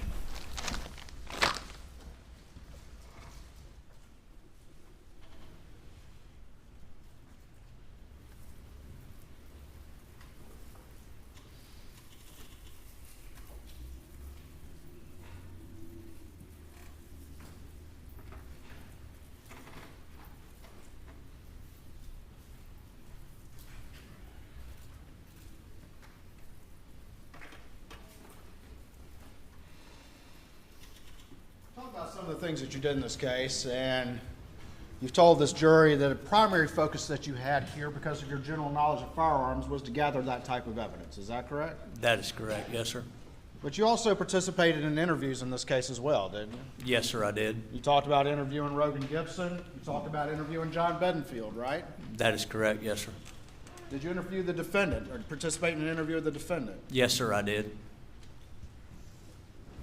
You remember what day that was that you participated in an interview with the defendant? I don't remember the actual date. Let me show you Exhibit 243 and see if you recognize this exhibit. Okay.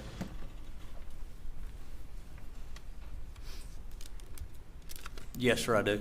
All right. And what is that disc? This is a recorded interview which was conducted with Alex Murdaugh on 6/10 of 2021. Are your initials on this disc? They are. Jim. Your Honor, this time we would offer an evidence states Exhibits 243, I believe, without objection. Submit it. All right, let's play the video.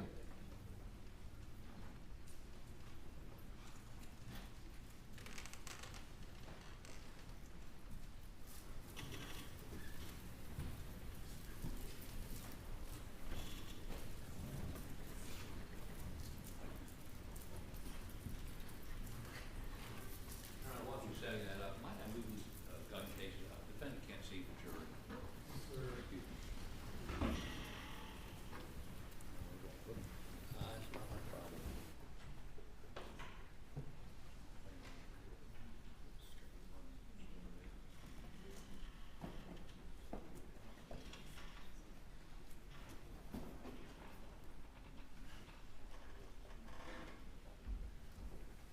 Stand right quick while they're.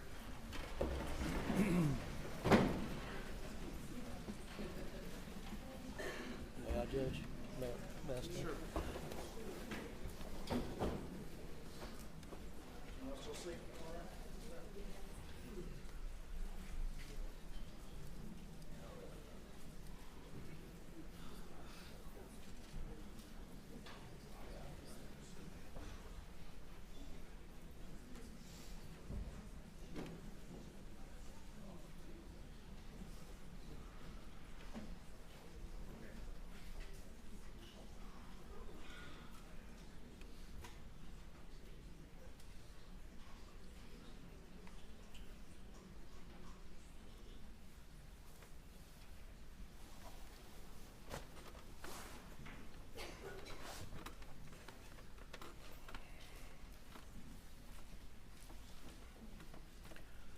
Okay.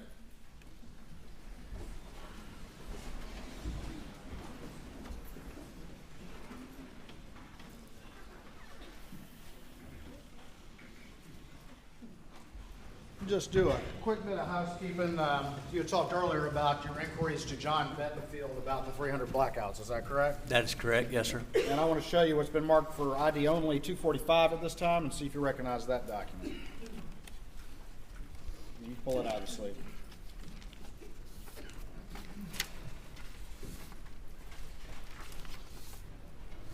Yes, sir, I do. All right. And without going into the contents of that document, where did you get that particular document? I received this document from John Bedingfield. As part of the inquiries that you earlier described to the jury? That is correct. All right. I'll take that out.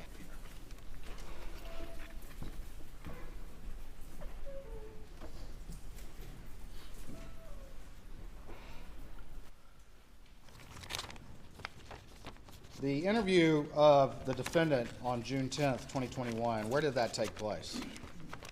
It was in Senior Special Agent David Owens' patrol vehicle in the yard of Mr. John Marvin Murdaugh's hunting lodge.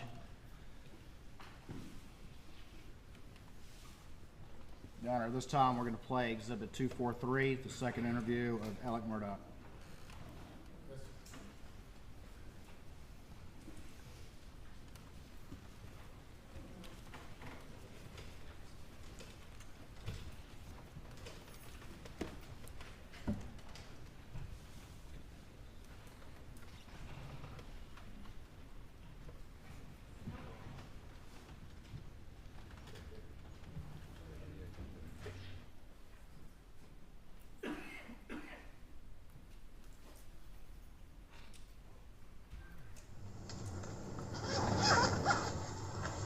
Can I take this call really Yes, sir. quick? Go right This is ahead. my sister-in-law. Yes, go ahead. And she's trying to.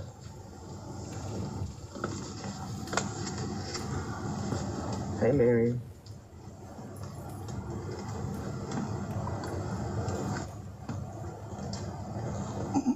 Okay, Lynn, I'm meeting with Mary, when I'm meeting with law enforcement, so I'll call you in just a minute. Thanks.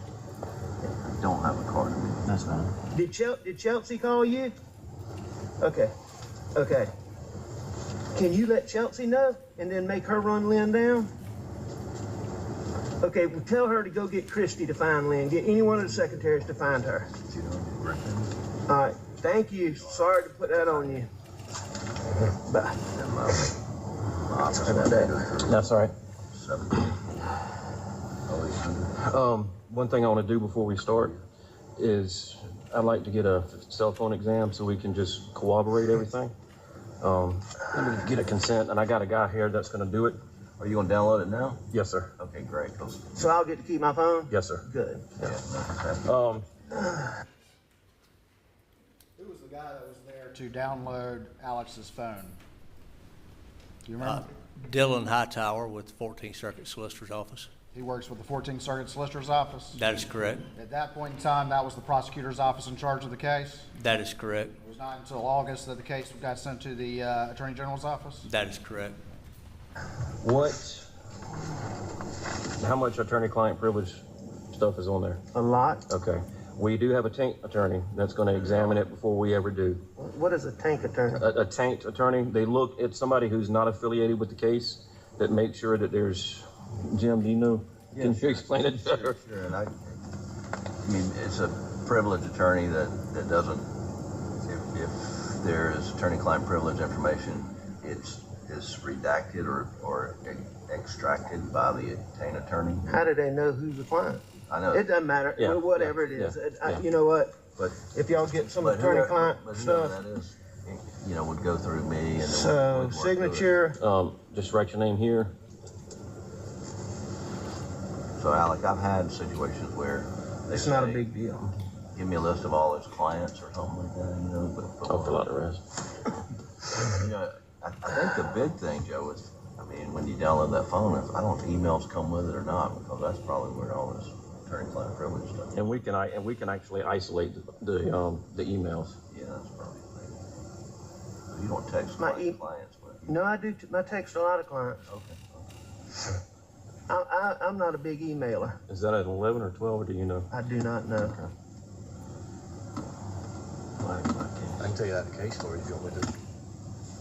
You look at the back, it should have a number.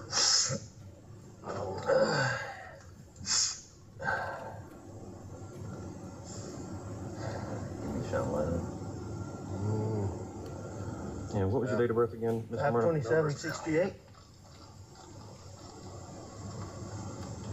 10.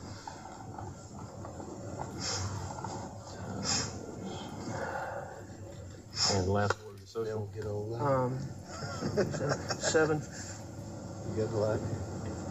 7483. I'm sorry. That's all right. Doesn't say anything on it. Most of the new ones don't. Probably have to open it up. Oh, well, this guy. Jim, you want to witness that for me, please?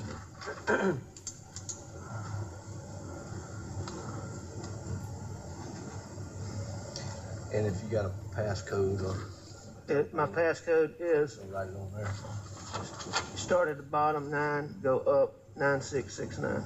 9669. Yes, sir. All right, let me run this till. I'll be right back.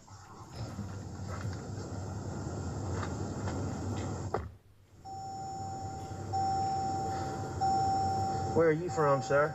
I'm actually from Barnwell. Oh, yeah? Yes, sir. I got some cousins in Barnwell. Got people in Barnwell too. Mixon. Mixing oil? Yeah. Okay. Yeah, that was my. You kin to Dickie Mixon?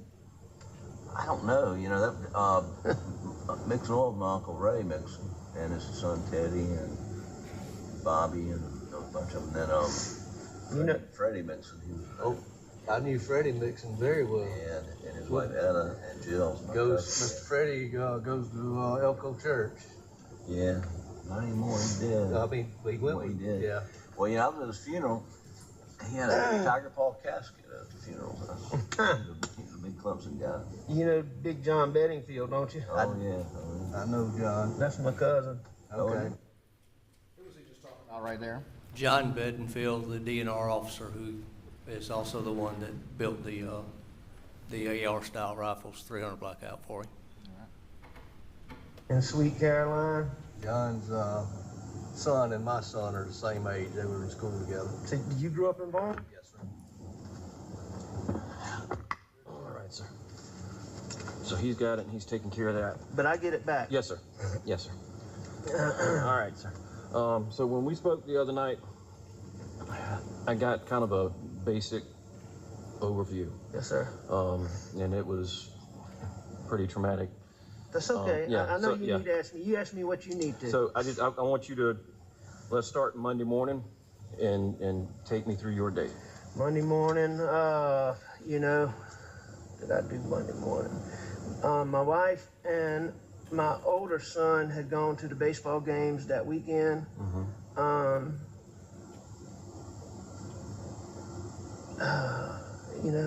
really can't remember what I did Monday. I know I went to work, but I think I was dragging a little bit from the weekend, but I went to work. I usually mess around on my farm, and then I go to work. I was at work. Were you at the office in Hampton, or? Yes, sir. Okay. Yes, sir. So I was at my office in Hampton. I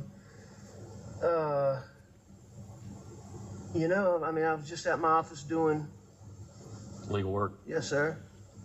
I'm sure I can go back and probably recreate some specifics if you need me to, but I can't sit here and recall on the top of my head exactly what I was working on. I know one thing I was working on was we had some big motions coming up in a Dominion Energy case. I was getting ready for those, and I was getting ready for some motions. I'm a defendant in a civil case involving my son. I told you about the boat wreck. Yes, sir. And there were some motions coming up in that on Thursday, and I was mostly just getting ready for those things. And then This is in response to a question as to what he was doing the day of the murders. That is correct, yes, sir. And he said he was working on some motions in the Dominion Energy case, and then also where he's personally a defendant in the boat case. Is that correct? That is correct, That's yes, what sir. he said he was doing the day of the murders. Is that right? That is correct, yes, sir. Thank you. other junk. What time did you leave the house to go to the office? I'm not sure. Who all was at the house when you left?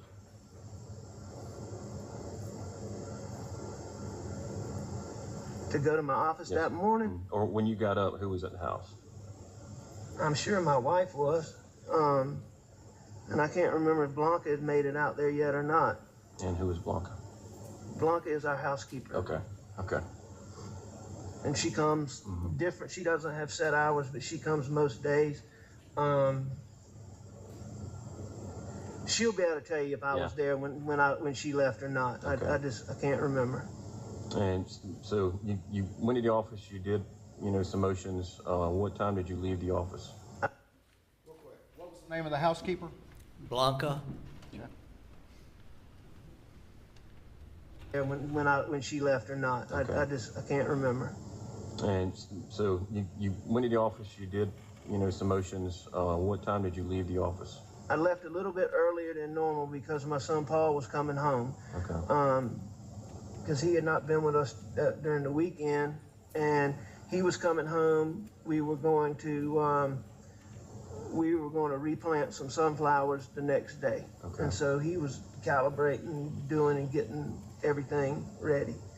So he got home a little early. I left a little early, so he and I could knock around, and we knocked around for, just doing things we like to do out there. Okay. We're riding around looking at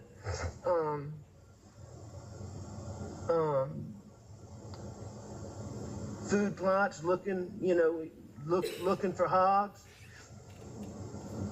a little bit of target shooting, just bullshit. Yeah. You said Paul wasn't with you over the weekend. Where does he live with you at the house on Moselle? Well, that's his home, but Yeah. he has an apartment in Columbia. Okay. and he goes to Charleston a lot of weekends with his buddies. Okay. And he had been in Charleston for the weekend. Okay. And then Paul works for my brother John. This out here, you met John. Yes, sir. So Paul works for him. So Paul decided to go to, he went to spend the night with my brother, his Uncle John. They were very, very close. Okay. Sunday night. Okay. And then he worked for John Marvin, and he came home Monday afternoon. Okay. Just real quick, Alec Murdaugh told you that he left work a little earlier than normal, is that correct? Yes, sir, that's what he said. And one of the things he told you is they were riding around looking for hogs, is that right? Looking for hogs, yes, sir. Do people often use 300 blackout to shoot hogs? They do. About roughly what time in the afternoon?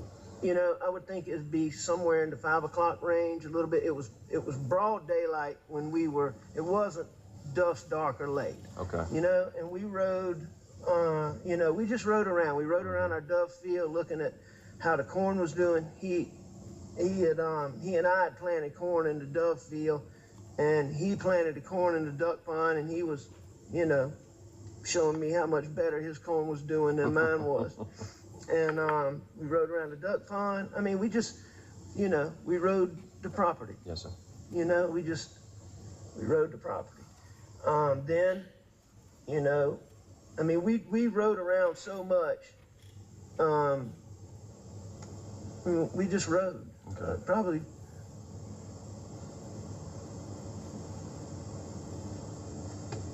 It was a good little while. It was more than 20 minutes or 30 minutes. Okay. And, you know, was it 2 hours? I don't know. I'd say it was more than an hour probably. Really wasn't keeping track of time? And it wasn't, you know, it wasn't getting dark. Mama wasn't home yet. She had gone to a doctor's appointment. So, you know. Yeah. Just out of curiosity, target practice, what y'all shooting? Just a little bottle. You mean what gun? Yeah. A 22 Magnum. Rat shot? I think. No, it wasn't rat shot. I think he shot 2 times and I shot 1 time. Okay. He told you that they shot just a couple of times, the target shooting at a bottle 22 Magnum, is that correct? That is correct. And is 22 Magnum, is that a very small round, or is that a much larger rifle round like 300 Blackout? That is a small round. 22 is about as small as it comes. They make them smaller, but it is small. Okay. So after y'all got finished riding around, try to take me through the rest of the evening. All right. You know, at some point we were all back at the house together. Maggie had gotten home, and you know, we sat down, we ate supper, which we usually eat supper together. The one thing I remember, I don't know how much detail y'all want, so if I start talking about something that you don't need, just tell me and I'll move to something else. The more detail, the better, sir. So Paul has been having high blood pressure, and his mama was worried sick about it. So we were actually, you know, this was a direct thing, getting him, he doesn't like to go to doctors, making him go get his blood pressure checked. His feet had swollen up recently. Wow. So, you know, it was a big, huge deal. Okay. You know, we hung around the house for a little while. I know that Maggie went to the kennels. I don't know exactly where Paul went, but he left the house too. Okay. How did Maggie get down to the kennels? I don't know exactly, but on normal occasions she would drive a buggy, drive a four-wheeler, or very common for her to walk. Okay. How about Paul? Paul wasn't much of a walker, but he would use all of the others. Okay. But I mean, it could be anyway, okay. You know? I don't know exactly. I wish I could help you with that. So they left and went down to the kennels. Well, Maggie went to go to the kennels. Okay. Paul left. And I'm assuming, you know, Paul left okay. because of, you know, Gotcha. what happened. I mean, I'm assuming Paul Yeah. went to the kennels. Okay. And what did you do once Maggie and Paul left? I stayed in the house. What did he tell you he did after Maggie and Paul went to the kennels? He stayed in the house.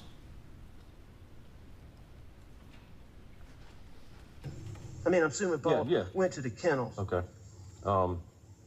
And what did you do once Maggie and Paul left? I stayed in the house. Okay. And I was watching TV, looking at my phone, and I actually fell asleep on the couch. Okay. And what time did you? You know, I What don't time know did you wake up? exactly what time I woke up, but when y'all get my phone, you know, I think one of the first things I did when I got up was call Maggie because I was going to my mom's. And I know I texted her because I checked my phone. And what time did we say the text was, Jim? Like 9:06? I didn't see it. Yeah, I got it written down from the other I night. showed you the other Yes, night, yes, didn't I? Yes, sir. I got this. So, you know, I texted her, so I called her just before that. And, I mean, she didn't answer at that point. And I left to go to my mom's. Okay. Y'all will just have to look. I'm not sure if I called Paul Well, or not. and that's why we're getting the phone so we can nail down the times and everything. So I left, I drove. Well, you know, I'm gonna tell y'all this, even though I think it's kind of crazy.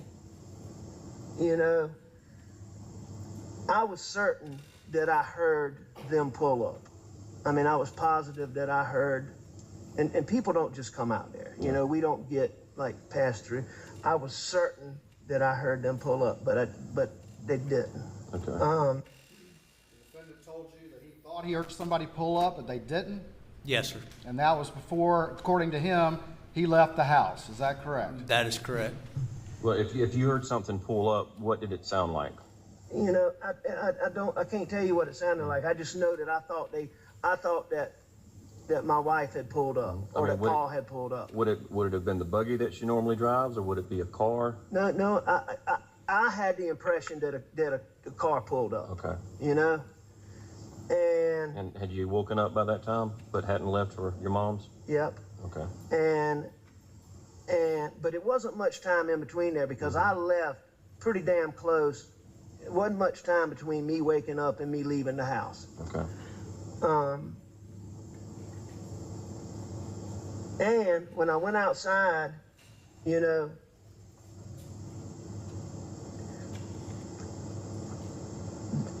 there's a wild cat that lives around that house. Okay. I'm pretty sure it was the cat that ran from my car, but, you know, I never had the impression it was a person, but there was something. Okay. You know? At this point, the defendant tells you something about a wildcat running. He wasn't sure if it was a person.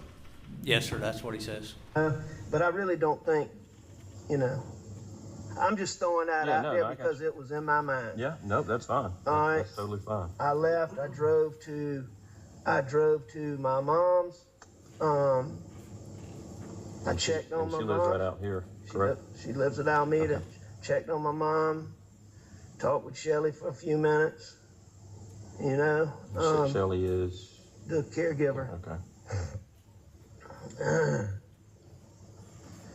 And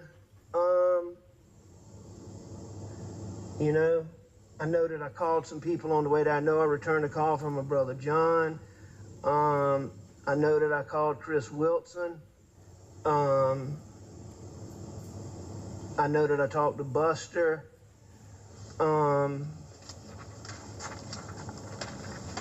So I made a few phone calls. Okay. And where was Buster?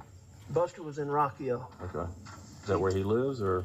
No, he lives in Columbia, but he just started a new job. He's going back to law school in January. Okay. So he's working a little part-time job with Wild Wings. Okay. Through January. Gotcha. You know, just kind of killing time. And he was in, his girlfriend lives in Rock Hill. She's studying for the bar exam, so he had to be in Charlotte, so he was staying with her in Rock Hill, her and her mom. Okay. Can I open this door? Yes, sir.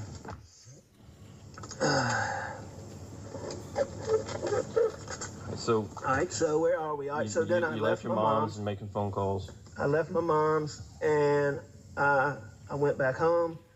I got to the house. I went inside. Nobody was there. I got in the car. I went back to the kennels and, you know. And when you went back to the kennels, besides Maggie and Paul, did you see anybody, any cars? I didn't see Take anything your right time. then, no, sir. Take your time. You know, I saw Maggie and I saw Paul laying down. I knew, you know, I didn't know, you know, I knew it was bad. I went over there and, you know, I saw it. Yeah. And, you know, I called 911. Okay.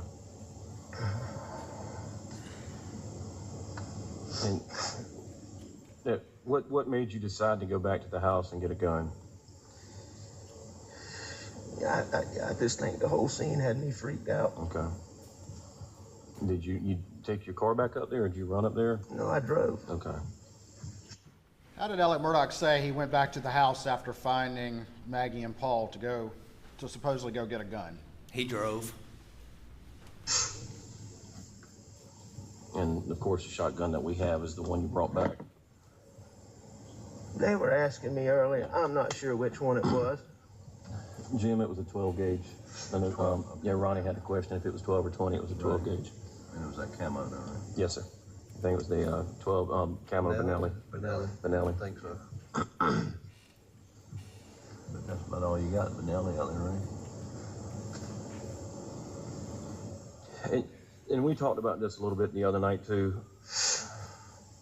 I know Paul had been getting some threats and getting some being assaulted from, you know, the boat.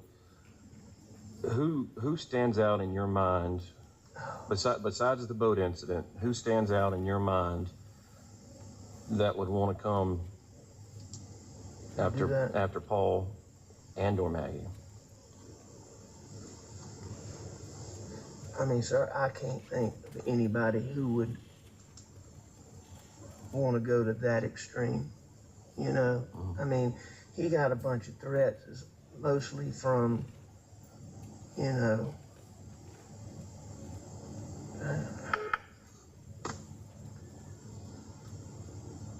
I mean, I have no idea.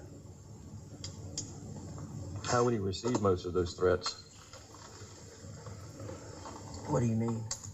I mean, would people call and hang up on them, or send them text, no, or it wasn't social so much media? that. No, it was mostly like in-person confrontations, are the ones that I learned about. Now, I suspect his friends can probably tell you about more, because I doubt Paul told me about all of them. Okay. But I knew about a lot of them. You know, there were a lot of times where people would come up to him and he'd be like, they'd say something about, you know, you gonna tell me who was driving that boat, or you little piece of shit, were you driving that boat? You know, stuff like that. Okay. Who did he go to Charleston with on the boat that weekend? I don't know exactly. I know that, I mean, I know who his buddies are, but specifically who was on the boat with him, I'm not sure. Okay. You know, but I can give you a list of names of who it probably was. So, Joe, I don't know if you want me to weigh in here. You may want to put your pens down, but a good buddy of mine's son went fishing with me yesterday out in the ocean, and he has a best friend, and his dad's name is Lee Chapman, but yeah, the kid said, Lee's son said that Paul slept on his couch in Charleston 2 nights before he was murdered. So it's Lee Chapman's son. I can get his name. You probably know Lee's son. I don't, but he goes to the Citadel. But that's where Paul was. Okay. And I learned that yesterday out on the fishing trip, which is I have to stand it. Cool. I mean, yes, sir. If you could get me Lee Chapman's son's contact information. There was a bunch of Chapman cousins that Paul was very close with.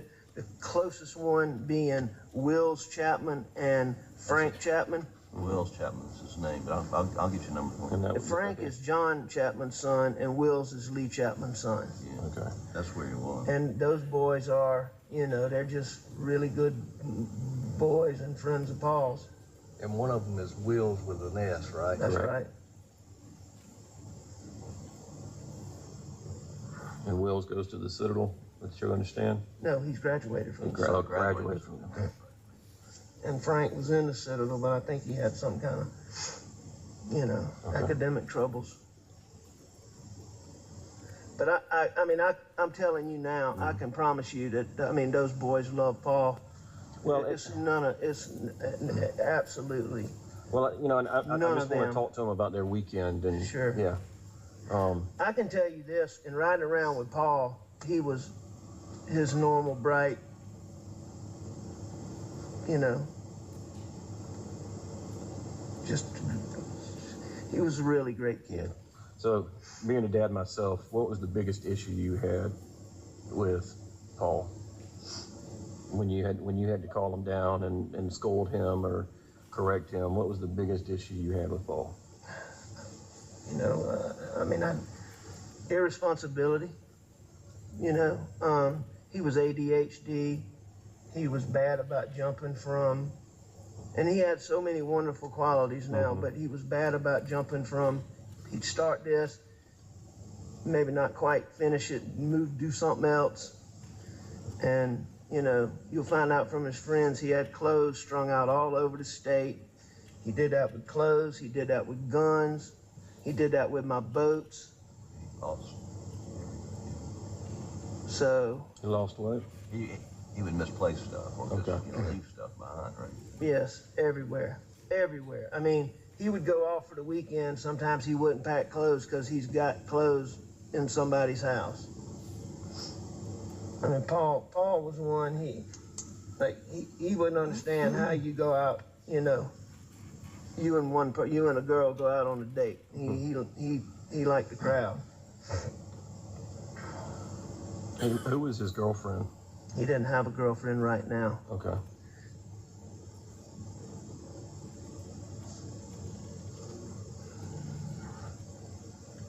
Alex, last time I talked to him was like 2 weeks ago, although we texted. He was going to Greenville for the weekend. He had friends up there, girlfriend up there? No, we had a family thing in Greenville, and he came up, Paul didn't play golf.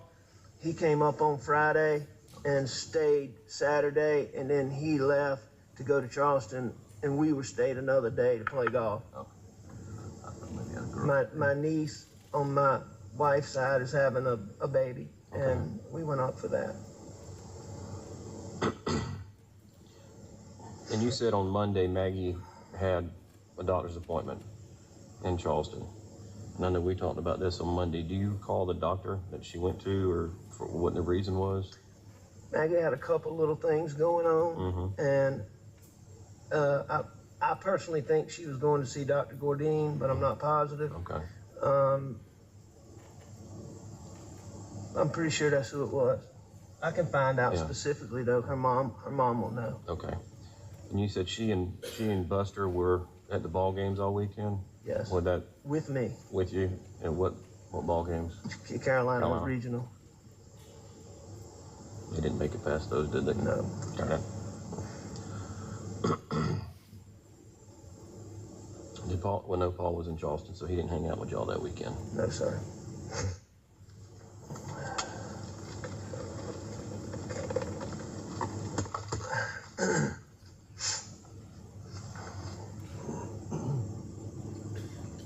And what time did Maggie get back home Monday night? It was after Paul and I had gone. She was not there when Paul and I left to go mess around. Okay. So, it was sometime after that. So there was a point when,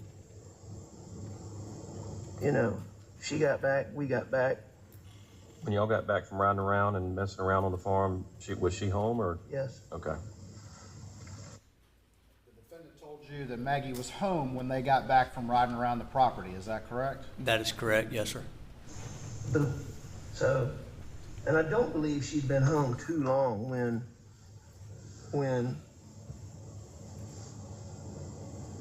And what's her car? That Mercedes that's out there? Yes, sir. Okay.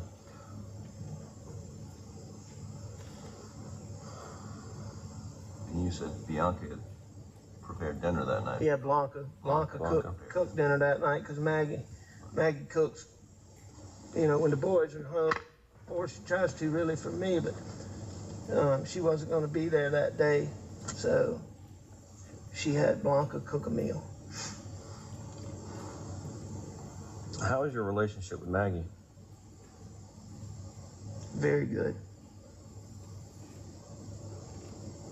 As good as it could possibly be. I mean, we had our issues, but wonderful. And I'm just trying to understand the family dynamic. I understand you got to do what you got to do, I promise.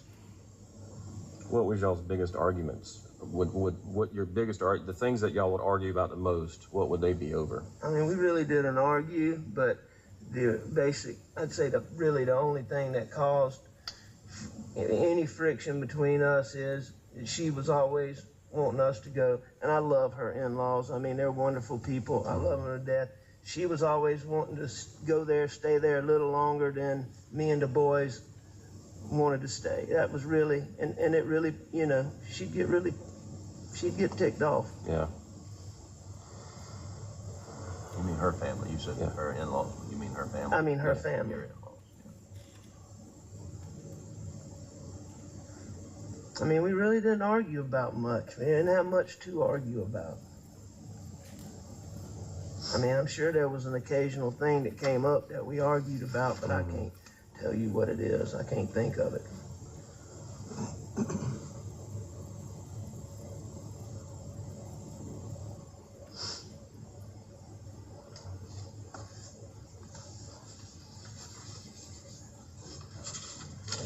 Yeah.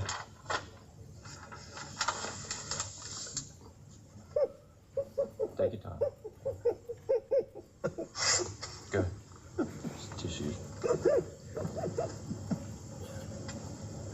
I'm sorry. You good.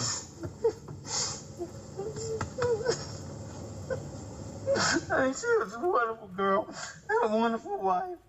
And she was a great mother.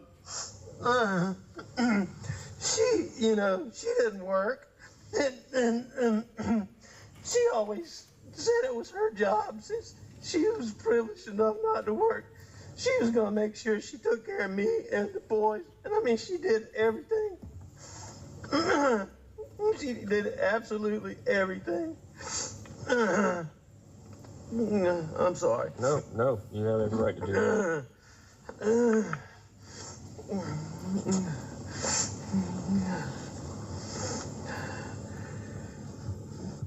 I'm good. You go ahead. That afternoon, or during the time you and Paul were riding. Yes, sir. Did y'all go up to around the kennels or anything? Did y'all do anything up toward the kennels? I'm sure we did. That's our main shop is, right there. But, I mean, we're normally in there for long times tinkering, and I will say that particular day, we did not tinker around there a bunch, Okay.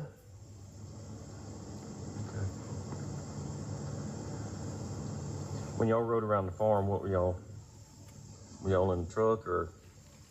Well, we were actually in two trucks. We rode in one truck, and then we rode in another truck some. One was the black one, and one was the white one that was out there. Okay.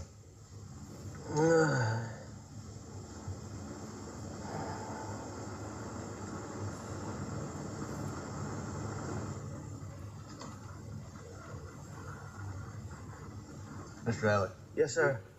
The other day when we were there, we came in and we were talking with John a little bit. Sure. And y'all obviously got a lot of, I say a lot, you said 20 or 25 weapons. Yes, sir. And do you know kind of what you got as far as any kind of, what kind of weapons you may have? I'm pretty much, yes, sir. I know you might not remember them all, but can you kind of run down what you, for us, kind of what you had, what you got, right there? That I own or that's in there now? That you own. All right. That I own. That's in there, or wherever they're at. And, I mean, Paul has guns scattered all over the place. So, you know, some of our guns aren't there. But so you want to know all of them, or you want to know what I think is in my house, or what was in my house on Monday? Yeah, what was in your house? Let's start with what was in your house on Monday. Okay, whatever was in my house on Monday is exactly what was there, minus one shotgun that y'all got. Okay. No guns have been moved for, you know, there hadn't been any guns moved in and out of there other than when Paul was home. You know, when Paul came home, he would ride around and shoot hogs a lot.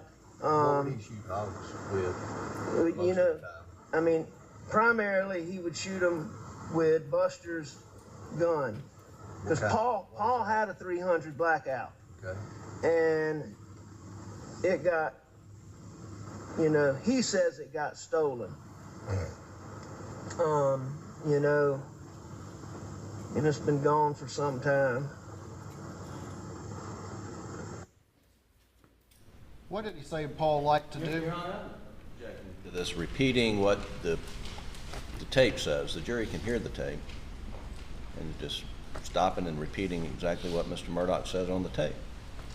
Mr. Waters? This witness was actually present, and while there is a recording, he's also fair to relate to the jury what he heard being present for that very conversation.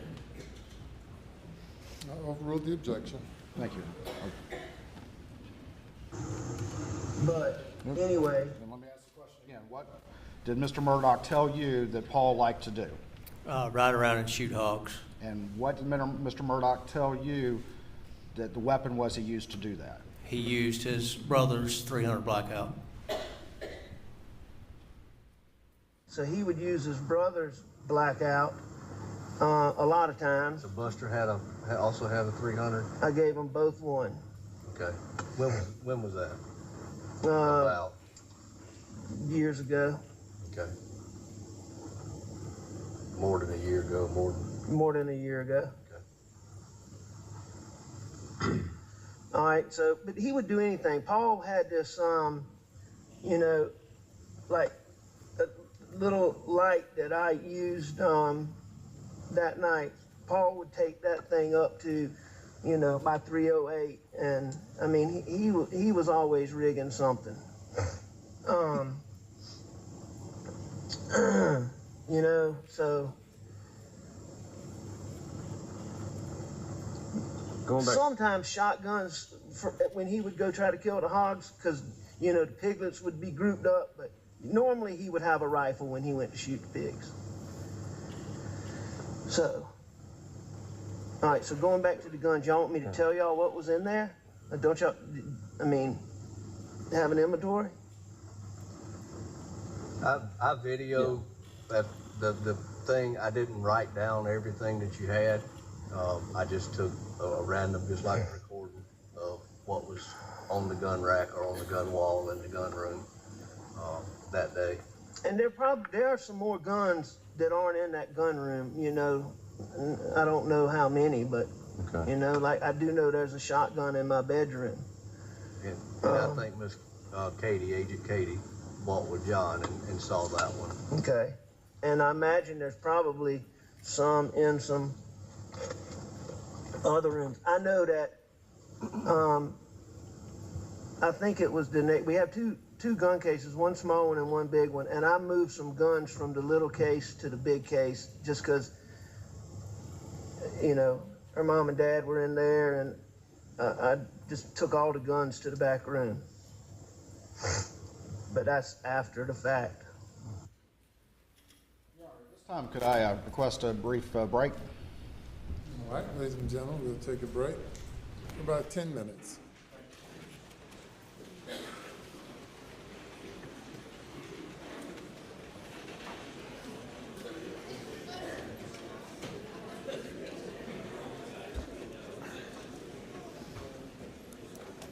Yes, sir. Thank you.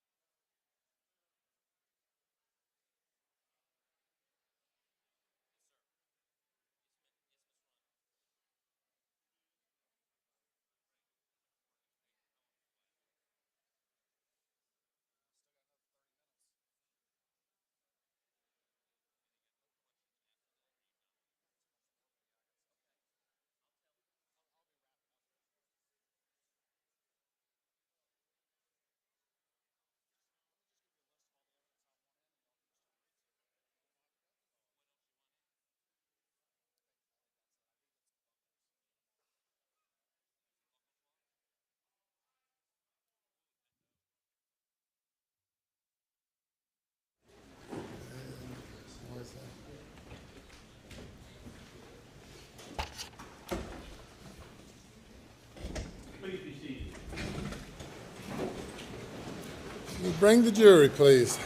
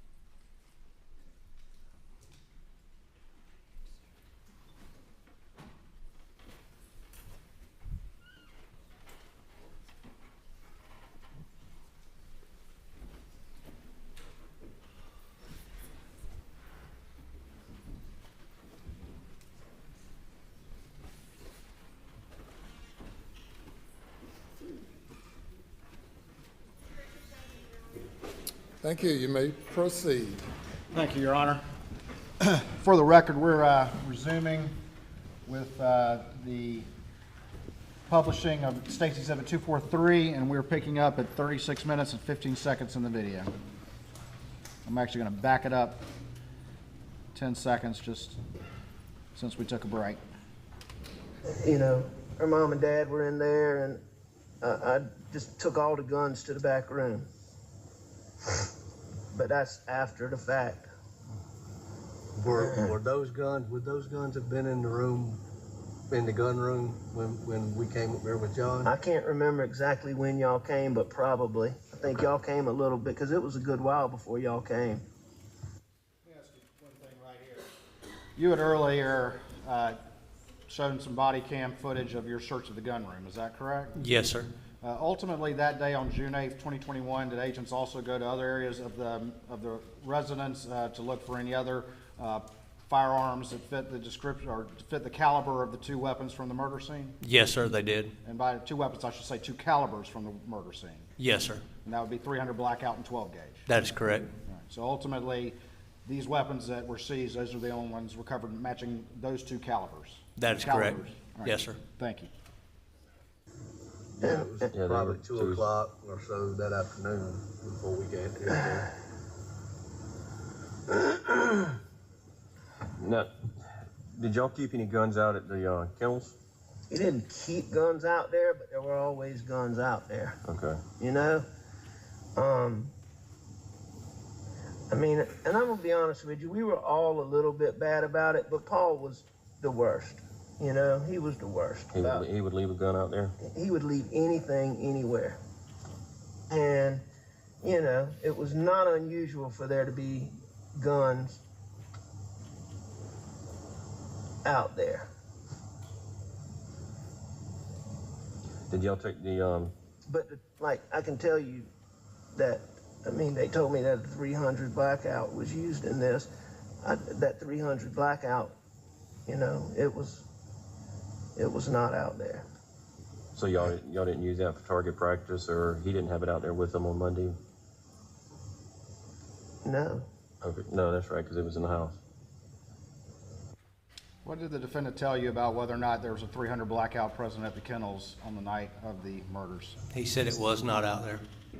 So Paul said that one was stolen or lost, and it was some time ago. Was that reported anywhere?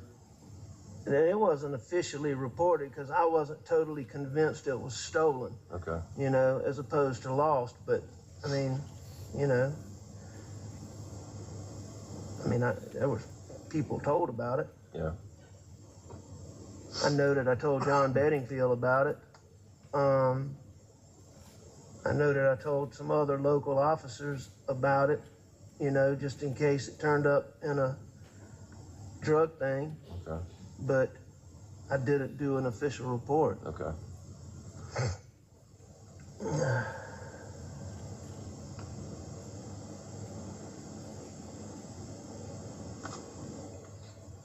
and the two that you bought for the boys, that each one of them had one, and the one Paul lost, is that the only ones that you have?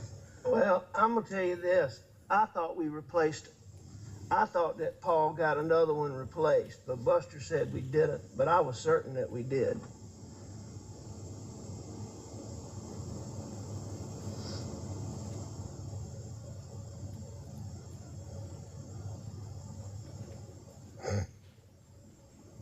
But, I mean, my memory is it's been gone for a substantial while too. After that long pause, what did Alec Murdaugh, the defendant over there, tell you about the third blackout? To his memory, it had been gone for a substantial amount of time, too. Do you remember anything about them as far as were they the same colors? They were identical except for colors. Okay.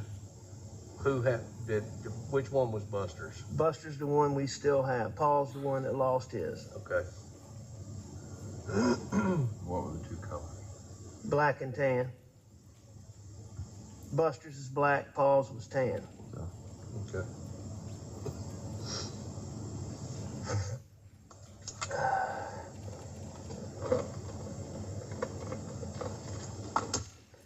And you say you thought you replaced it after he lost it, or another one, but Buster says you didn't? I believe that we did. Okay. I mean, there'll be a record of that, won't it? Should be, yes, sir. I know we replaced it.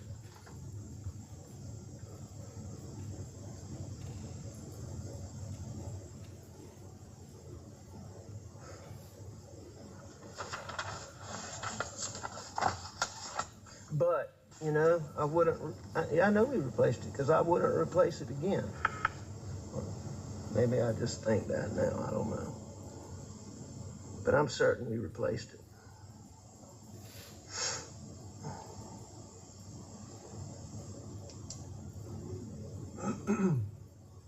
Have you talked to CB Rowe since Monday or Tuesday? Yes, sir. Because I know we talked about what he had done on the farm. Is he still employed? He's still employed because I got to have somebody keeping it clean, but I can't keep him. I mean, he's an idiot. Yeah.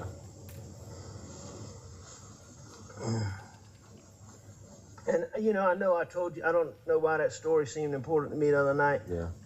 I really can't see CB Rowe doing, I just can't. I really do not believe that. Well, it's an odd story. It's a messed up story. And, you know, and I just, being in law enforcement for so long and working these type cases, and I don't know the Arlington area, but talking to Colleton County and seeing the property and how isolated it is, finding somebody that's just going to randomly come up there that late at night that doesn't know the property, you know, so of course I have to look within and then start working my way out. So you feel like it's not random. You feel like it's intentional. I mean, planned. I don't know what to feel right now. And I hate to say that. I don't know what to feel right now. So do y'all have any good clues? All of the evidence that we collected Tuesday morning, and we collected additional evidence on Tuesday afternoon. They collected evidence at autopsy today. So we're trying to put a rush on that to get an answer quick, and hoping that's going to tell us something. By evidence, I mean, is it things you think are going to be helpful? Well, I mean, the shot shells out there, the casings, the DNA swabs that we took from the door handle to see if anybody touched the door handles, any other places that we think somebody may have touched while they were out there. You know, we're trying to collect DNA from that and analyze that. which at the conclusion of this, what I'm gonna also ask is that we get a buccal swab, a DNA swab from you. No problem. Your DNA is gonna be there, but we need to eliminate it once it's developed. So, you know. We don't need so- that unknown yeah. when it actually is a family member. or That's you. no problem. I mean, we have talked to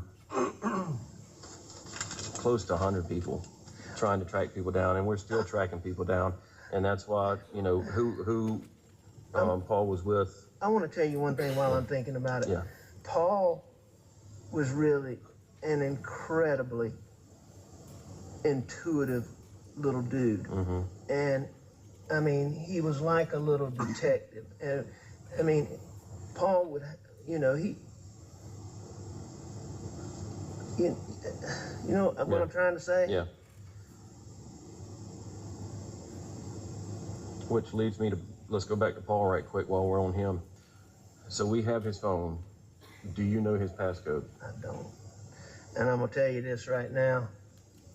There's a few people I can point you to, Yeah. but I can tell you that he was super, super, super secretive with that. I mean, cell phone. I asked his brother if he knew it. Did the ones that they got the other day didn't work? Did y'all get any the other day? Not for Paul's phone. No. Okay. I know they got Maggie's code. I know and it worked. Maggie's. Yeah. And it works, or it worked. Yeah.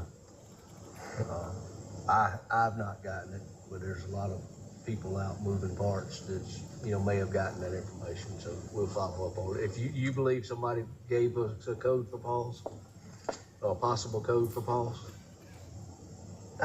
You know, maybe it was Maggie's. I don't know. Okay. But I'll find out. I will try to find out Paul's code. Okay.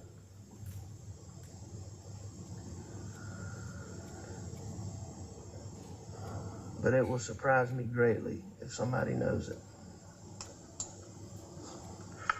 I mean, certainly, you know, talking about the investigation, certainly we're looking at every angle, trying to figure out what fits. And we're talking to, you know, people that were involved in the boat case. We're trying to track down people that Paul knew and were friends with. That's why I asked who he was in Charleston with, so we can go try and see if they might know something or try to figure something out. We're trying to get into his phone to see if there's any information, see if he got like a direct threat from somebody there. I mean, the people that are here are not the only ones working on this. We've got people out doing things right now. Thank you. I mean, we're trying to pull everything in. Just the area, Islington, unfortunately, there's not a lot of people moving around. I mean, I've got somebody looking at videos right now back at the office, combing through hours of videos that we've gone out and collected. Well, thank y'all. Yeah. Very much. So. Mr. Alec. You don't have to call me Miss. You just I'm call me sorry. Alec. Thank you for that courtesy. When you and Paul got back to the house, Miss Maggie's there, and y'all eat supper, which has been prepared, and you said you laid down and took a little nap, and when you got up, Maggie and Paul was gone, or did they leave when you laid down? Or before you laid down? I believe that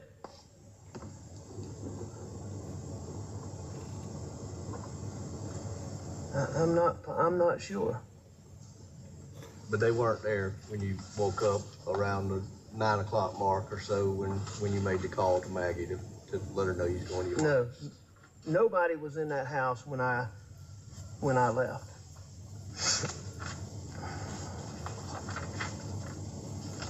So, and just trying to narrow that, the last time that you saw Paul and Maggie's when y'all were eating supper. Yes, sir. Asked to the defendant, when was the last time he saw Maggie and Paul? What did he tell you? When he was eating supper. Until you came back from your mom's and found what you found.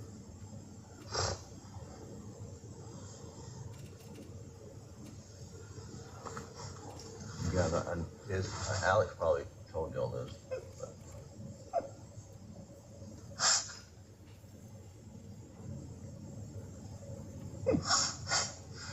He did check for a pulse. Yes. Right, and that's why we want to do the DNA. But I spent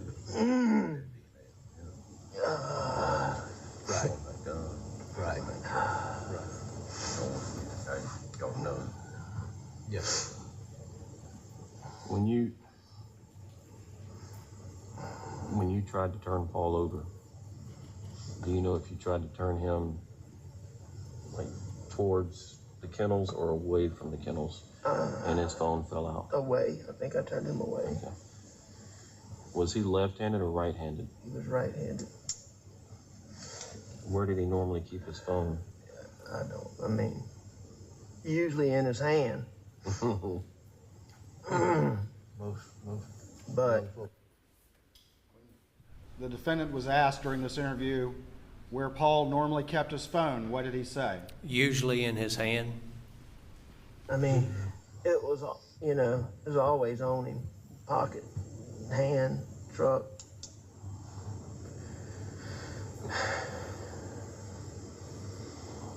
Where did Maggie carry her phone?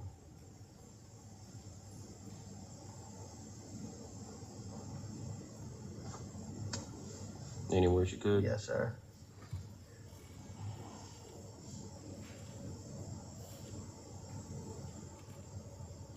Did y'all get fingerprints on her phone? I haven't gotten that back yet.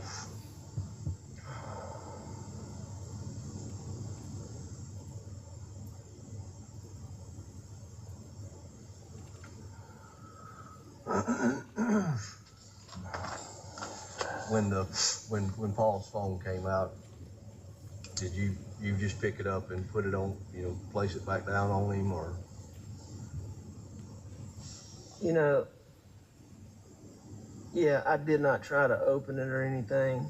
You know, I don't know how I had in my mind that I needed to not mess anything up. I had that, you know, somehow I had that presence of mind that I needed to not mess anything up. And so,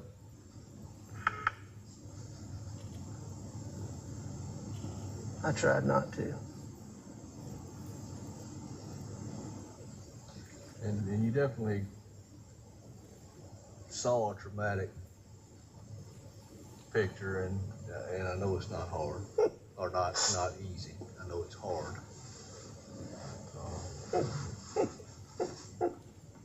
And sitting here talking today is tough. It's just so bad. They did it so bad. When you asked the defendant about the traumatic picture that he saw of Paul and Maggie, what did he say? It's just so bad. I did him so bad. I did him so bad. Yes, sir.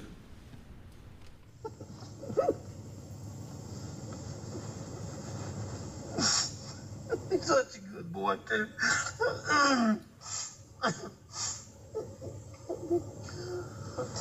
I'm sorry, go ahead. But the little things that we've kind of I understand. is necessary so that we can get a little better picture as to what may have happened. Well, I just thank y'all for everything, you know. My in-laws, my parents, my in-laws, I would like somebody to update me or my brother or somebody so that I can tell them as y'all discover things. Unless there's some reason y'all don't do that. Well, I mean, they just have so many questions. I understand, and I mean, they may even, well, no, they don't. well, I mean, I know Maggie's mother just had a knee replacement.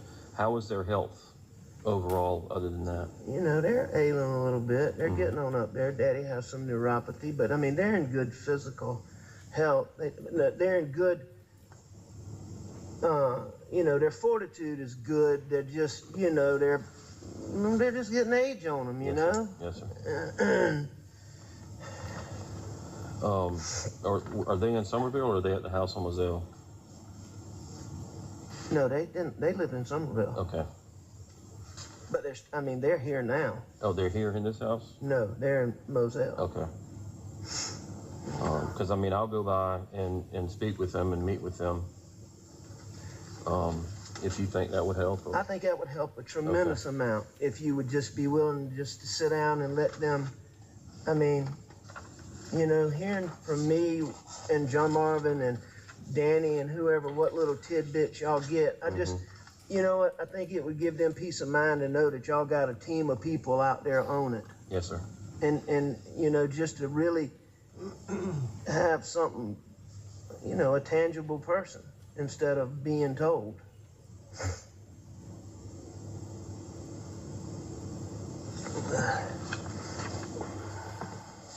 You got a contact number for them? Yeah, I'm getting ready to get that. Okay.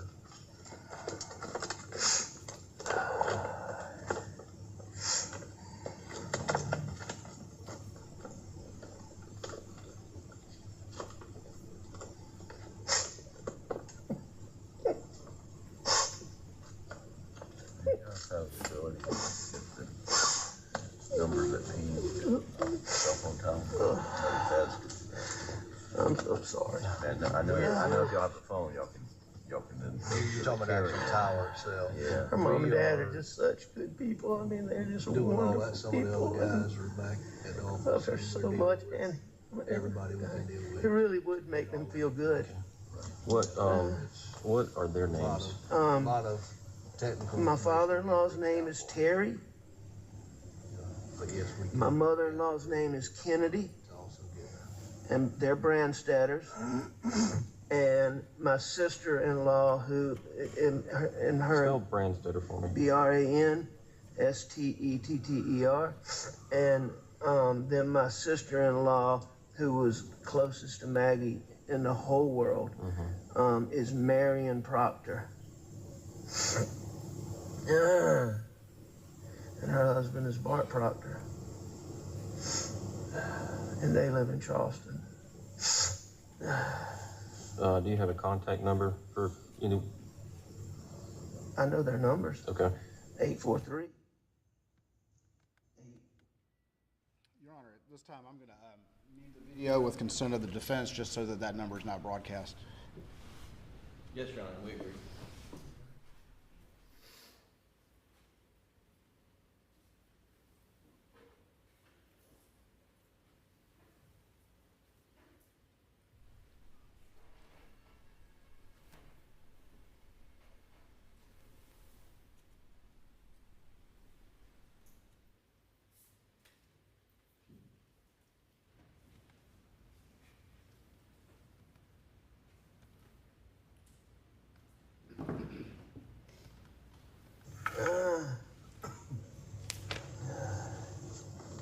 Promise you, Alex, someone that my life depended on it, I couldn't tell anybody, my mother-in-law or father-in-law. I'm telling you, man, I've been the luckiest person in the world with in-laws. They are wonderful. Yeah, I tell people all the time, it's my in-laws that I like, it's my wife's in-laws I don't. There you go. Let me grab a piece of paper, I'll be right back.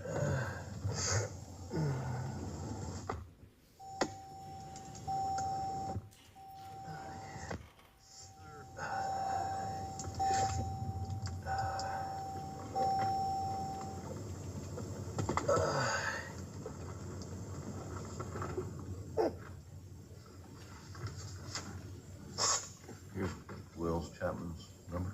Okay.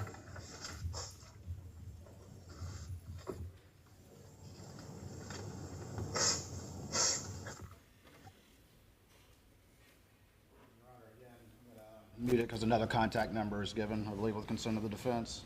Yes, Your Honor.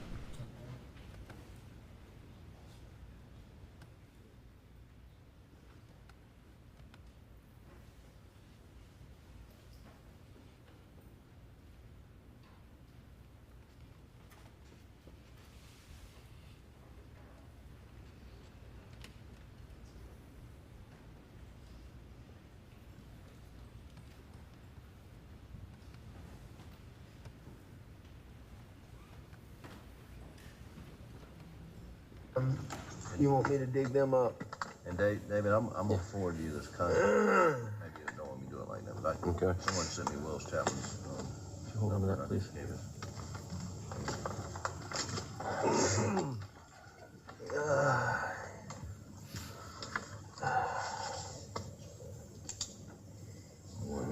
Contact information. Yeah, I think it's just the phone number.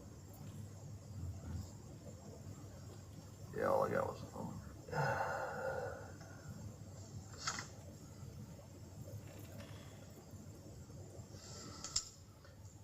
All right, so we have victim's advocate, Miss Marion Walker.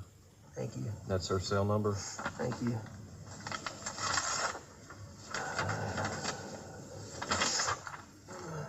There's some information for you on the back. In the Victims Advocate Program, they help with different things. I think more specifically, what would be more beneficial, especially for you and Buster, is some counseling down the road, grief counseling. You know, I do some assistant solicitor's work. Yeah. So, you know. Yeah, you're familiar with it. Familiar with the thing, but thank you so Yes, sir. much. There was a discussion about victim's advocate. What did Mr. Murdaugh tell you about his career? That he did some assistant solicitors work, and he was familiar with the program. And again, what is an assistant solicitor? He's a prosecutor which prosecutes criminal offenses. Okay. Criminal prosecutor? Yes, sir.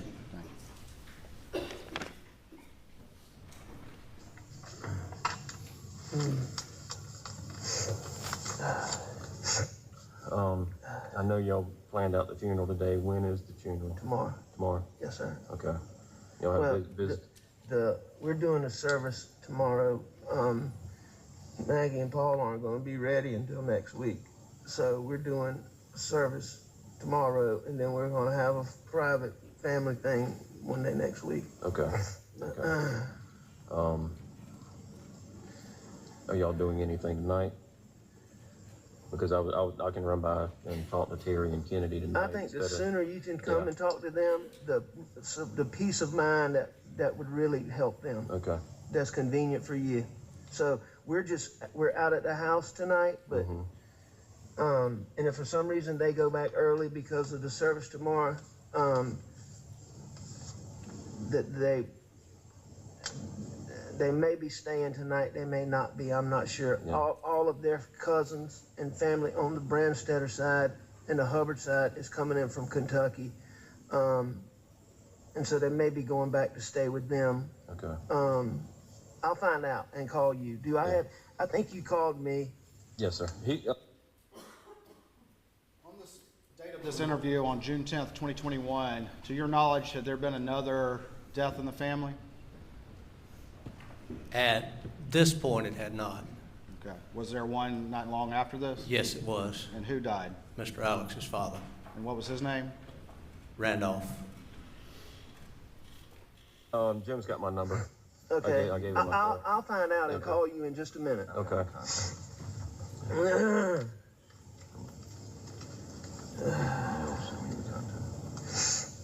You good?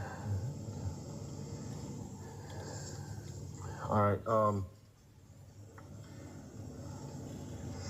Do you have any other questions that I might be able to answer right now that we hadn't gone over? No, sir. As soon as I get something, and if it's okay with you, John Marvin asked me to go through him.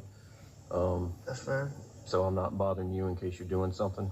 What time is the service tomorrow? 12 o'clock, Okay. Where is that going to be? Hampton, What, at the church or? it's Graveside. Okay. So if I get something around that time, I won't bother you. I'll wait 1:30 and. If you get anything important, you can call me anytime. Okay. Anytime. Okay.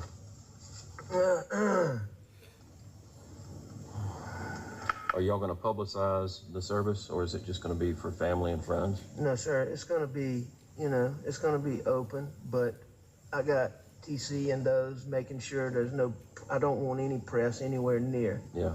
So, No, they don't deserve to be near. they're going to make sure, in the town of Hampton that, there's no press. Okay.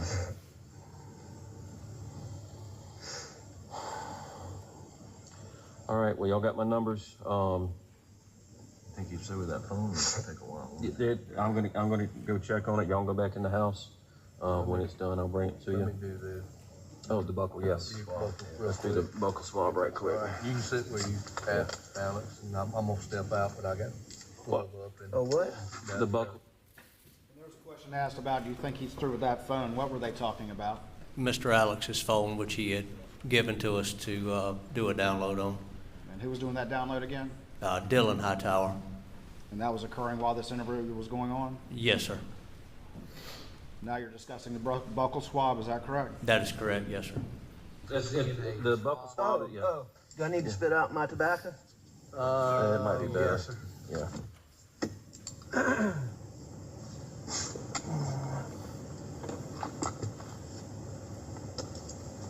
You know, I'll get everything together. I'm doing the consent now. That's fine, I'm gonna go ahead and, where's your gloves at? You didn't grab gloves? I did not, but I know one of these vehicles has got gloves. I'm not in mine.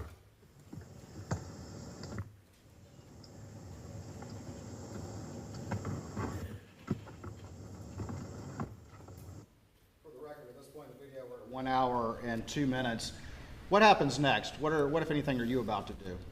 I'm fixing the glove up. I'm going to secure the cotton swabs, the sterile cotton swabs, and getting ready to do the buccal swab. And who do you do the buccal swab of? On Alex Murdaugh. And the person you've been describing as Alex, the person you interviewed, do you see him in the courtroom here today? Yes, sir, I do. Can you identify him for the jury, He's please? sitting at the defense table with the, looks like navy blue blazer on.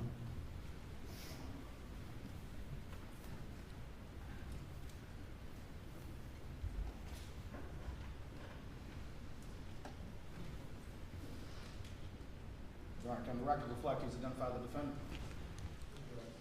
Thank you. I'm going to show you real quick what's been marked as State's Exhibit 157 and see if you recognize that.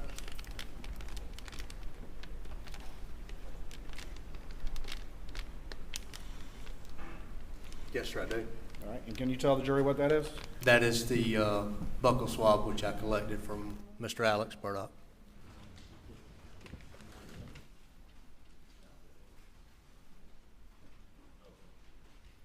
Your Honor, this time I would offer State's 157 into evidence, I believe without objection.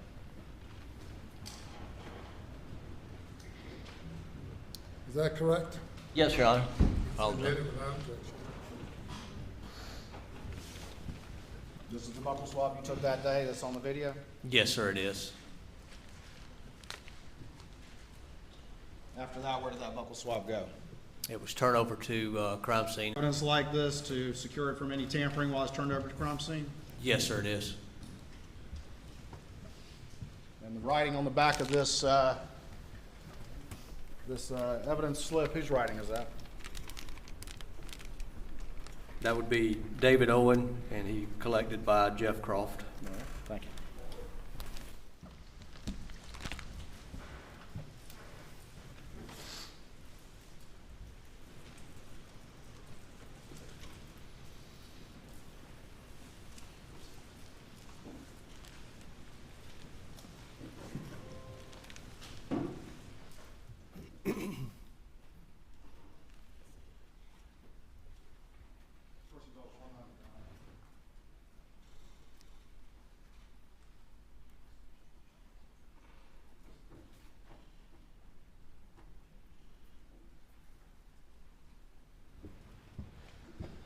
I'm going to show you what's been marked as States 218, States 219, States 220, and just generally see if you recognize those particular documents.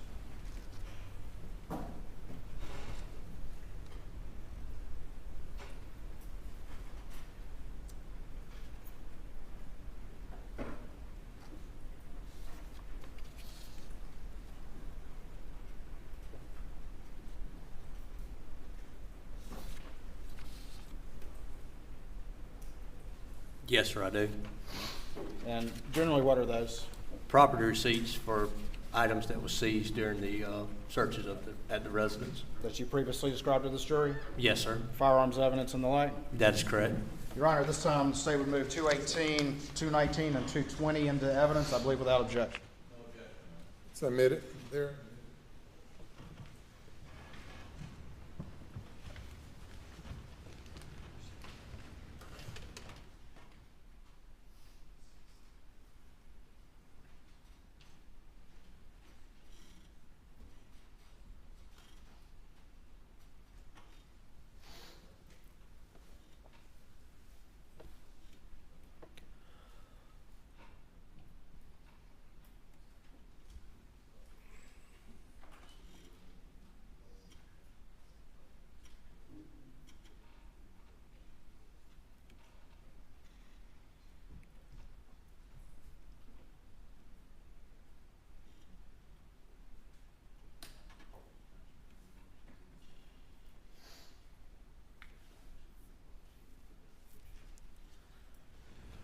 All right, I'm going to show you what's been marked as State's Exhibit 156, and I'm going to get you to pull out your, in fact, though, if the clerk, y'all have a pair of scissors I could borrow real quick?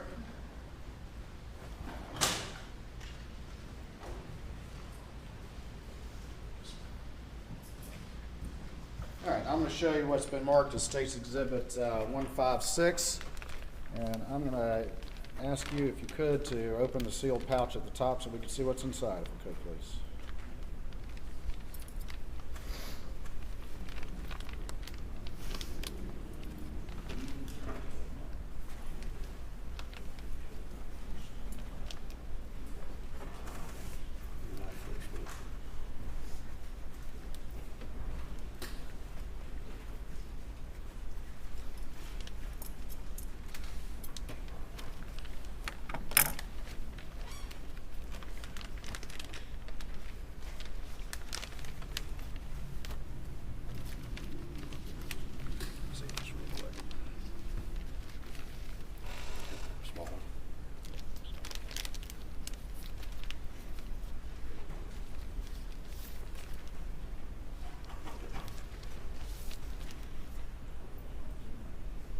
All right, now I'm going to ask you to hold on to that one. I ask you to return these back into that pouch if you could, please.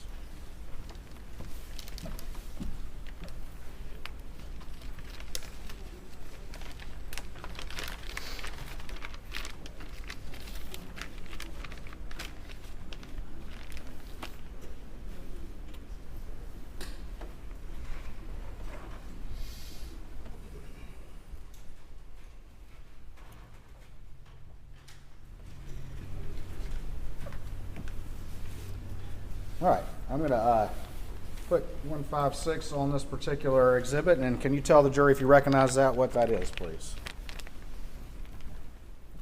That is the buccal swab that was collected from Rogan Gibson. Who collected that buccal swab? I did. Did Rogan consent to that buccal swab? He did. And did you secure it from any tampering and turn it over to the crime scene? Yes, sir. Your Honor, at this time I would move States 156 into evidence, I believe, without objection. No objection.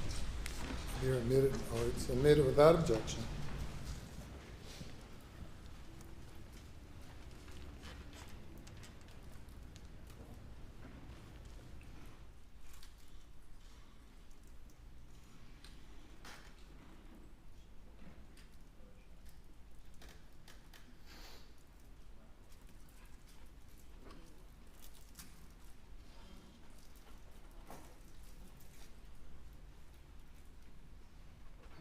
I'm going to show you what's been marked as States 155. For identification at this time, see if you recognize this particular item. Yes, sir, I do. And tell me generally what that is, please. It's a property receipt for the buccal swab that we took, or I took from Mr. Alexander Murdaugh. And that's the one from the video that has been played for the jury? Yes, sir, it is. At this time, Your Honor, I'd move States 155 into evidence, I believe, without objection. Okay. Submitted.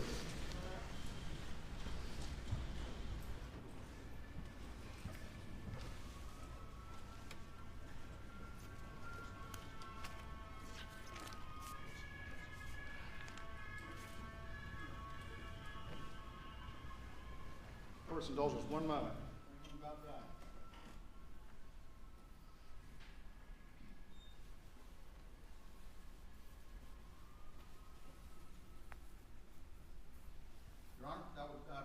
Magistrate's direct examination of Senior Special Agent Crawl. And I think we will call it a day and start at 9:30 tomorrow morning. Please do not discuss the case.